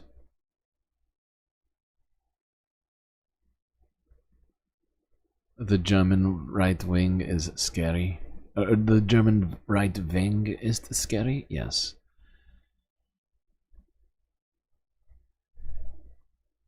Ich bin ein scared. Or at least concerned about it.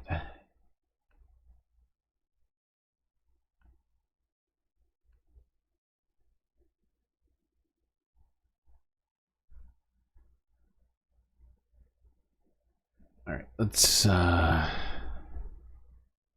see how we're doing on time.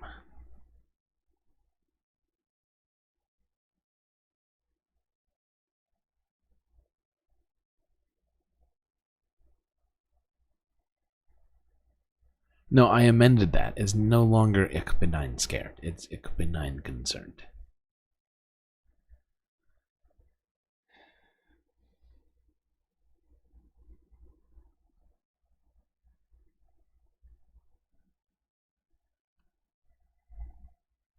All right. Now, I thought Vice News closed down, and I'm pretty sure they did.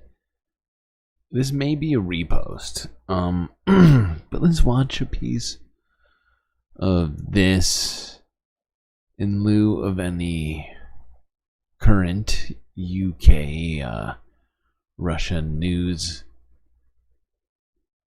Here's Vice News from 2 days ago.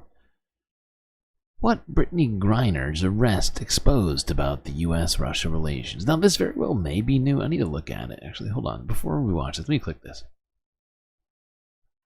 Let me see when this was first posted.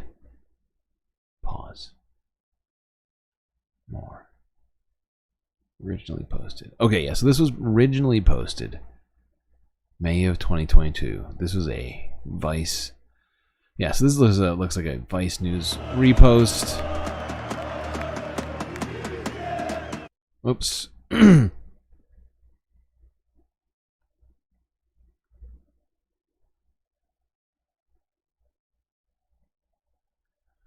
I've started a concerning trend.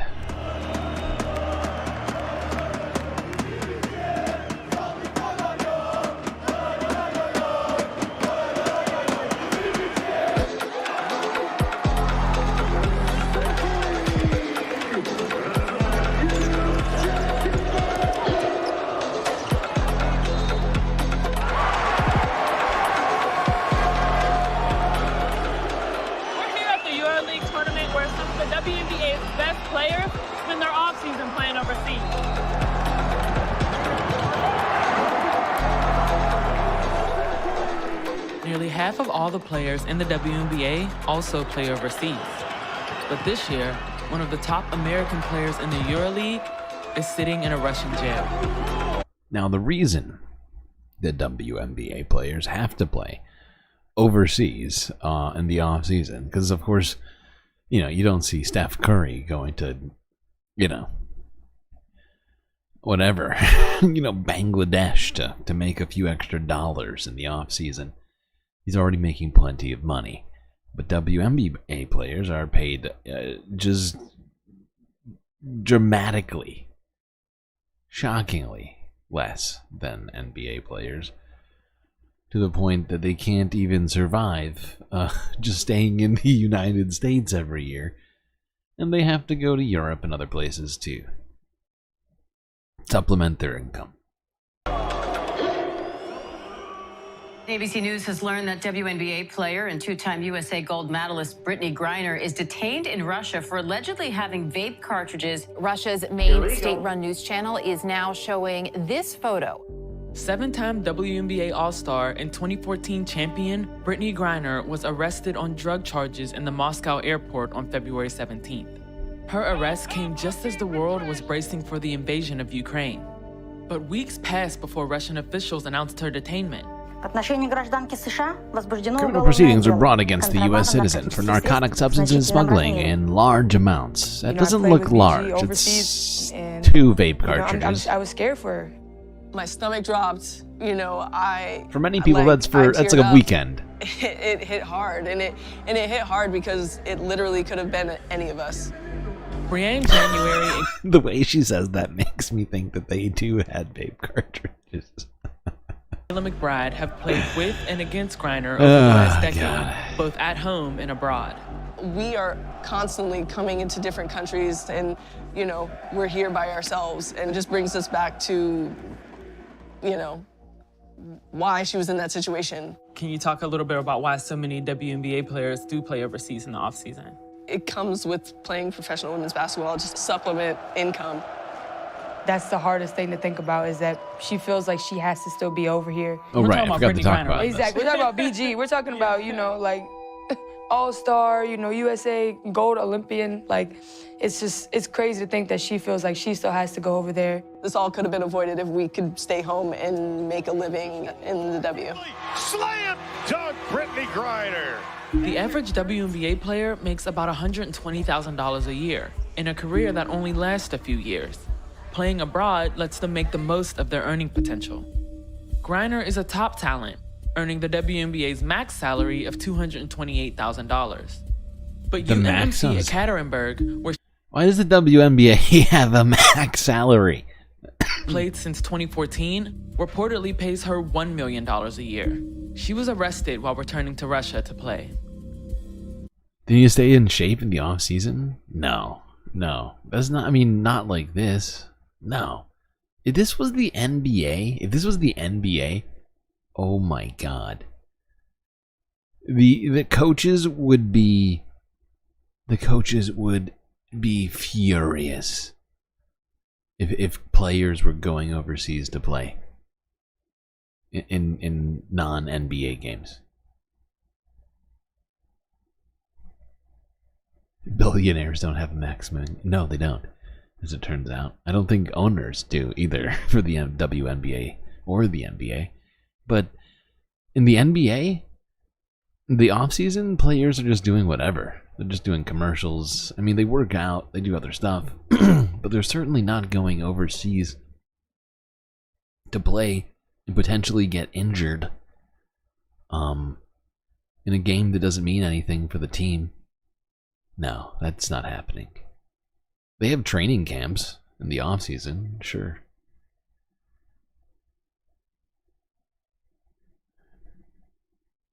But they're not playing like a second season. Unless you're new. If you're a rookie, you might play in like the summer leagues and other things like that in the NBA. I don't know why we're talking so much about this. But yeah.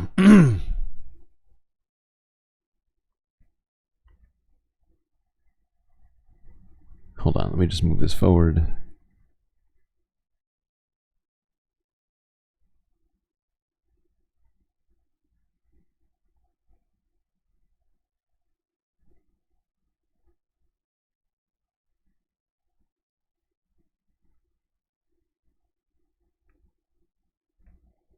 Vitas led the political prisoner support program at Memorial Human Rights Center in Moscow.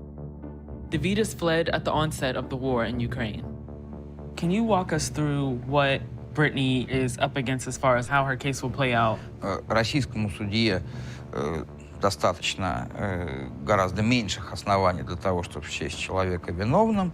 Защита гораздо более There's significantly fewer opportunities for the defense to gather and present evidence. Do you believe Brittany Griner is being held as a political prisoner? Everything became possible after Putin decided to assault Ukraine. Today we see a lot of unpredictable things. Usually somebody has these cartridges. I do not think that they're searching for them in the luggage, especially when it's a high-level sport person. They did it intentionally, obviously. So I think there are some political motivation. Whenever an American is detained anywhere in the world, we of course stand ready to provide every possible assistance, and that includes in Russia.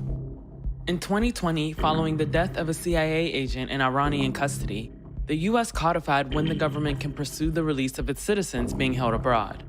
Typically, the U.S. allows the Russian legal system to run its course.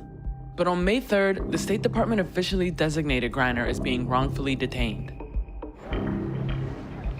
Our son was taken prisoner by Russia because of his service to this president. In Russia was former Marine and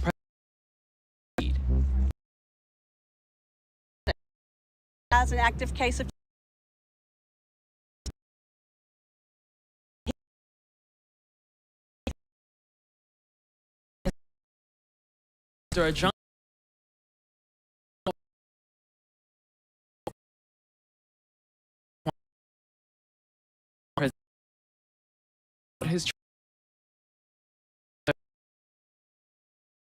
the Reeds tirelessly campaigned for his release. Uh-oh, I think I'm being being being suppressed right now. What's happening? Stream is lagging suddenly. No good.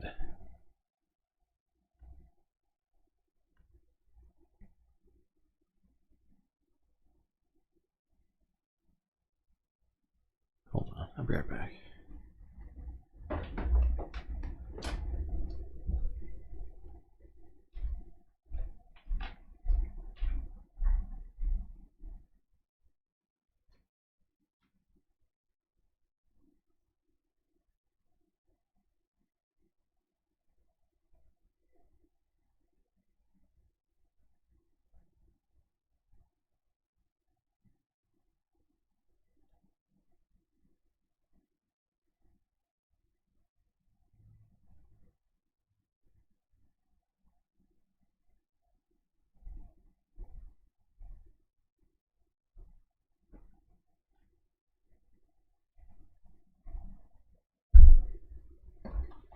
Okay, I'm back. And I think that we're good again, right?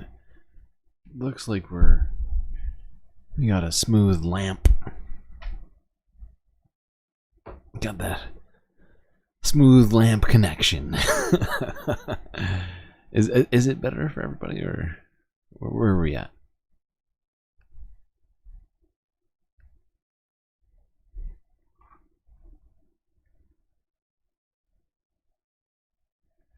By the way, I'm being suppressed again. Does anybody know why this keeps happening to me?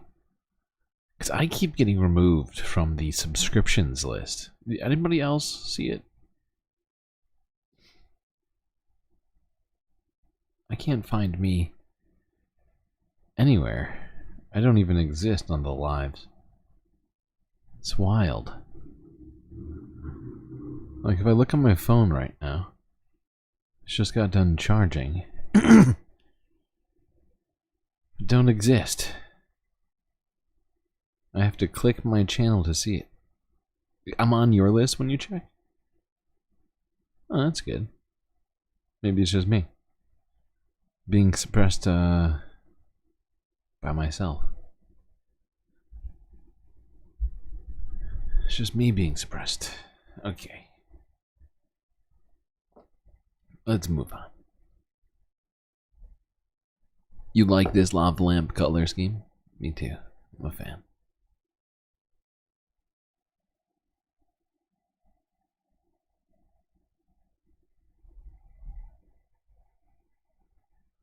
Okay, let's see.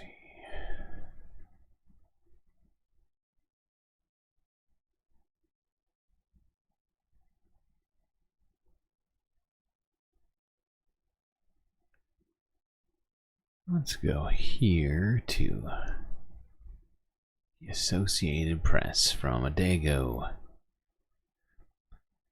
Taiwanese president inspects troops on Penghu Island. Highlights military readiness.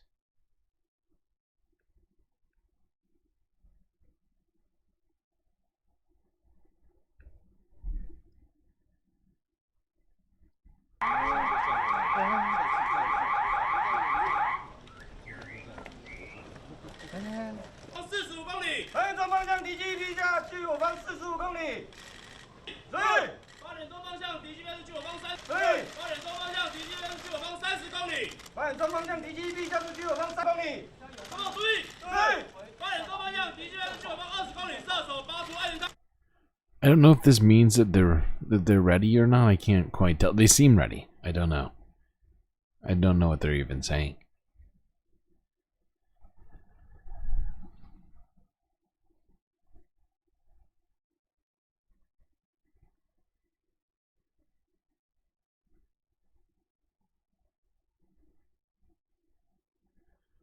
Shakespeare told you that the other GNN is super anti-Semitic. Is that possible? I find it unlikely that they would confuse me with a Hindu-only channel. But it could be. I don't know. Because I'm pretty sure that's what it is. GNN, I believe, is an Indian news network. And I have no idea how that would even happen.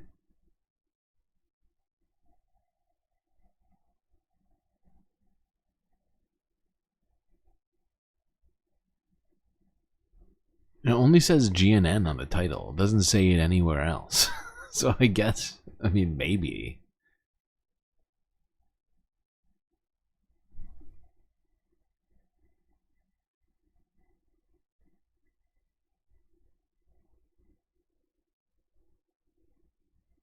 Alright, let's go here. This is in South Korea, where thousands protested in Seoul against the government's climate inaction.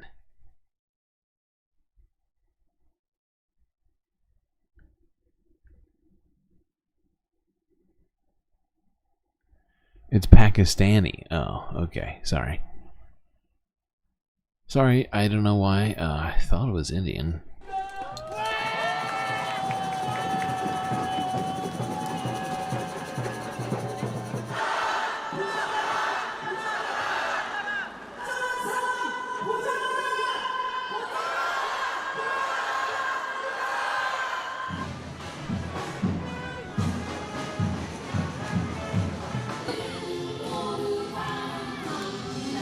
This year, we are holding the event in Gangnam, specifically because many large corporations, which bear significant responsibility for the climate crisis through carbon emissions, are concentrated here. The aim is to raise our voices to these companies.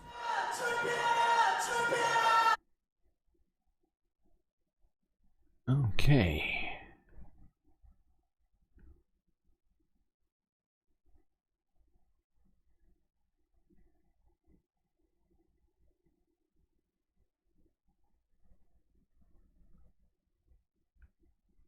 Now, let's see here. Gangnam, like the song, exactly. Alright, let's do this.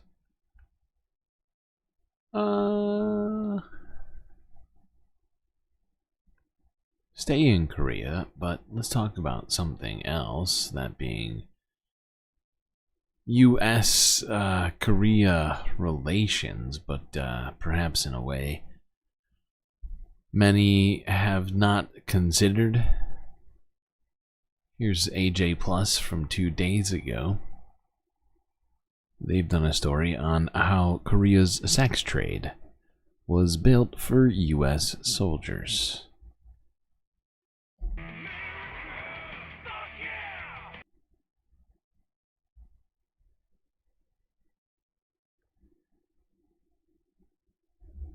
얼마나 억울할까요, 여기서?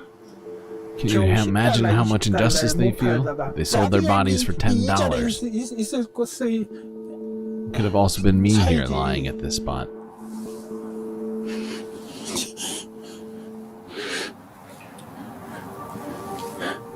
Behind the military alliance between the US and South Korea lies a buried past of forced prostitution.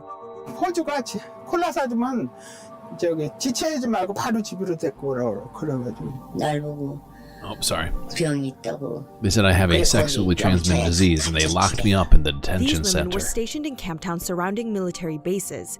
In exchange for $5 to $10 per soldier, they endured a lifetime of shame. In 2022, the South Korean Supreme Court found the government guilty of encouraging a system of prostitution.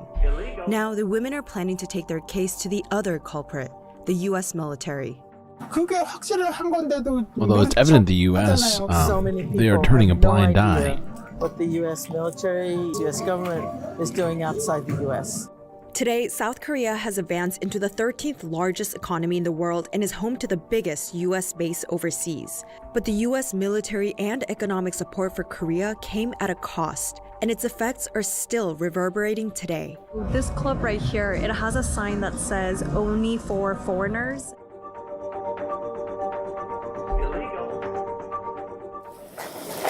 이름을 바뀌었나 이게 뭐야? 엔젤 이거 없었는데. Myung-suk was brought to this camp town when she was just 15 years old. She has come back to the neighborhood for the first time in 45 years. We have distorted Myung-suk's voice, who is also using a pseudonym as she fears some family members will discover her past. The topic of forced prostitution remains taboo in Korea. Houses all looked like that back then, with narrow Vulnerable alleys. girls like Myung-suk, who had no education and were impoverished, were deceived and brought to these camp towns. She was seeking a waitress position after fleeing from an orphanage. 쓰레기통 거기 옆에서 이렇게 엉클이고서는 하룻밤 I 자고 slept next to a trash can that 길에 night. 큰 길에 I went to the main road. I saw a sign that said 싸우더라고요. Employment Center. 이제 취직하려고 It said, I'm looking for employment. Please help me. 잘 왔어. He said, good for you for coming here. 저기 미군 부대 지금같이 If you go 똑같이 to a U.S. military base, you just have to serve food and take orders like you do here. 3배 줘, 3배. You get paid 3 times more, so you should go. So I said, okay, if they're going to pay so much. But when she arrived, I was Myung-suk says convinced. a pimp immediately began training her how to seduce the soldiers. At 15 years old, Myung-suk was under the age of consent. 이상하죠, 다 이상하지. It was bizarre. Everything 잔대잖아, felt weird. I was told to sleep with them, so I was surprised, very shocked. But they said that's what I had to do. I had to sleep with them, so I did it as I was She told. worked in the camp town as well as several other ones for around 15 years. One reason it was difficult to escape, she says, was because of her debt. Putting the women in financial debt was a common tactic used by pimps and bar owners to tie them down. Since the pimps provided housing, food, and makeup, Okay, hold on. I'm not gonna watch this whole thing. It's like at least 20 minutes long.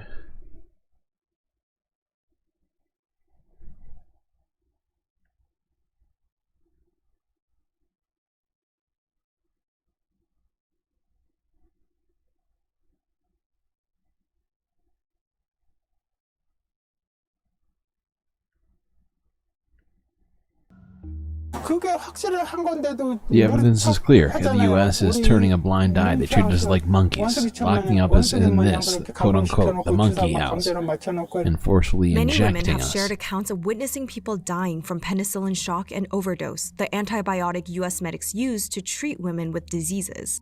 We would look at each other before getting injected. Everyone's eyes were full of fear. It was like we were saying, what if American I die medics today? examined them in the detention centers, which were constructed due to U.S. pressure to decrease the high rate of STDs. It was part of the base community cleanup program that allowed the U.S. military to routinely inspect the women. Myung-suk hopes the building will be conserved to educate the public. I wish they'd make it a human rights museum, so there will no longer be more girls like me. But the Korean government wants to demolish the building. When we returned on another day, it had been draped and fenced off from the public. So as you can see behind me, the city government has blocked off access to the former detention center. So now there's a small cultural celebration happening in an effort to preserve the building as a historical memorial.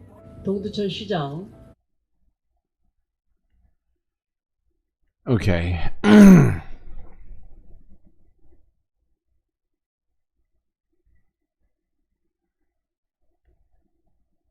But yeah, I mean, if that didn't make it clear enough for you, I mean, the U.S. soldiers were using underage Korean prostitutes overseas.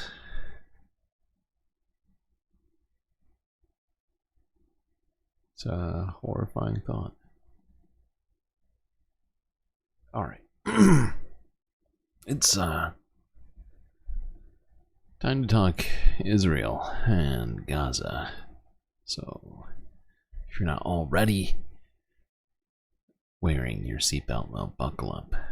It's time. Let's start here to talk about this. This is from Middle East Eye from 21 hours ago, discussing what nations are sending oil to Israel right now.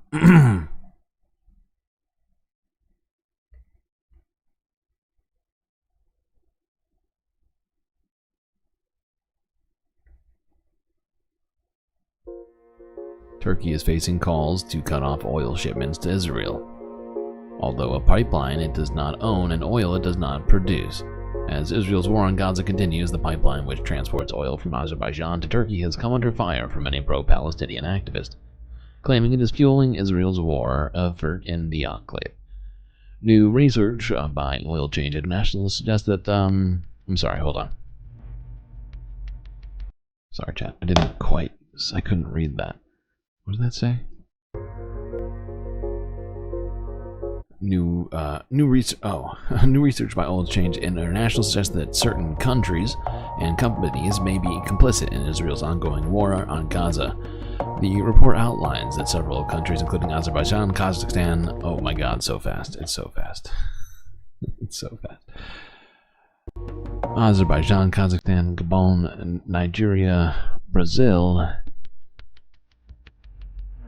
and more recently the Republic of Congo and Italy have supplied Israel with 4.1 million tons of crude oil. At least half of this was shipped after the International Court of Justice ruling that ordered Israel to prevent genocidal acts in Gaza. The 1,768-kilometer pipeline, which transports oil from Azerbaijan, carried around 30 million tons of crude oil in 2023. According to the report, 20% of the crude oil supplied to Israel between 21 October 2023 and 12th of July 2024 came from Azerbaijan. The report also mentions that Azeri crude is delivered via the Baku to... Whoa. Can't read that. What does it say? The Baku to Tbilisi Ceyhan pipeline, the BTC pipeline. Majority owned and operated by BP, British Petroleum. Oh, look at that. Look at that. From Balfour to BP. The crude oil is loaded on tankers at the Turkish port of Ceyhan for delivery to Israel. A Turkish official speaking to MEE said that under a 2,000 hosts of a government agreement, Turkey is unconditionally bound to ensure the free flow of oil through the pipeline and could not stop it without facing substantial monetary compensation. Others have noted that once the barrels are once the barrels are loaded onto the tankers at Ceyhan, Turkish authorities are not aware whether they will head directly to Israel or if they will dock at its ports. However, some are now arguing that Turkey could stop oil shipments heading to Israel by using ICJ provisional measures as legal jurisdiction. Yeah. Illegal. Could do that.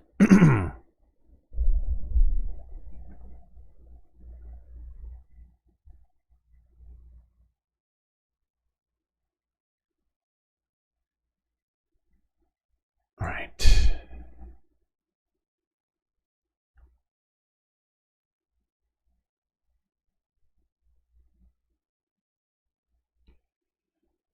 Let's go here. This is TRT World from 21 hours ago. Israel forces withdraw from Jenin and Tel Karam after assault.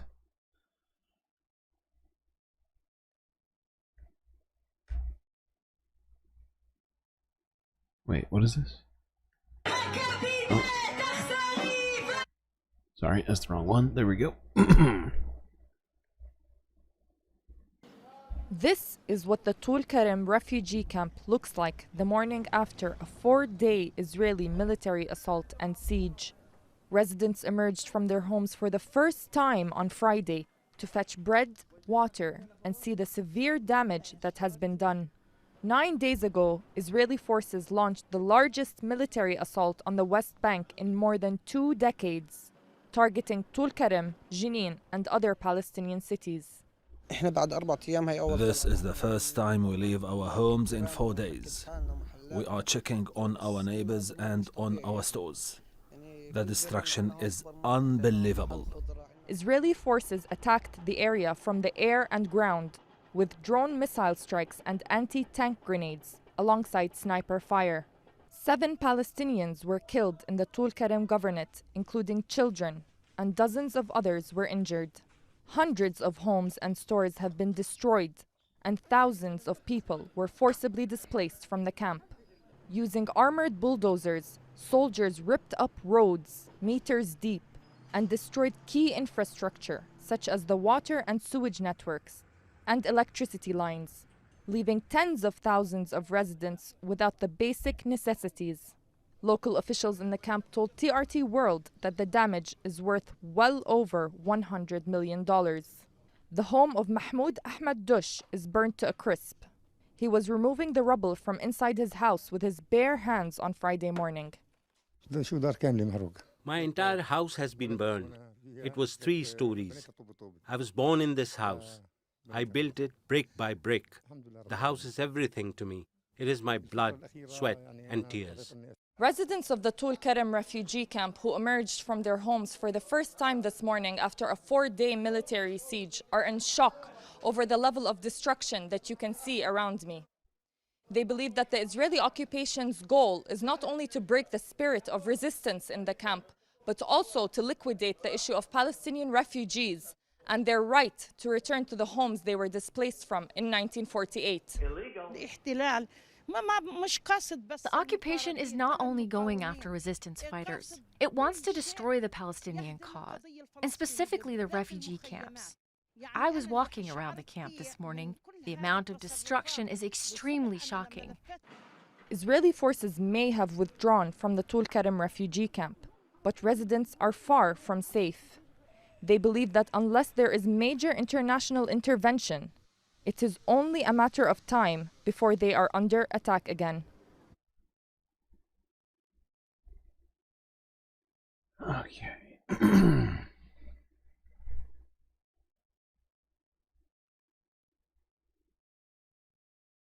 Now, let's go here. This is the AP archive. This was from 11 hours ago, but I think this was actually footage from the protest. I think this was from a couple of days ago, showing Israeli protesters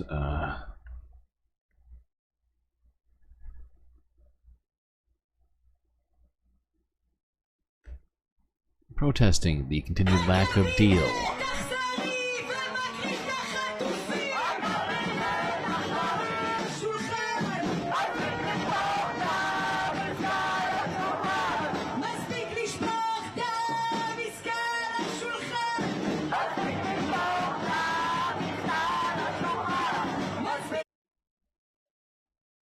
Okay. Now, let's go back to the West Bank. Here is, here's Channel 4 News, 11 hours ago. West Bank violence increases. 13-year-old girl and American protester shot dead. Illegal. Shooting little girls in the face.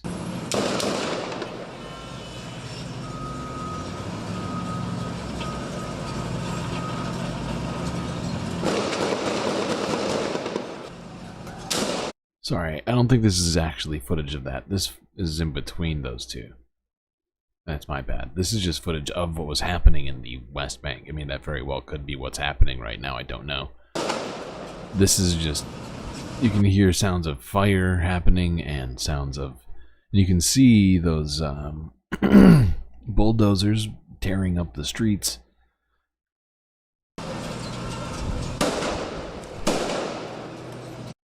Alright, sorry. Let's go to this one. I did not mean to go to this one, honestly. There we are. Channel 4. Wrapped in a Palestinian flag, Bana Libwam is brought home to her family in the West Bank village of Kiryat. Inside, an eruption of grief for a 13-year-old killed here yesterday, Palestinian officials say, by an Israeli bullet. For her mother, her sisters, a loss that overwhelms attempts to console. She was in a room along with her sisters. She was afraid, in fear, and suddenly a bullet came through the window and hit her while she was on her bed. A Girl Scout who loved to draw, Bana had been sheltering from violence outside, following an attack on the village by Israeli settlers. The Israeli military says it's investigating her shooting, that its troops had fired in the air to disperse confrontations between the settlers and Palestinian villagers. Earlier this morning in a hospital in the northern city of Nablus, Bana's body was laying alongside that of Aysenur Ezgi Egi, a Turkish-American activist also shot yesterday, witnesses say, by an Israeli soldier. She was killed while taking part in a weekly demonstration outside an Israeli settler outpost near the West Bank village of Beitar. The Israeli military says it fired on what it called a main instigator of rock throwing. The United States is calling on Israel to investigate. Turkey's prime... Oh no, not Not a main instigator of rock throwing. Illegal. Jeez, I guess that justifies killing a 13-year-old girl and an American woman as well. Wait, nope. No. Looks here, I'm just checking my notes. No, it doesn't actually, for some reason. Mr. called it flagrant slaughter. A Channel 4 news team was at the same protest a month ago when Israeli soldiers also fired tear gas and live rounds. An American activist was shot in the leg on that occasion. It's part of an upsurge. It was a rock lobster. Wow. Violence across the West Bank involving Palestinian armed groups, Israeli settlers and Israeli forces. This was the city of Jenin today after a 9-day Israeli military incursion, which Israel says was targeting Palestinian militant groups, but which Palestinian officials call an extension of the destructive tactics used in Gaza. And in Gaza, the destruction and death grind on. At least 17 people killed today in Israeli airstrikes on 2 schools and a house in the north of the Strip. In London, the heads of British and US intelligence using their first joint media appearance to up the pressure for a ceasefire deal, promising a newly adjusted text within days. Hilarious. Ooh, new pressure. It's been, what, 3.5 months now or something like that since the supposed Israeli ceasefire deal was announced and is now being amended by Israel itself. Practically on every single detail in the supposed Israeli ceasefire agreement. that agreement. Weird. Very weird.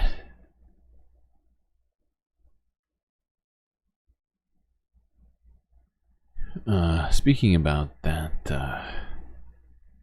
a young woman who was killed in the West Bank, let's go here to the BBC. This is from 13 hours ago. The death of a U.S. Turkish citizen in the West Bank should be fully investigated, says the United Nations.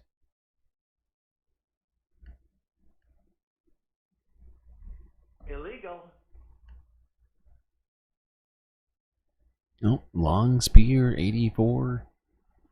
Thanks for the follow. And the United Nations has called for a full investigation into the death of an American-Turkish dual citizen in the occupied West Bank on Friday. The spokesman for the UN Secretary-General reiterated that civilians must be protected at all times.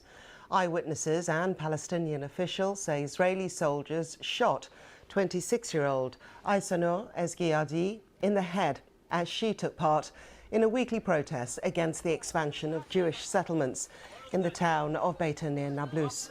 The dual national was rushed to a hospital, but later pronounced dead. Well, let's speak to our diplomatic correspondent, James Landale. Hello there to you, James. Just tell us a bit more about this incident. Well, as you say, it was a weekly protest near Nablus against an illegal settlement where there have been these protests, for a long time. Against the settlement that has been made by some Israelis in an area that even the Israeli government says is an illegal outpost. So it's quite a regular place for people to demonstrate and protest. And anyway, this young woman, this young American woman, Aysanur Ezgiadi, who's literally just graduated from Washington University in Seattle, had recently arrived in the West Bank. She was taking part in this protest. And during that protest, it reached a stage where the Israeli forces fired, what eyewitnesses say were 2 shots. And one of those shots hit Ms. Ezgi in the head. Best snipers in the world. And she was taken to hospital where she later died. The IDF say that they are reviewing this incident. They say that shots were fired against what they called a man who was instigating violence by throwing rocks. Oh, the organisation justifies which has run this protest. Rocks, sniper bullets, same thing. It's the same thing. denied that it was violent in any way and said that Mizesgi was 200 meters away from the police. I would also point out throwing rocks in the West Bank should have nothing to do with Israel because it's in the West Bank and not Israel. And Israel claims to some degree that West Bank is controlled by a different entity, that being the Palestinian Authority, and that it's not apartheid. But this, I mean, this goes well beyond apartheid. Of course, this is just a crime against humanity. Certainly a crime against Palestinians and an American as well. From the soldiers when this happened. So either way, you know, there will be different accounts of what happened, but clearly a young American woman with Turkish origins has died as a result of this incident. Okay, and like you said, she is a dual national. What's Washington? What comments have Washington made on this incident? Well, the Americans so far have said that they think it's a deeply disturbing killing. That's the message from the White House. They've also said that they've asked the Israelis to investigate. The United Nations have called for a full investigation. And the family have asked, they say that an Israeli investigation would not be adequate to use their language. That's true. They say they have asked President Biden to order a full independent investigation to try and get to the bottom of precisely what happened. Because Israel has lied time and time again. They've investigated themselves and found themselves innocent every fucking time that they've done anything wrong that anyone else found out about and decided to care about in the West. Because the rest of it, they don't seem to be investigating at all. It's only when the West gets upset about stuff enough that Israel thinks that they should investigate. And then they'll fake an investigation and blah blah blah and provide no real evidence, basically 95% of the time. And it's, you know, it's, in no way should it be something that America accepts, nor the parents of this woman to accept, to do the investigation. You know, the UN should get in there. United States. I mean, we have, technically there's American troops in Israel. We could get on it. United States could get on this.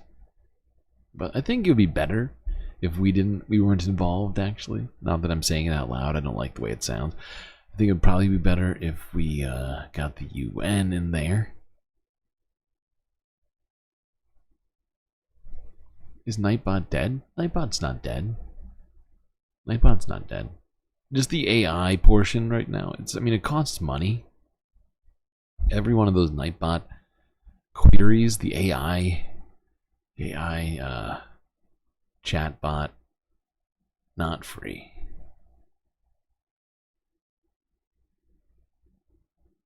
So I've decided to put it on pause for now. But all the other commands work. We still have just a myriad of commands for Nightbot. All the, all the expected ones, all the old school MR commands that used to exist, all those exist. Including a bunch of awesome galactic commands.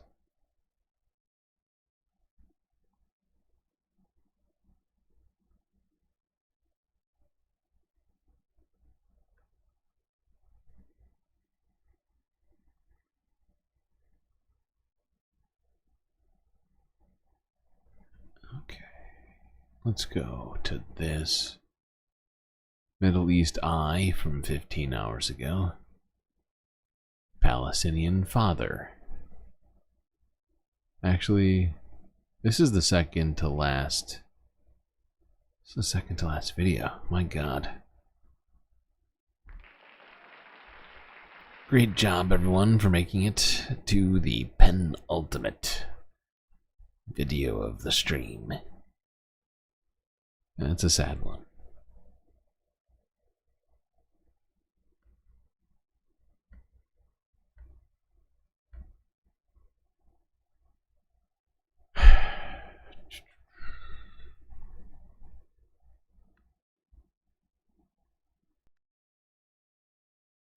this Palestinian father bid farewell to his children.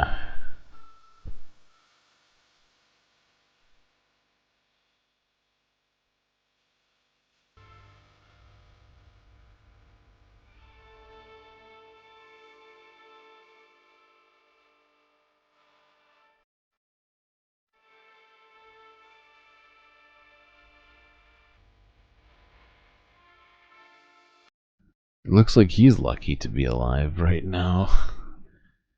As well. I mean, he looks like he's barely...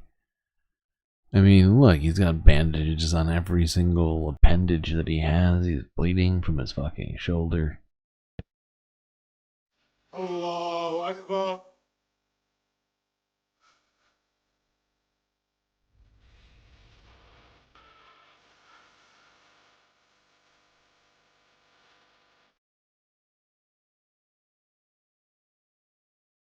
Allah.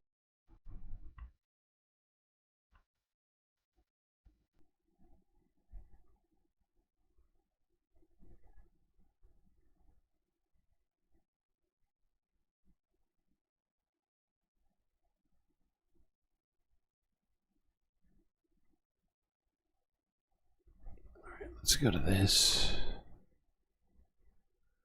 This is the most recent footage of protests still happening in Israel, which appear to not be lacking Wisconsin is any what the fuck, Wisconsin? Oh, there we go.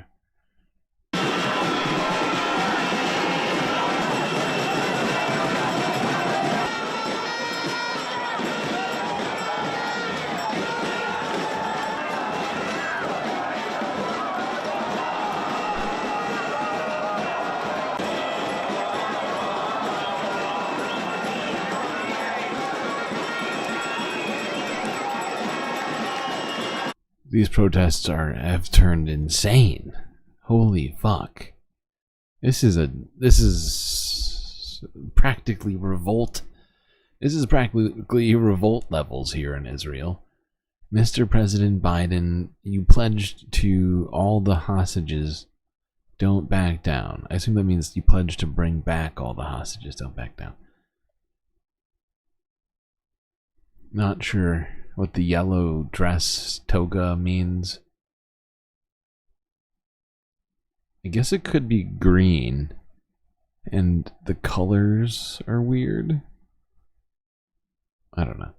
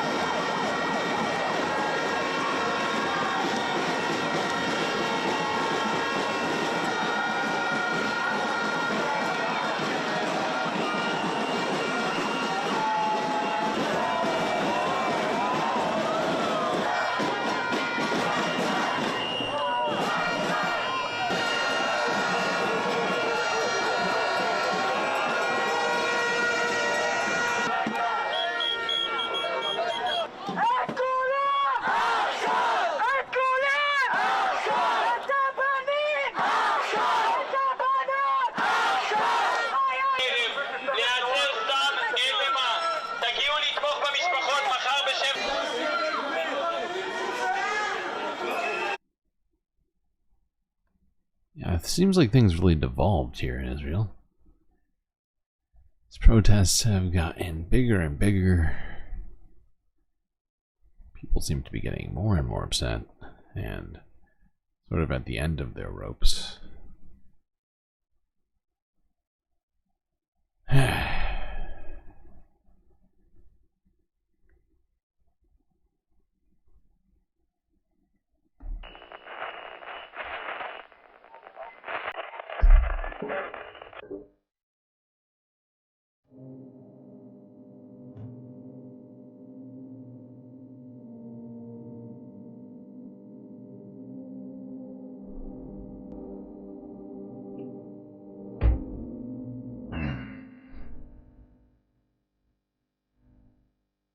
Well, we made it through another long and arduous stream. Hope you all enjoyed, or at least learned something. That's gonna be it for me tonight, Space Fams. Till I see you next time. You stay classy, Galactic Stream Nation.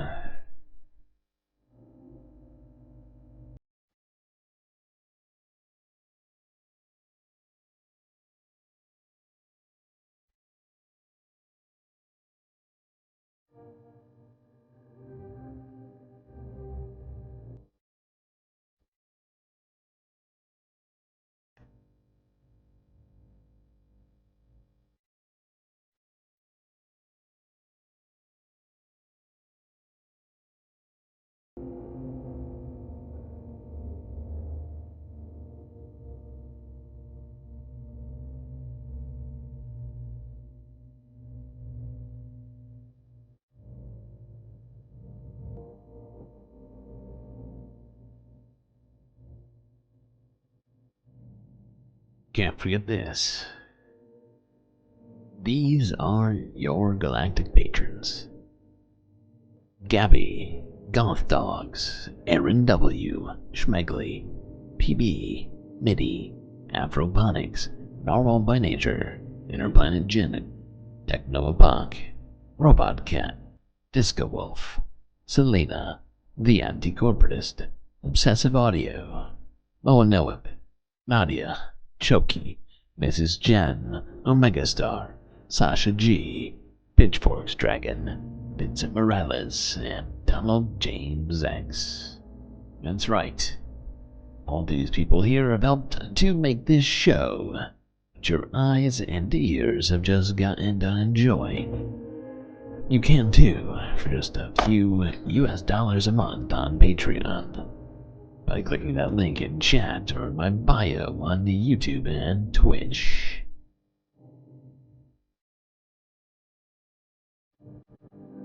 Space benefits await.